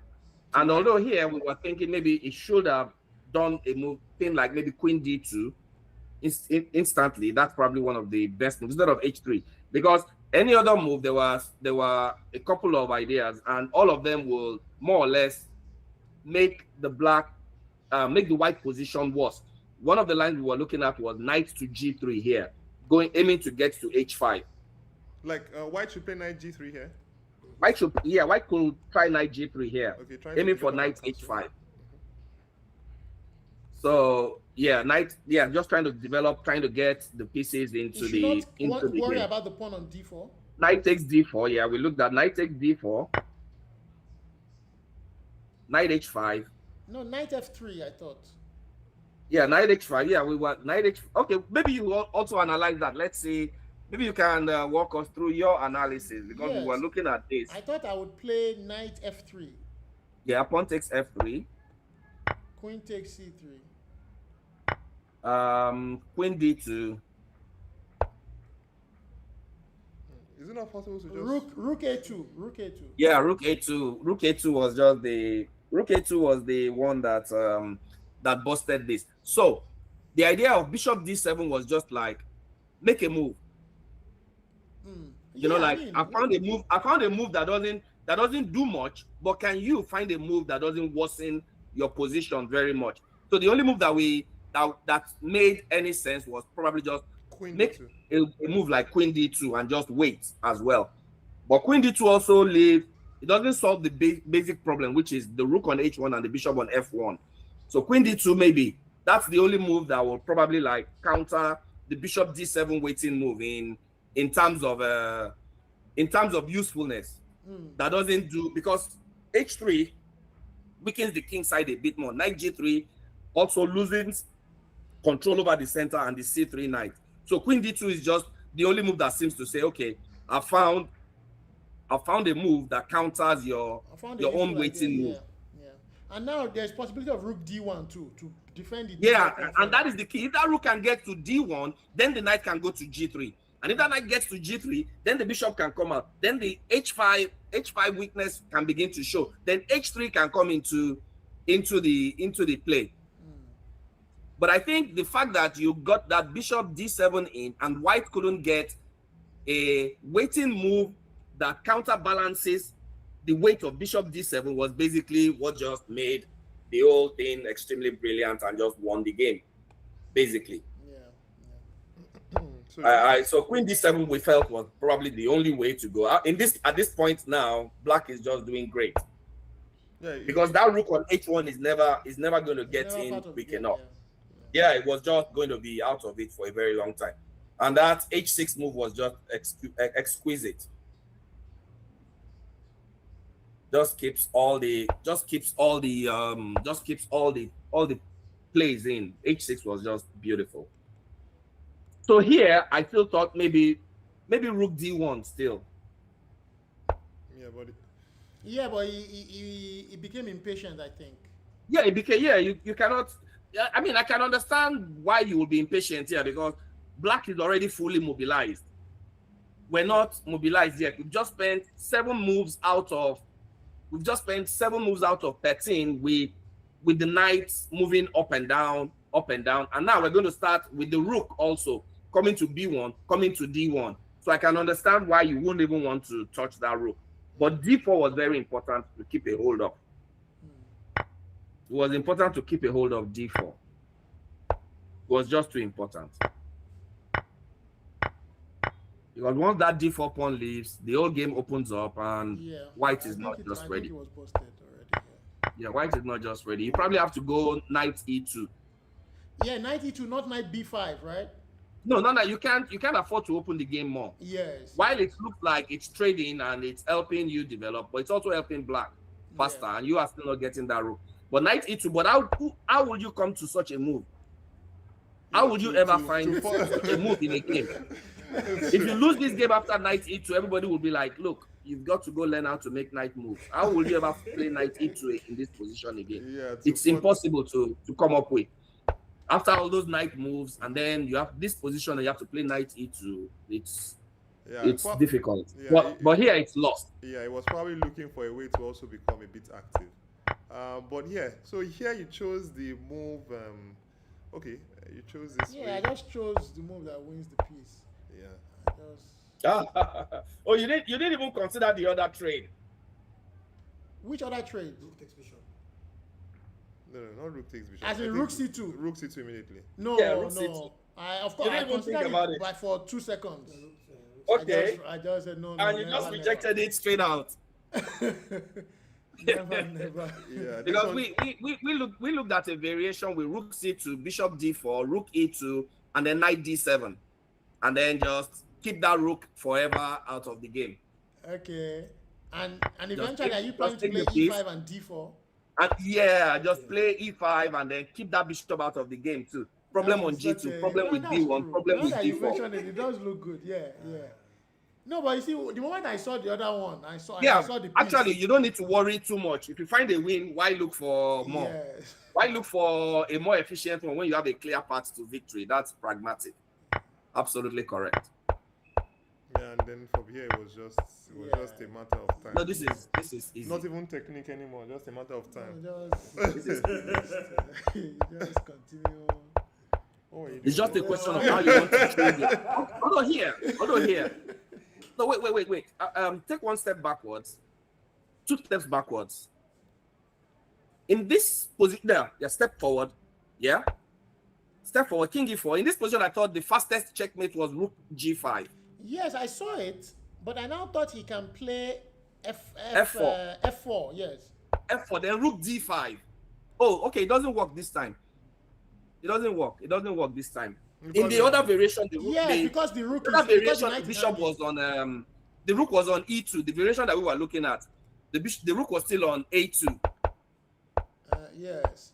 So we didn't play rook a3. What did we play? We played what? Give me 1 second. I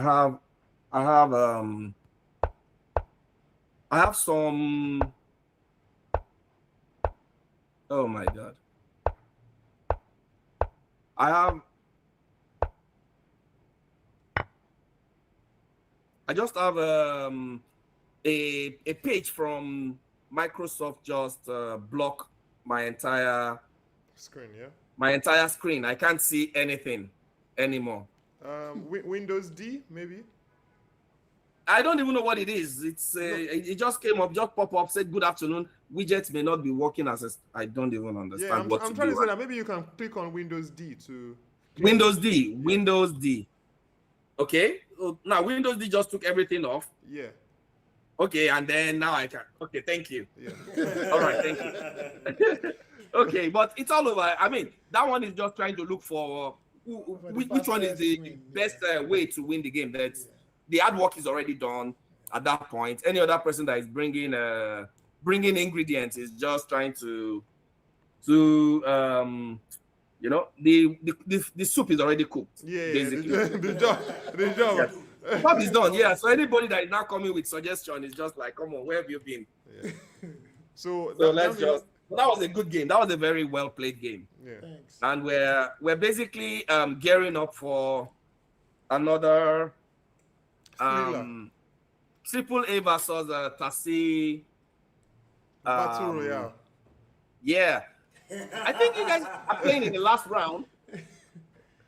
Yeah, maybe it's going to be like a trilogy, like what's that, Muhammad Ali, who Joe Frazier. Oh my goodness. Okay. Or who are those people that Like want when I to? came in, I was just saying this is actually something novel, because normally in national championships, whether NBL or whatever, we'll always have this situation where there's just a person that is leading, maybe 6 out of 8 or even 7 out of 8 in the first 6 or 7 or 8 round. You already could tell, and the chasing pack, you could already tell that there's already a clear path to the trophy. And you look at round 8, and you have like 4 people on 4.5, which is huge. That is so tough and so tight. Shows how difficult the field is, with the number of people that are playing and the strength of the players, how close it is with anybody being able to take on any other person at every time. That this makes the national championship even much more competitive than it ever is. So now, as a player, as a man in the arena, in this kind of arena, I'm like I said, I'm still glad that this is not the kind of arenas that I fought in. So as a player in this kind of arena, how do you deal with the pressures of being able to, you need to come in and play against these guys that you just can't be sure that you will get an easy game? How do you deal with this kind of stuff vis-a-vis, trying to win the tournament? How do you deal with this kind of pressure? Well, yeah, there's a lot of pressure. I've already actually cracked a bit under some of the pressure in some of my previous games. I didn't find wins against Beaumont, against Goodness. There was one other game. So it's tough. Yes, it's tough, Yes, against Tessie too. So it's quite challenging, because even when you get an advantage, the players offer a lot of resistance. So yeah, that's very tough. But on the other side, I just tell myself that you just have to just try. Nothing is guaranteed, but you just try. So when I failed to convert against Beaumont, in my mind I thought maybe it's all over. Because I saw Tennyson. What happened in their game? Draw? It was a draw. Draw, yeah. But I saw Tennyson had been playing so well. Tessie was playing so well. So I just thought this was my opportunity. Now I had a winning position. Just win, and okay, it's still a fight. And then I just messed it up. So I just thought, okay, no problem. As I'm getting older, maybe I'm getting more mature. You're getting in the zone. So Welcome to the zone. No problem. It's not the end of the world. And so I just thought, okay, but against Femi, I have to try. I just have to try. So I tried to pick something, something interesting that will not draw easily. And he also went for a fight. Yes, he also went for a fight, because he was also trying to win. Yeah, I know he could have gone. There are some places he goes when he wants to draw. But he was also, but credit to him. He was also trying to win. So fair enough. But tomorrow, it's gonna be a big fight. It's gonna be a big fight. I'm looking forward to it. Who is your opponent tomorrow? Odion. Oh, Odion. Yes. All right. So you're with the white pieces? Yes, I'm with the white pieces. All right. All right. So what if I played in London? The mother of all surprises. Well, That now we would know be that he's interesting. definitely not going to play in London. Yeah. All right. So that will not keep you, and you'll be able to prepare for your next game. Thank you. We'll let you go now. Thank you very much. Thank you. A great win against a very tough opponent and a rival for the title. So all the best. We'll be looking forward to seeing you. Thank you. Tomorrow. Goodbye, Dabee. Yeah, congratulations. Good luck. Yeah. All right. So that was FM Abdurrahman showing us his win against IM Femi Balogun, with some nuances and some ideas there. I'm not sure if I think there's one more game going on, but what about, I know Okipo versus Akisha. Is the female national champion not coming in to join for a chat? I mean, we can even keep her around. She doesn't have anything to do anymore. Oh, okay. The current national champion, the female champion. Yeah, not the current. Yeah. The new coming, because I think Aisha just basically That was won the. That was what I was saying. That you should look at the game, Aisha's game. Yeah, she just won a game right now, and that basically gives her the title. So we should take a look at the title-winning game. Yeah, and she already said before now that she will only join this live stream after the tournament. That she doesn't. No, but the tournament for her is basically over. Well, So, as far as she's concerned, it is until she has one more game to play. Until she gets her rating to 2200.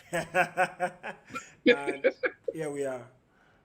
All right, so Quick Pen has been playing, I don't know, the C4 opening English for a while, but this is more okay. This is Anglicot. Wow, did this really happen? Yeah. I'm shocked by this move, E5. That's like wasting some time but trying to make sure that you cover the D4 square.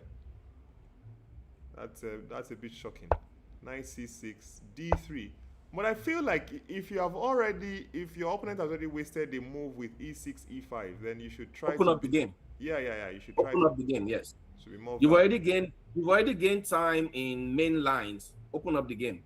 Yeah. I'm a bit surprised. Even the move Knight E5, I'm even half considering for a second. Like Knight E5 and then just push. And then push. Yeah, but you have to be a bit worried that your opponent is coming in with some preparations. So you might want to keep things stable, especially if they've looked at a move that you weren't expecting and you get shocked. Yeah. But so E6, E5 looks like preparation. May not be, but what if it is? Yeah. But okay. Because now you have to work out complications. You go D4, pawn takes, bishop to B4, and you have to start working out complications over the board that your opponent has already seen at home. But the surprising thing is that these positions, let me go back a few moves. These positions are positions that you would probably even get.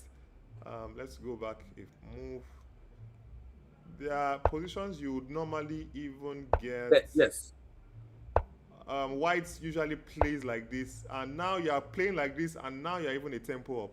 So yeah, maybe this position is not really Quick Pen's cup of tea. Maybe she doesn't play E4 here, and so she doesn't really know the ideas.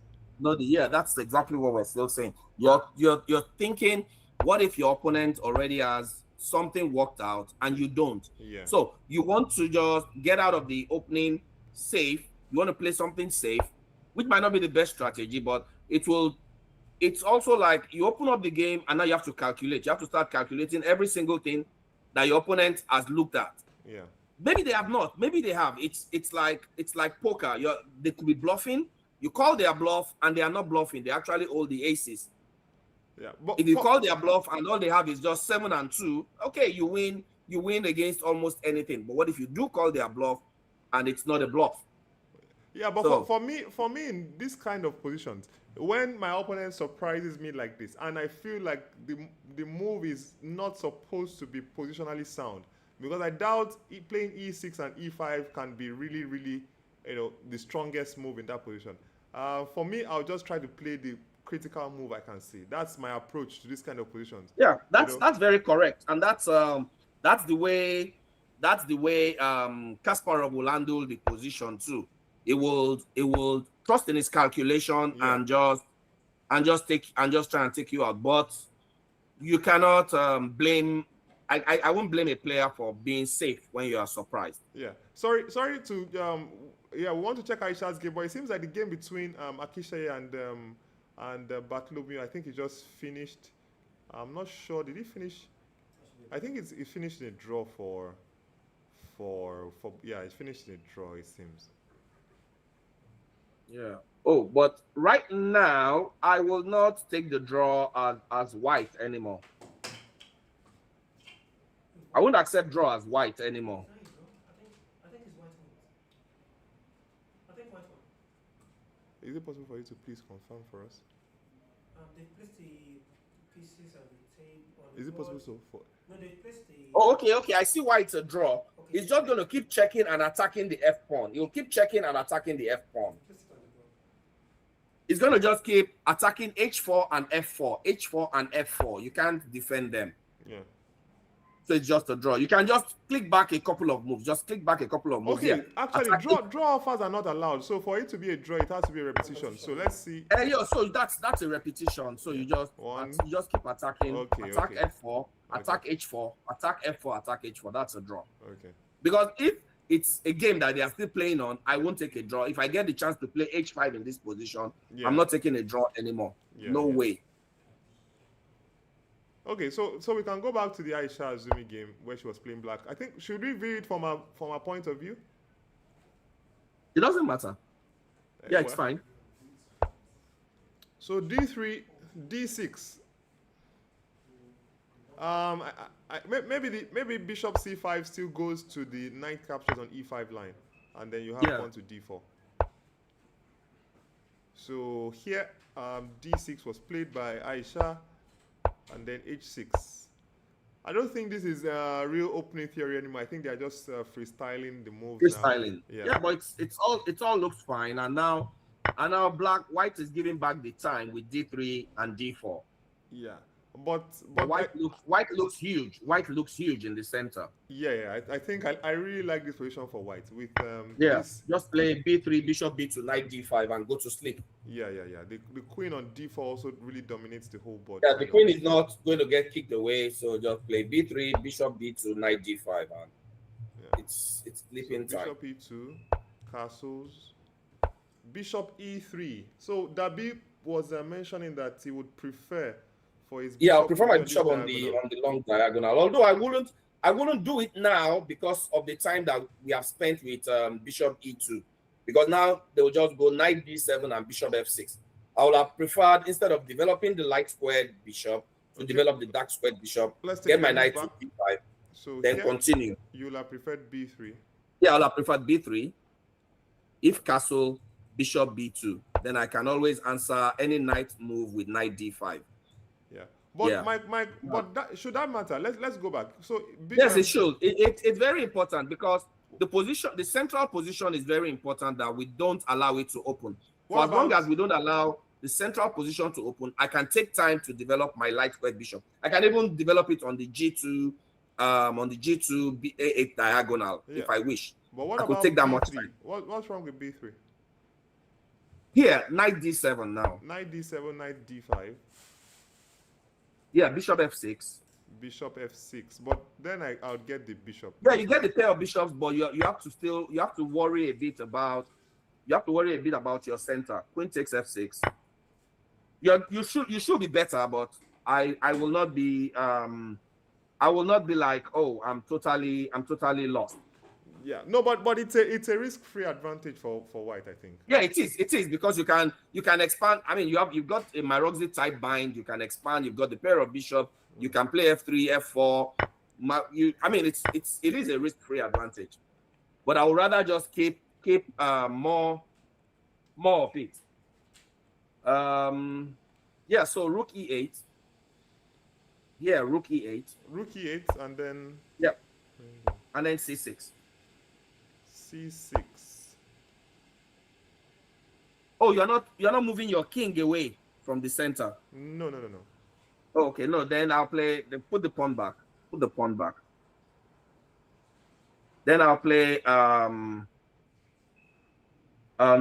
D7 and try to play for F5. Yeah, but knight D7. Even if you get F5 in, I'm not. It's probably just it's clearly better for white, but hey, I mean this is like at least like 0.6 or 0.7 at the very least. 0.6, 0.7. But it's fine. So let's just go back to the game. Okay. But I would rather keep the space and the pieces. I mean, if you have space, I don't want to trade. Yeah. So bishop E3, B6, castles long. Okay. So that's a characteristic of quick pen. She likes to play for the attack. So, and I think it's justified here with the hook on H6. Yeah, G4, G5, G4, F4, G5. Yes. Yeah. So I think it is. It looks very strong for. Yeah. So bishop B7, F4. I wonder. Okay, I'm not sure Yeah. if there is any need to be, if there is the move order matters. Is it more important to play H6, G4, G5? But yeah, no, Because it sometimes you might depends. not even want to play F4. Maybe you want to play Rook G1 instead. Yeah, it depends. But it looks like a very simple, simple and clear advantage. But with opposite side castling, actually, you give some other small chances, but white is still clearly better. Yeah. Let's go F4, knight D7, of course. Well, Ooh, knight knight H7 or knight D7 with the same seven. idea of trying to bring the bishop to F6 or trying to. Yeah, there's a small difference. Knight D7 can be answered with E5. E5. I'm making use of the pin on this. Making use of the pin. So knight H7 puts the piece on a very ugly square, but what's the plus? Yeah, there's actually no plus. I think that white is just completely dominating here, completely dominating. So, Knight D5 maybe. Yeah, knight D5 played, trying to maybe prevent bishop F6, or trying to at least. No, not really. Just blocking that light squared bishop, and you can actually retreat the queen, saying that bishop on F6 is strong, but it's just shooting at knocking. Yeah, but sorry, give me a moment. Let me try to see. Okay, so knight D5, no problem. Knight D5, bishop times D5, queen times D5. C60. Wow. Okay, that's interesting. I'll capture with the C pawn. Yeah. Yeah, that was what I was expecting. And you can also capture with the E pawn. Just anything is fine here. Yeah, the point is yeah, you can yeah, go on. sorry. The point is that your play is based on G4, G5 right now. G4, H4, G5. So you can keep, but it's still good. We can, right now we can't blame the loss on this position. The loss is not due to this position. No, this position is perfectly fine for white. So yeah, we can go on. No, definitely not. All captures are okay, but I'll capture with my C pawn because I want pressure down the C file. Yes. Capture with the C pawn, play king to B1, rook C1, rook C3, rook, just pile on the C pawn. Apart from having this, the fact that this huge center. Yeah, and the fact there's a huge center, the knight on H7 is bad. You also get the added, bonus that after king B1, like Dabee has mentioned, you would also be able if the bishop activates on F6, the knight cannot go to F6. If the knight goes to F6, the bishop cannot go to F6. So it's just the pieces are stepping all over each other. Yeah. Okay, let's keep going. Queen D5 is not bad. Queen D5 cannot be blamed for the loss. A5. The queen can come to C6. Okay, white is winning totally. I mean, let's be real. Bishop F3. Yeah, but A5, A4. Some strange things. What is it doing? Okay. Keep the queen side locked. I mean, not bad. Yeah, but the queen side was never opening. Well, okay, maybe she was trying to play maybe A4. you are worried A4, A3. You don't want any counterplay. Lock it up. Yeah, I think she was maybe worried about A4 and then rook A5, trying to improve the rook. Okay. So so lock it up. Yeah, lock it up. Although I will personally put my queen on C6 anyway. My queen belongs to C6. Just blockade the light square. All I just need is just support from the light squared bishop. Yeah, so queen E8, putting some pressure on the pawn on B3. Pawn to B3. Knight F6. And is already starting to look like they're being pushed back a bit. The queen should already be on C6 and things, but it's okay. Queen D3. Queen D3. Knight D7, and now the knight has finally been able to maybe get to the C5 square. To a good diagonal, but the knight alone is not enough. No, bishop F3. The knight alone is not enough. Okay, let's keep going. Bishop F3.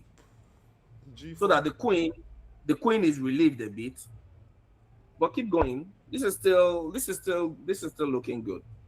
Knight C5, and here she felt obliged. Please don't take. Please don't take. Please do not take. On C5, and here you will take, but not now. Yeah, and I think it's not going anywhere. Here is it's not yet a problem to you. Leave it. This is where let sleeping dogs lie. This is probably where our problem starts. And I think okay, let's keep going, but it's still not much. It's still not terrible yet. No, well, I That actually, gains time. I actually think that already at this point, maybe black has, starts to get them, starts Get some hoping. counterplay. Yeah, your king is not where it should be, but you are the one that will still get the first blow with h4, g5. No, but So it's not let's even, keep it's not going. even clear anymore. First of all, why to? It is, it is, it is. Because it's not going to be so easy to break on the dark squares. You're not breaking, you are just restricting the bishop now. Okay, h4, You're not breaking, you just want to restrict the bishop. g5, g5, f5, f6. No, oof. bishop captures. Okay, but impatience. That it's great, but the weakness was fixed. All you need now is yeah. just Yeah, it all didn't you seem need like is he meant to just hurry, right? Maybe like some king No, c2, some rook just g1, some yeah, rook d1. queen c2, queen e2, queen c2, queen e2, rook d3, all that side, and then just bring the pieces in. She's getting worried. Like, let me draw some arrows. What were you trying to say? I'm saying king c2 here. King c2, then Although here I'll just play f6. In fact, I won't think much about it. I'll just play f6. trying to Put my completely king. bind him. Yeah, complete, and then you're preparing for the sacrifice. Put the king on c2. The queen wants to go to d5, and you just build up because the pieces are all in each other's way. Black cannot bring anything to attack you. King c2. Maybe they'll do queen e5 or something, or what? Because I don't know. You can offer a queen trade if you want. Offer a trade of queens, like Maybe she might be worried about the pawn. About on what? e4. No, then offer a queen. No, on d5. Offer a queen trade on d5. Oh, okay, on That's the d5. point of it. Okay. Offer a queen trade on d5. It's all over. It's kaput. Yeah, so take it. Trade the queens.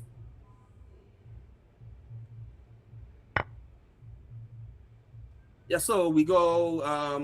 I wanted to offer another trade, but let's play, say, bishop c3, bishop f3, then offer a trade. White is a piece up. Yeah. But White is a piece up. But why We're just going to go rook to d5, rook to e1, and play e5. Yeah, I wanted to say that how would you plan on breaking the blockade? So That's the plan. Rook d5, rook e1, e5. Yeah, and this bishop can never even move or The help. bishop is never joining the game. Never. And if this bishop doesn't join the game, that means that this rook also doesn't join. If the bishop is not joining the game, the rook is not joining, the king is not particularly joining because there are threats on the h file. Yeah. All you need is just push that e pawn. In fact, you can give it up if you want. Just give up the e pawn. Maybe she was she considering? It's not even possible to sacrifice here on f6. No, there's no way. You can't even consider it. It's not even a plan. I mean, you're not even getting it. You get 2 pawns, but you open up your own king.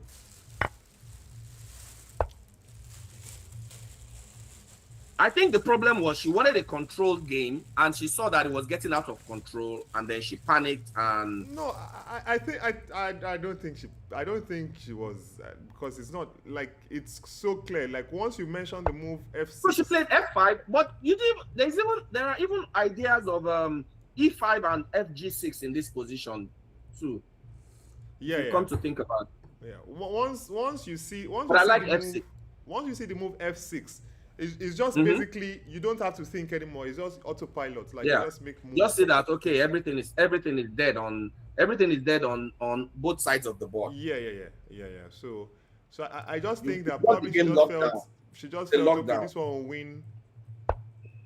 But after it's a lockdown, but it's okay.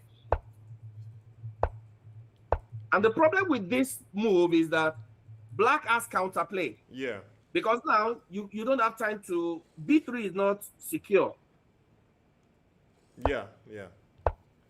And the bishop is coming in. Yeah, the counter play started. Black has counter. That was a very nice find with bishop b6 in the pipeline. Yeah. That's a very nice find. And Brilliant. the point is that after pawn types, there's rook b1. That's a very, very brilliant find. That's And brilliant. king can come here or here because of queen b2 checkmate. And if the king goes to c2, how do we find the killer blow? Rook. Do we start with rook b2? I think either one is a killer blow. Rook b2. The queen will, And then the queen will d4. just get to the queen will get to d4 and it's always over. Yeah, and So if the queen goes to b2, she comes back to d4. Or if the rook goes to b2, the queen will get to d4.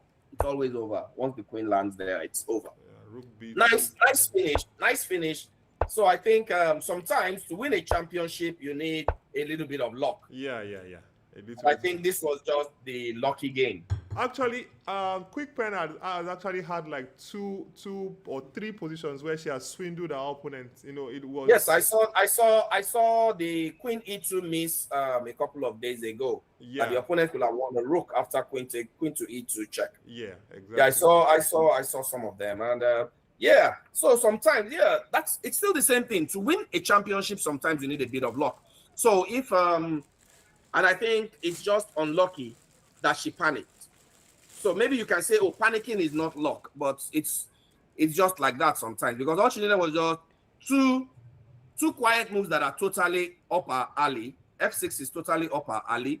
King c2 is totally up her alley. Yeah. And she's also an attacking player that could find, if she had just prepared the move, King c2, bishop f3, queen e2 before sacrificing, that could also have done it. So I think you need a bit of luck really to win some of these championships. And today, the luck was just with Azumi. I know chess players like to think that there's no luck in chess and things like that, but really you do need a bit of luck to win a championship. You just need to get some positions that you could lose that you will win, and some positions that you will win and you won it even if you don't deserve to win it.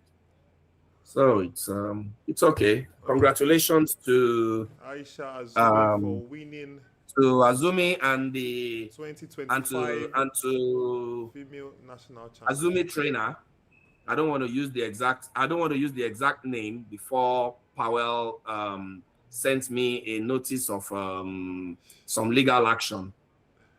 Yeah. Like you said, there are some things that we cannot air on the air. So unfortunately, too, there are some things that I know that you don't know. Are you sure I don't know? So you tell me yours and I'll tell you mine. There is nothing in the chess world hidden from my eyes. I see you. The what do they call the Palantir? The Palantir, the all-seeing eye. Absolutely. Okay, I see you. Okay, so we have, the youngest participant in the open section. They call him Boy Goodness, they call him Goodness 007, they have many names for him. And he's here joining us, maybe trying to, show us one or two things, so how has it been so far? Welcome, Goodness. You have your someone that maybe you are following in his footsteps, because he was telling us a story about how at quite a young age he was already well known in the chess world, making some, and you are also the same. Yeah. So how has it been, the tournament so far? Say tonight was okay, sure, because I started really bad at the beginning of the tournament because I had 4 losses, so I had to come back. Now I'm on 5.5 now. Okay, that's nice. From 4 losses to get 5.5, that means that you had to have been racking up some wins there. Yeah. So you finally found your form, but is it too late, or is It's too late. Oh, well. Okay. So how was today's game? Today's game was fine. I won 1 and drew 1. Oh, okay. All right. Anything about Aisha has won this national championship? Anything to say about that? And For me, she really deserves this shot because she has, I think 2022, 2023, she took second. She has been trying to take that first, but she can't just take that first. and now this year she just wins with a round to spare. Yeah. And also finally, Did that before. yeah, very nice. And the final question in the open section, what do you think will happen tomorrow? There are some, there are like three people tied on the lead. Who do you Can't think? predict it, sure. But let me just say the battle will be between Tennyson and Abdurrahman All right. because they still have one more round to play. Because they still have what? One more round to One play. more round to play. Yes, yes. Why yes. the other person that is on 7 Tessie is done with his games. He's done with his. All right. So because he's playing against Callistos, who has withdrawn from the tournament. Yeah. So it's between Tennyson and Abdurrahman. But if they both lose, that means Tessie somehow enters into the picture. Yeah. Yes. Yeah. Okay. So if any of them gets a result tomorrow, then Tessie is out of the picture. But if they both lose, then it can become a three-way tie fighting for first place. So, both Tennyson and Abdurrahman will try at least to get a draw and hope for the best. All right. So, boy, goodness, 007. For those who do not know, this is the face of the person terrorizing you online. Any final words before you go? Please don't let him go yet. I have a couple of questions. Oh, okay. And, FM Dabee wants to grill you. Please. No. Just to understand. I saw today you played the Bomo, who happens to be your coach. I mean, first of all, congratulations. I mean, it's never easy when you're playing at this level, at this age, especially when you have to play against a world of experience. But good for you. There are also a lot of young and strong players around, maybe slightly older, but at least within your bracket. So it's much better that you are not alone. But because you're now playing at a level where you and your coach are practically playing as some of the best players in the country, and now you guys are going to be playing against each other a lot more than maybe you would like as sparring partners or as training partners. When you guys meet up in a game like this, I saw this was a very short textbook draw. How do you guys choose to play? Like in those days, I had people that I train against, and sometimes we'll decide, or we are not going to do this or do that, or expose this or expose that. How do you guys, come to a decision on how you play a game, or is it that you guys just come and just take a draw? Which is good for you, not so good for Bomo, is losing ratings. That's a very tricky question you're asking there, Dabee. Because whatever answer he gives might I'm not. No. What I'm saying is it that they agree that they are not going to play any line that they've worked on, or is it that they just keep things quiet and not be too because you guys, I mean, they will have played and trained together for some. If you're in, like I do this with Okechukwu Iwu, and we have some ideas that we've discussed, and so we look at it as if we begin to play each other in these lines and fight it out and argue, both of us know the answers, and we're just revealing the answers to the world. So when we play, it's become a bit tricky. When we're playing, we cannot show what we worked on to the world because we don't want everybody else to see that that is not working in our lab. So I'm just trying to find out if they have a similar situation. It's not like I'm trying for them to reveal anything. I just want to know, is it that, you guys have no-go areas, or let me try to ask you in this way, goodness. So for instance, let's say you have a serious game against Bomo. Do you play a line that you guys have? Do you just play your normal repertoire, or do you say, okay, let me try to surprise him? Do you have some opening lines that you have like separate from him that that he doesn't know, that he's not aware of? Let me ask you in this way, so that you don't mistakenly get yourself in trouble somehow. Yeah. Do you have any that some lines that, okay, Bomo knows my lines, but I'm going to surprise him here. Has there ever been that kind of situation? Yeah, it has happened before. It has happened before. Yeah. Like, mention an example. There's once we played one tournament, I think it was Bliss or so. Okay. I really surprised him, because he played C4, then he thought I was going to play like my normal E5. Then I just surprised him and played B6. Oh, okay, okay. All right. Okay. Thank you. That satisfies that question. So basically, the coach has to be watchful now. The young boy is cooking in his lab. All right. So then two, it's a comment. You said the tournament was not satisfactory because you had some bad opening runs, and I know how that can feel. You know, as a young player, or at least as a young player once, there's this thing with youth. We always feel like we should just we've not had enough experiences with setbacks to know that the world is full of ups and downs. So you've got to take the good from the results. So getting this kind of result in a field like this is actually huge, and so it's what congratulations. Actually, take a look at Odion too. Odion actually didn't get, how many points did he get out of the first 4 rounds? So it's something. It's always the positive that you look at. Even if you lose every single game, it's always there's always a learning point. There's always something to pick up from all these things that happen. And the most important thing is you keep the positives and you move forward. And remember, you are not even the strongest that you're going to be yet. Wise words and good words from FM Dabee there. You know, and it's very true, very true.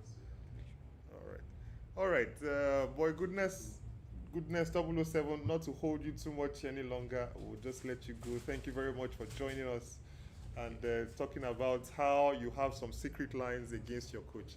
All right, thank you, thank you very much, boy, goodness.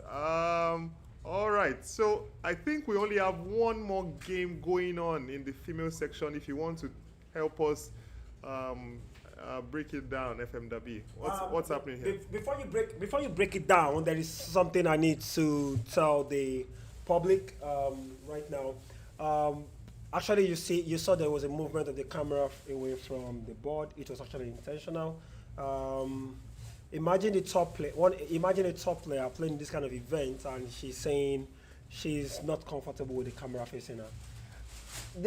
The camera is not for you. It's for the viewers. And I think she has played at the Olympiads before, right?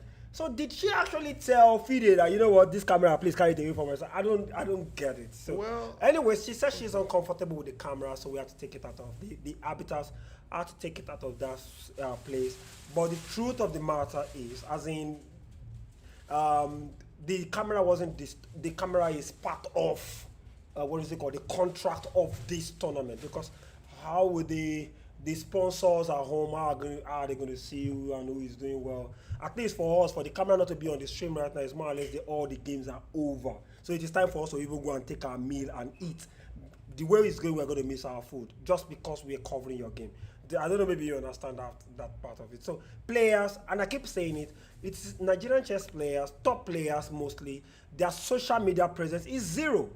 Complete zero. So nobody sees us. Marketing, brands wants to market. They want to sponsor. They don't see us do anything. Facebook, Twitter handle, you have only 22 followers. On Facebook, you have only your friends, your family and friends are only your friends on Facebook. You don't even post anything chess-wise. You win a tournament, you don't win a tournament, nothing. Nobody knows anything about you. And now, we are trying to push chess to the entire world such that we can have more visibility. You are telling us again that please carry the camera away from me, it's distracting me. I don't know.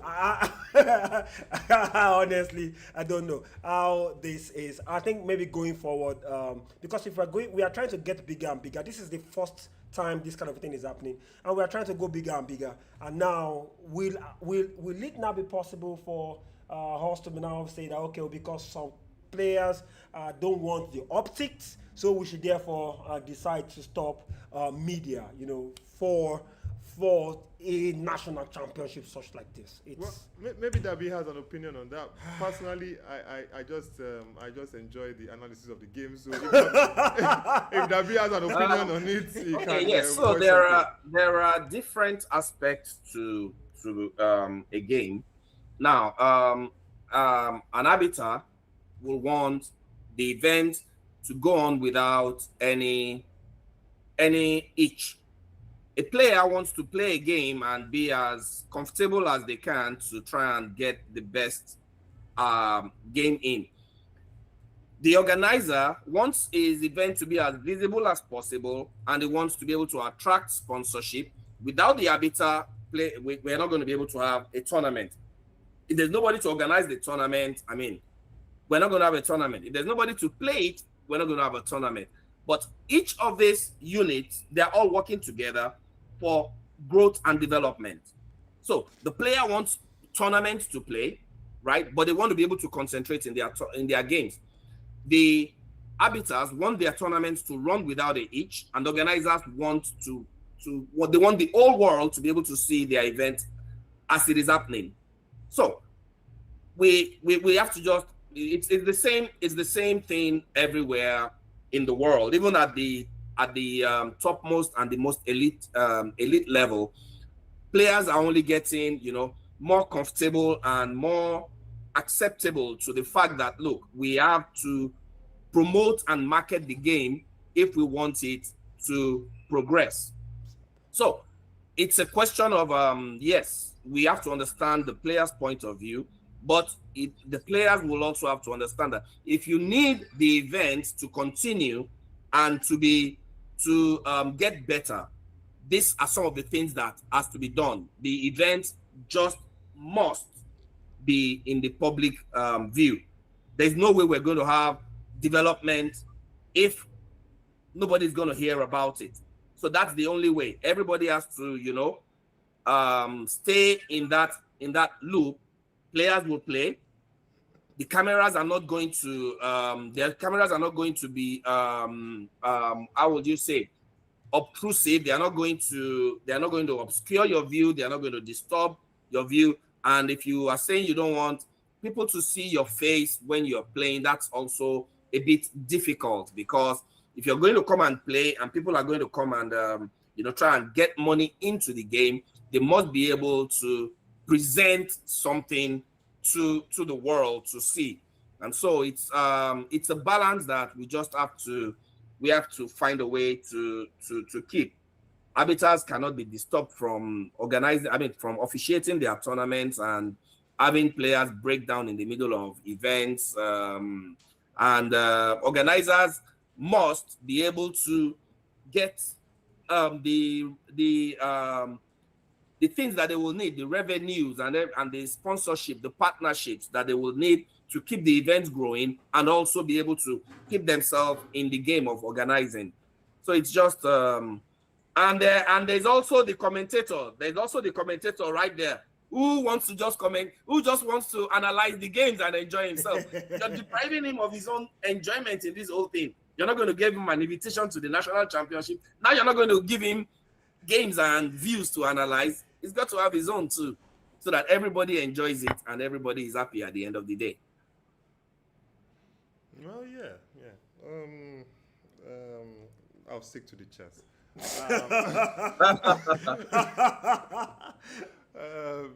So that's a very okay. Wait, that's a very tricky. That's a very tricky defensive idea. Yeah, but you can. No. How about H7? Rook H. How about H7? H7? Or you mean Rook H7? Yes. You mean Rook H2? Rook H to H7. Yeah. Oh, if they don't allow you go in the front, you sneak in the back. Yeah, but maybe there is already some ideas of. No, the queen is covering that square. The queen has not left yet. Oh, okay. Sorry about that. And there's even a direct one again. There's another direct one. Should I go back? Queen B8, yes. Instead of Rook H2, which tries to sneak in the back, there's entry through the front door. Boom. Check. Wins. Bishop D6. Oh, Bishop that D6. just enters through that just breaks the front door down. That just breaks the front door down. If you take, I'll take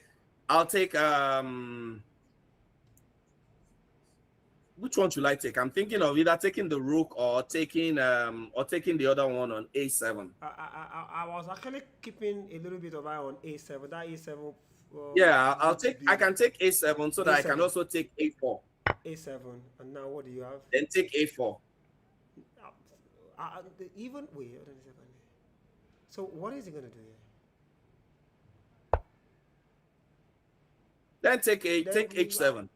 Should I take it for you? Take What H. am I- what or am I take take H7. H7. A7. What Yes. am I doing? What about just queen? No. The queen. No.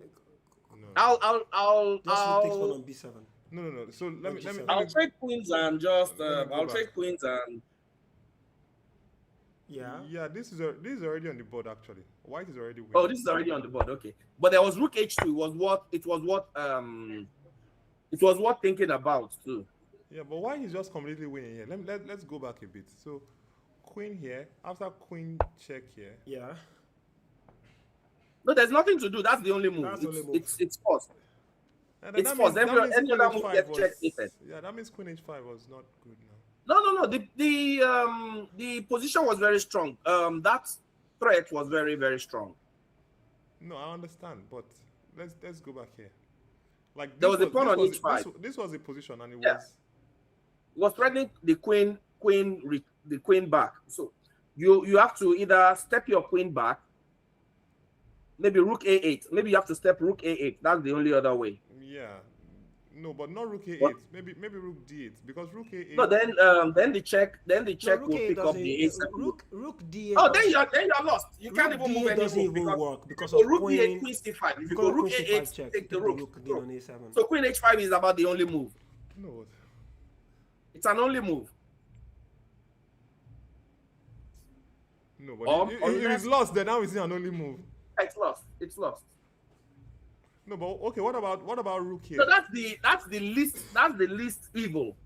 No, what about rook b7 or rook here or rook here? Rook b7, queen c5. We check. Okay, rook. The queen can sneak in other ways, and you cannot use the Check. 7th rank It's for going king. on the So way it's just You get it? Queen check. Queen goes to C8. And rook. queen is here, taken queen to check, and G7. then it sticks in on c8. There's no escape. There's no escape from Sobibor. It's all over. That's over. Checkmate. GG's. So queen h5 is probably the best of No, all the now evil. we can't be talking about queen h5. It's already obvious that it's lost. You already showed us how it is lost. So we are trying to see how we could have salvaged something. You know, No, it's not. Is it that crazy lost after rook takes d6? You have a pawn for your exchange or two. You're bad, but hey, you're still but You're still what did struggling. we look at here? We looked at queen what? we looked at queen a7 Queen h7. so that you can capture b5. But yeah, so now rook d7.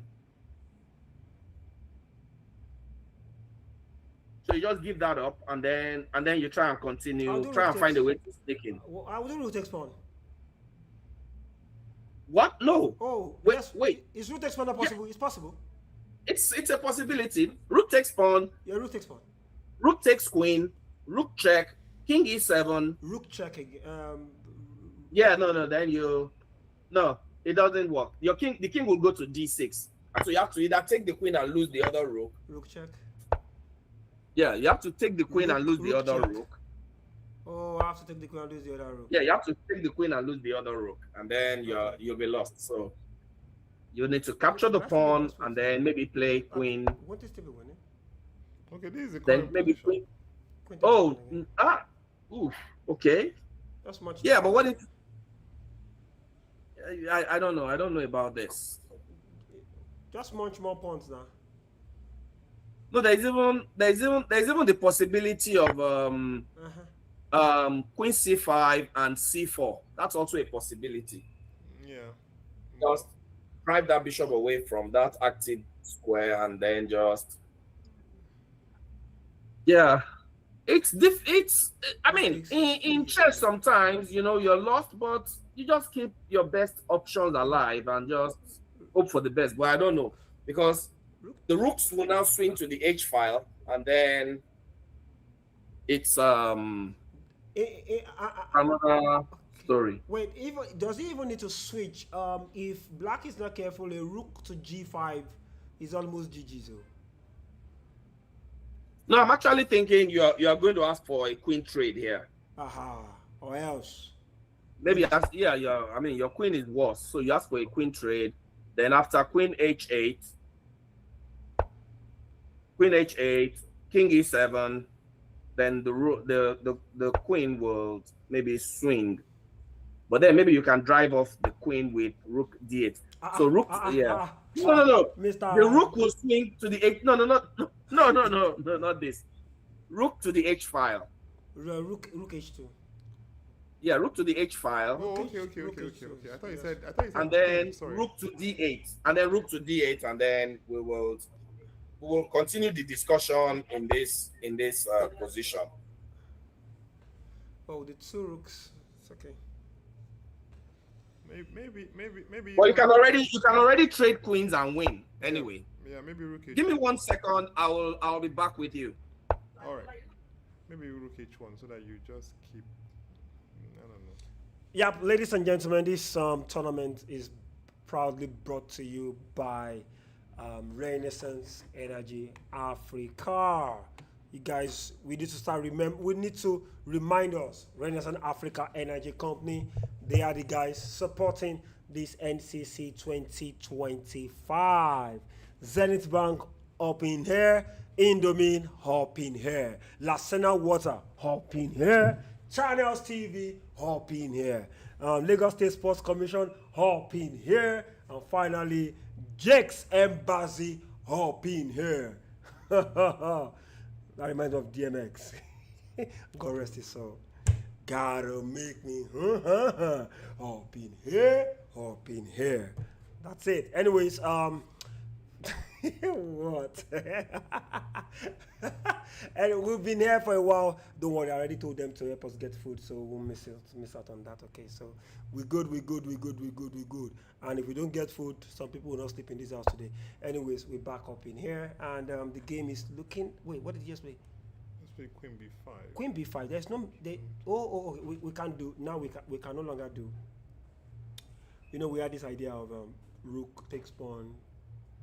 But we can't do that one anymore. No, but just as slide the rook. Dabee mentioned, Slide the rook he away. wants to move one of the rooks to the h file, to the h file, and okay, so that to protect the back rank, I think I'll move this rook instead, like rook h2, so that when a rook needs to move away, it won't affect the back it's a rank. mate into. There is no back rank.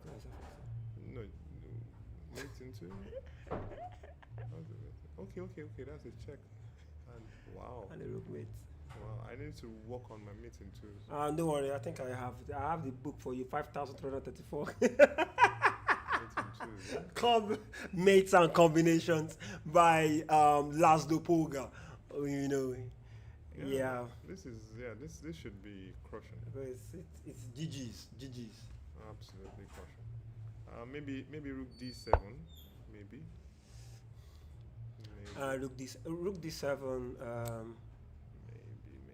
Rook d7. Well, still absolutely winning, of course. Queen h6 at the very least, if you don't want to calculate anything. Yeah. Check. Because of after the king comes in, then you go diagonally.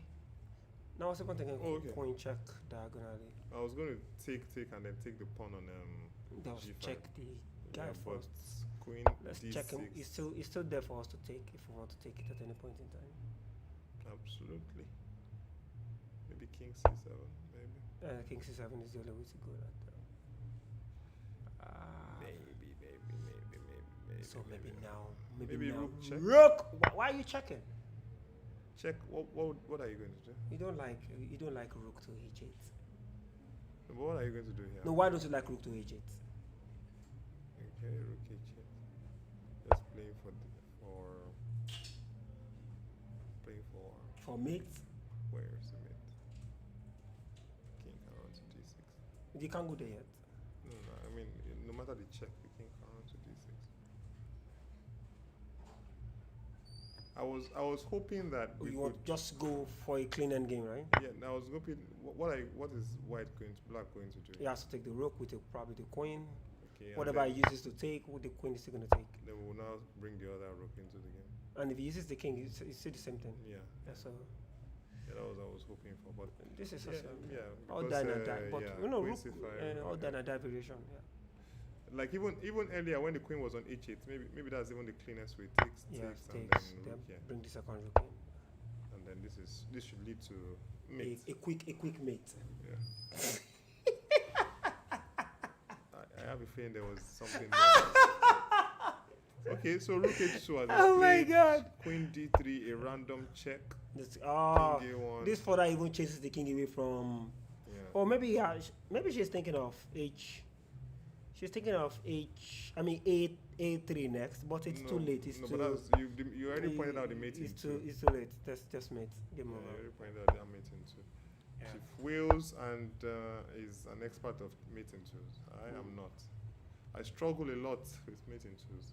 That's ladies and gentlemen, that's the biggest scam of the year. Please That's don't absolutely answer him, please. If he's playing you on the chessboard, ask him how he has been meeting people on blades as the master of slowest play. Now, of course, tomorrow's stream, I'm trying to see how we're going to make you stream for lesser hours, probably maybe the first 2 hours, so you can relax because you have to win the blitz for the team. For the streaming team. Yeah, for the streaming team, you have to win the blitz event. What do you think?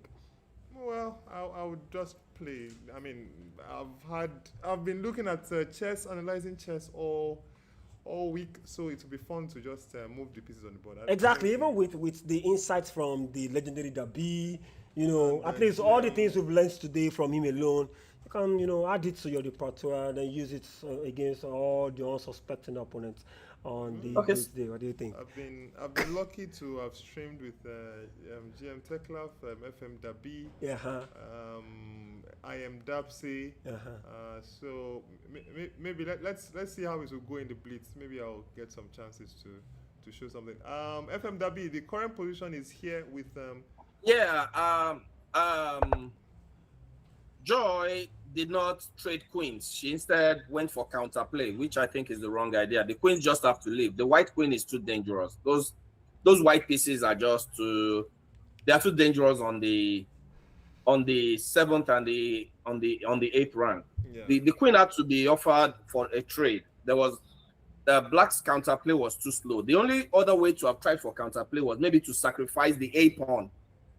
Instead of before swinging in, maybe try to sacrifice the A pawn. Just go like 2-3 moves, I think, before I left.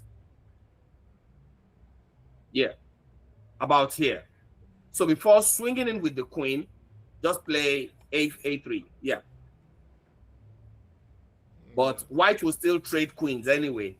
So you have to just trade the queens. That's the only way. But Dabee, no, but A3 loses to rook takes pawn.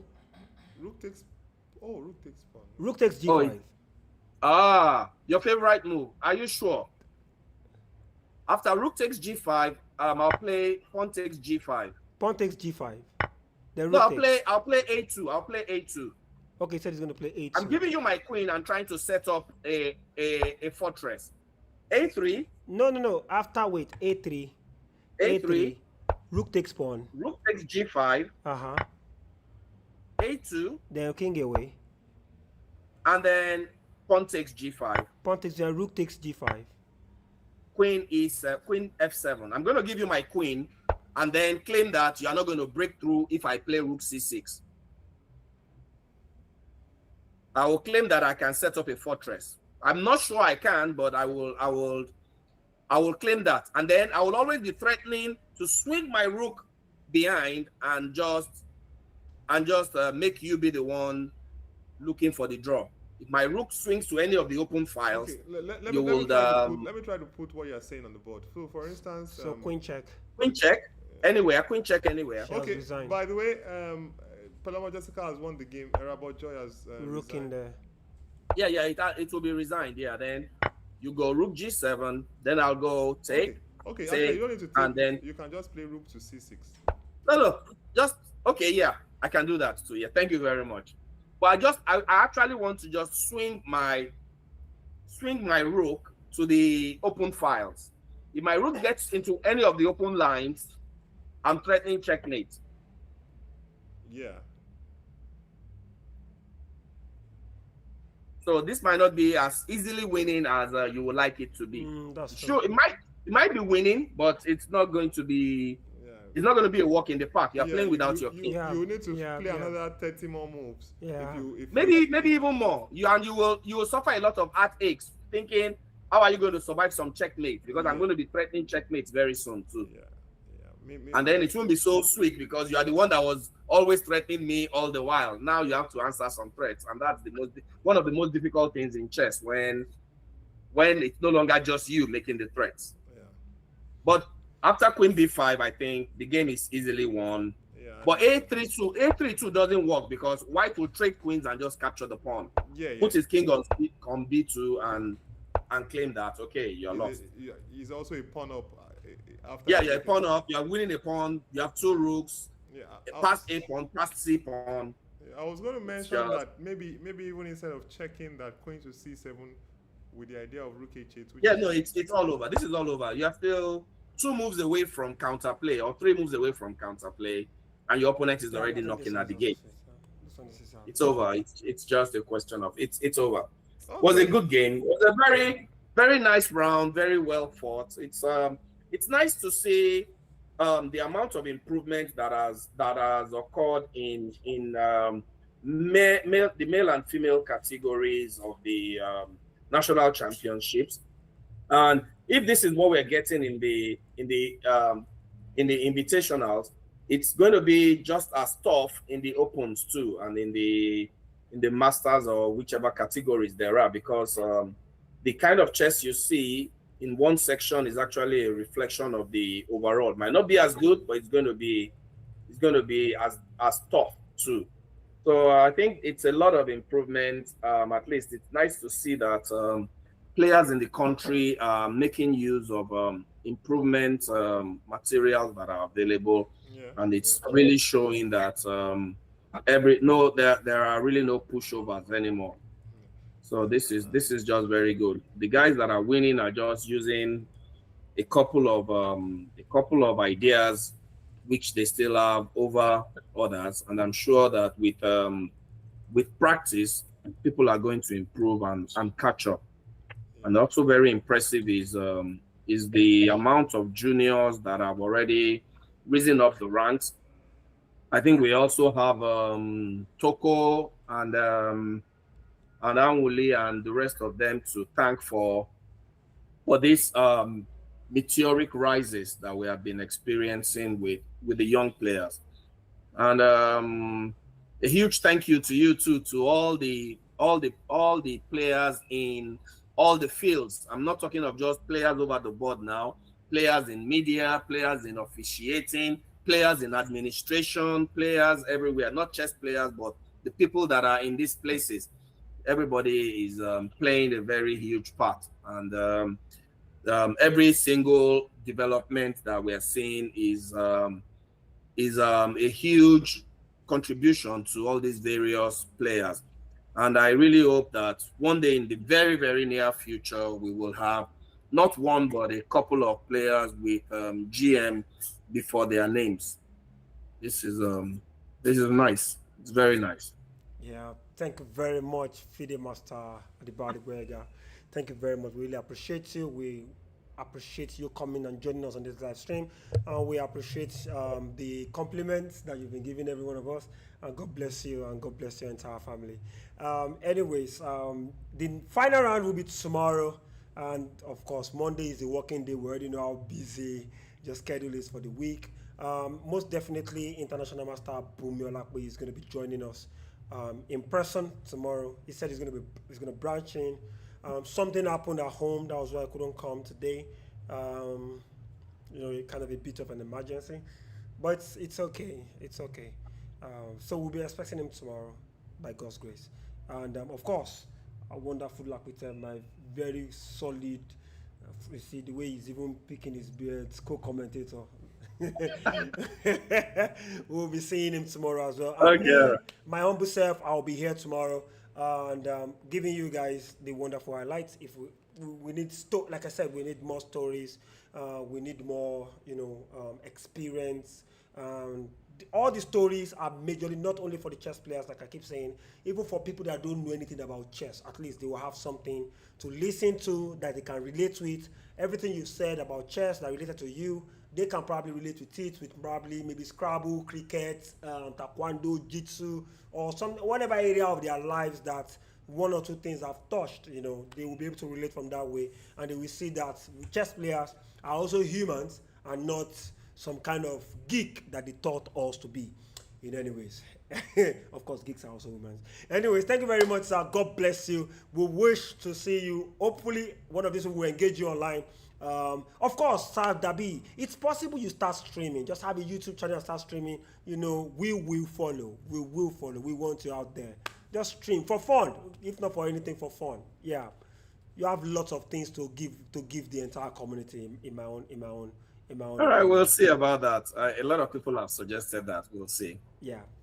So thank you very much, ladies and gentlemen. Here we go again. It's final round, and final round coming up tomorrow. We will be here 9 a.m. to witness the battle between, especially in the open section. We already have a winner. In the female section is no other person but Azumi Aisha, who is the 2025 female champion NCC. Okay, going forward, we need to know who is going to be in the male category. Tomorrow, boys will be bringing in cutlasses, bombs, AK-47s on that chessboard. Who do you think? Who do you think is going to bring the most ammo in this condition?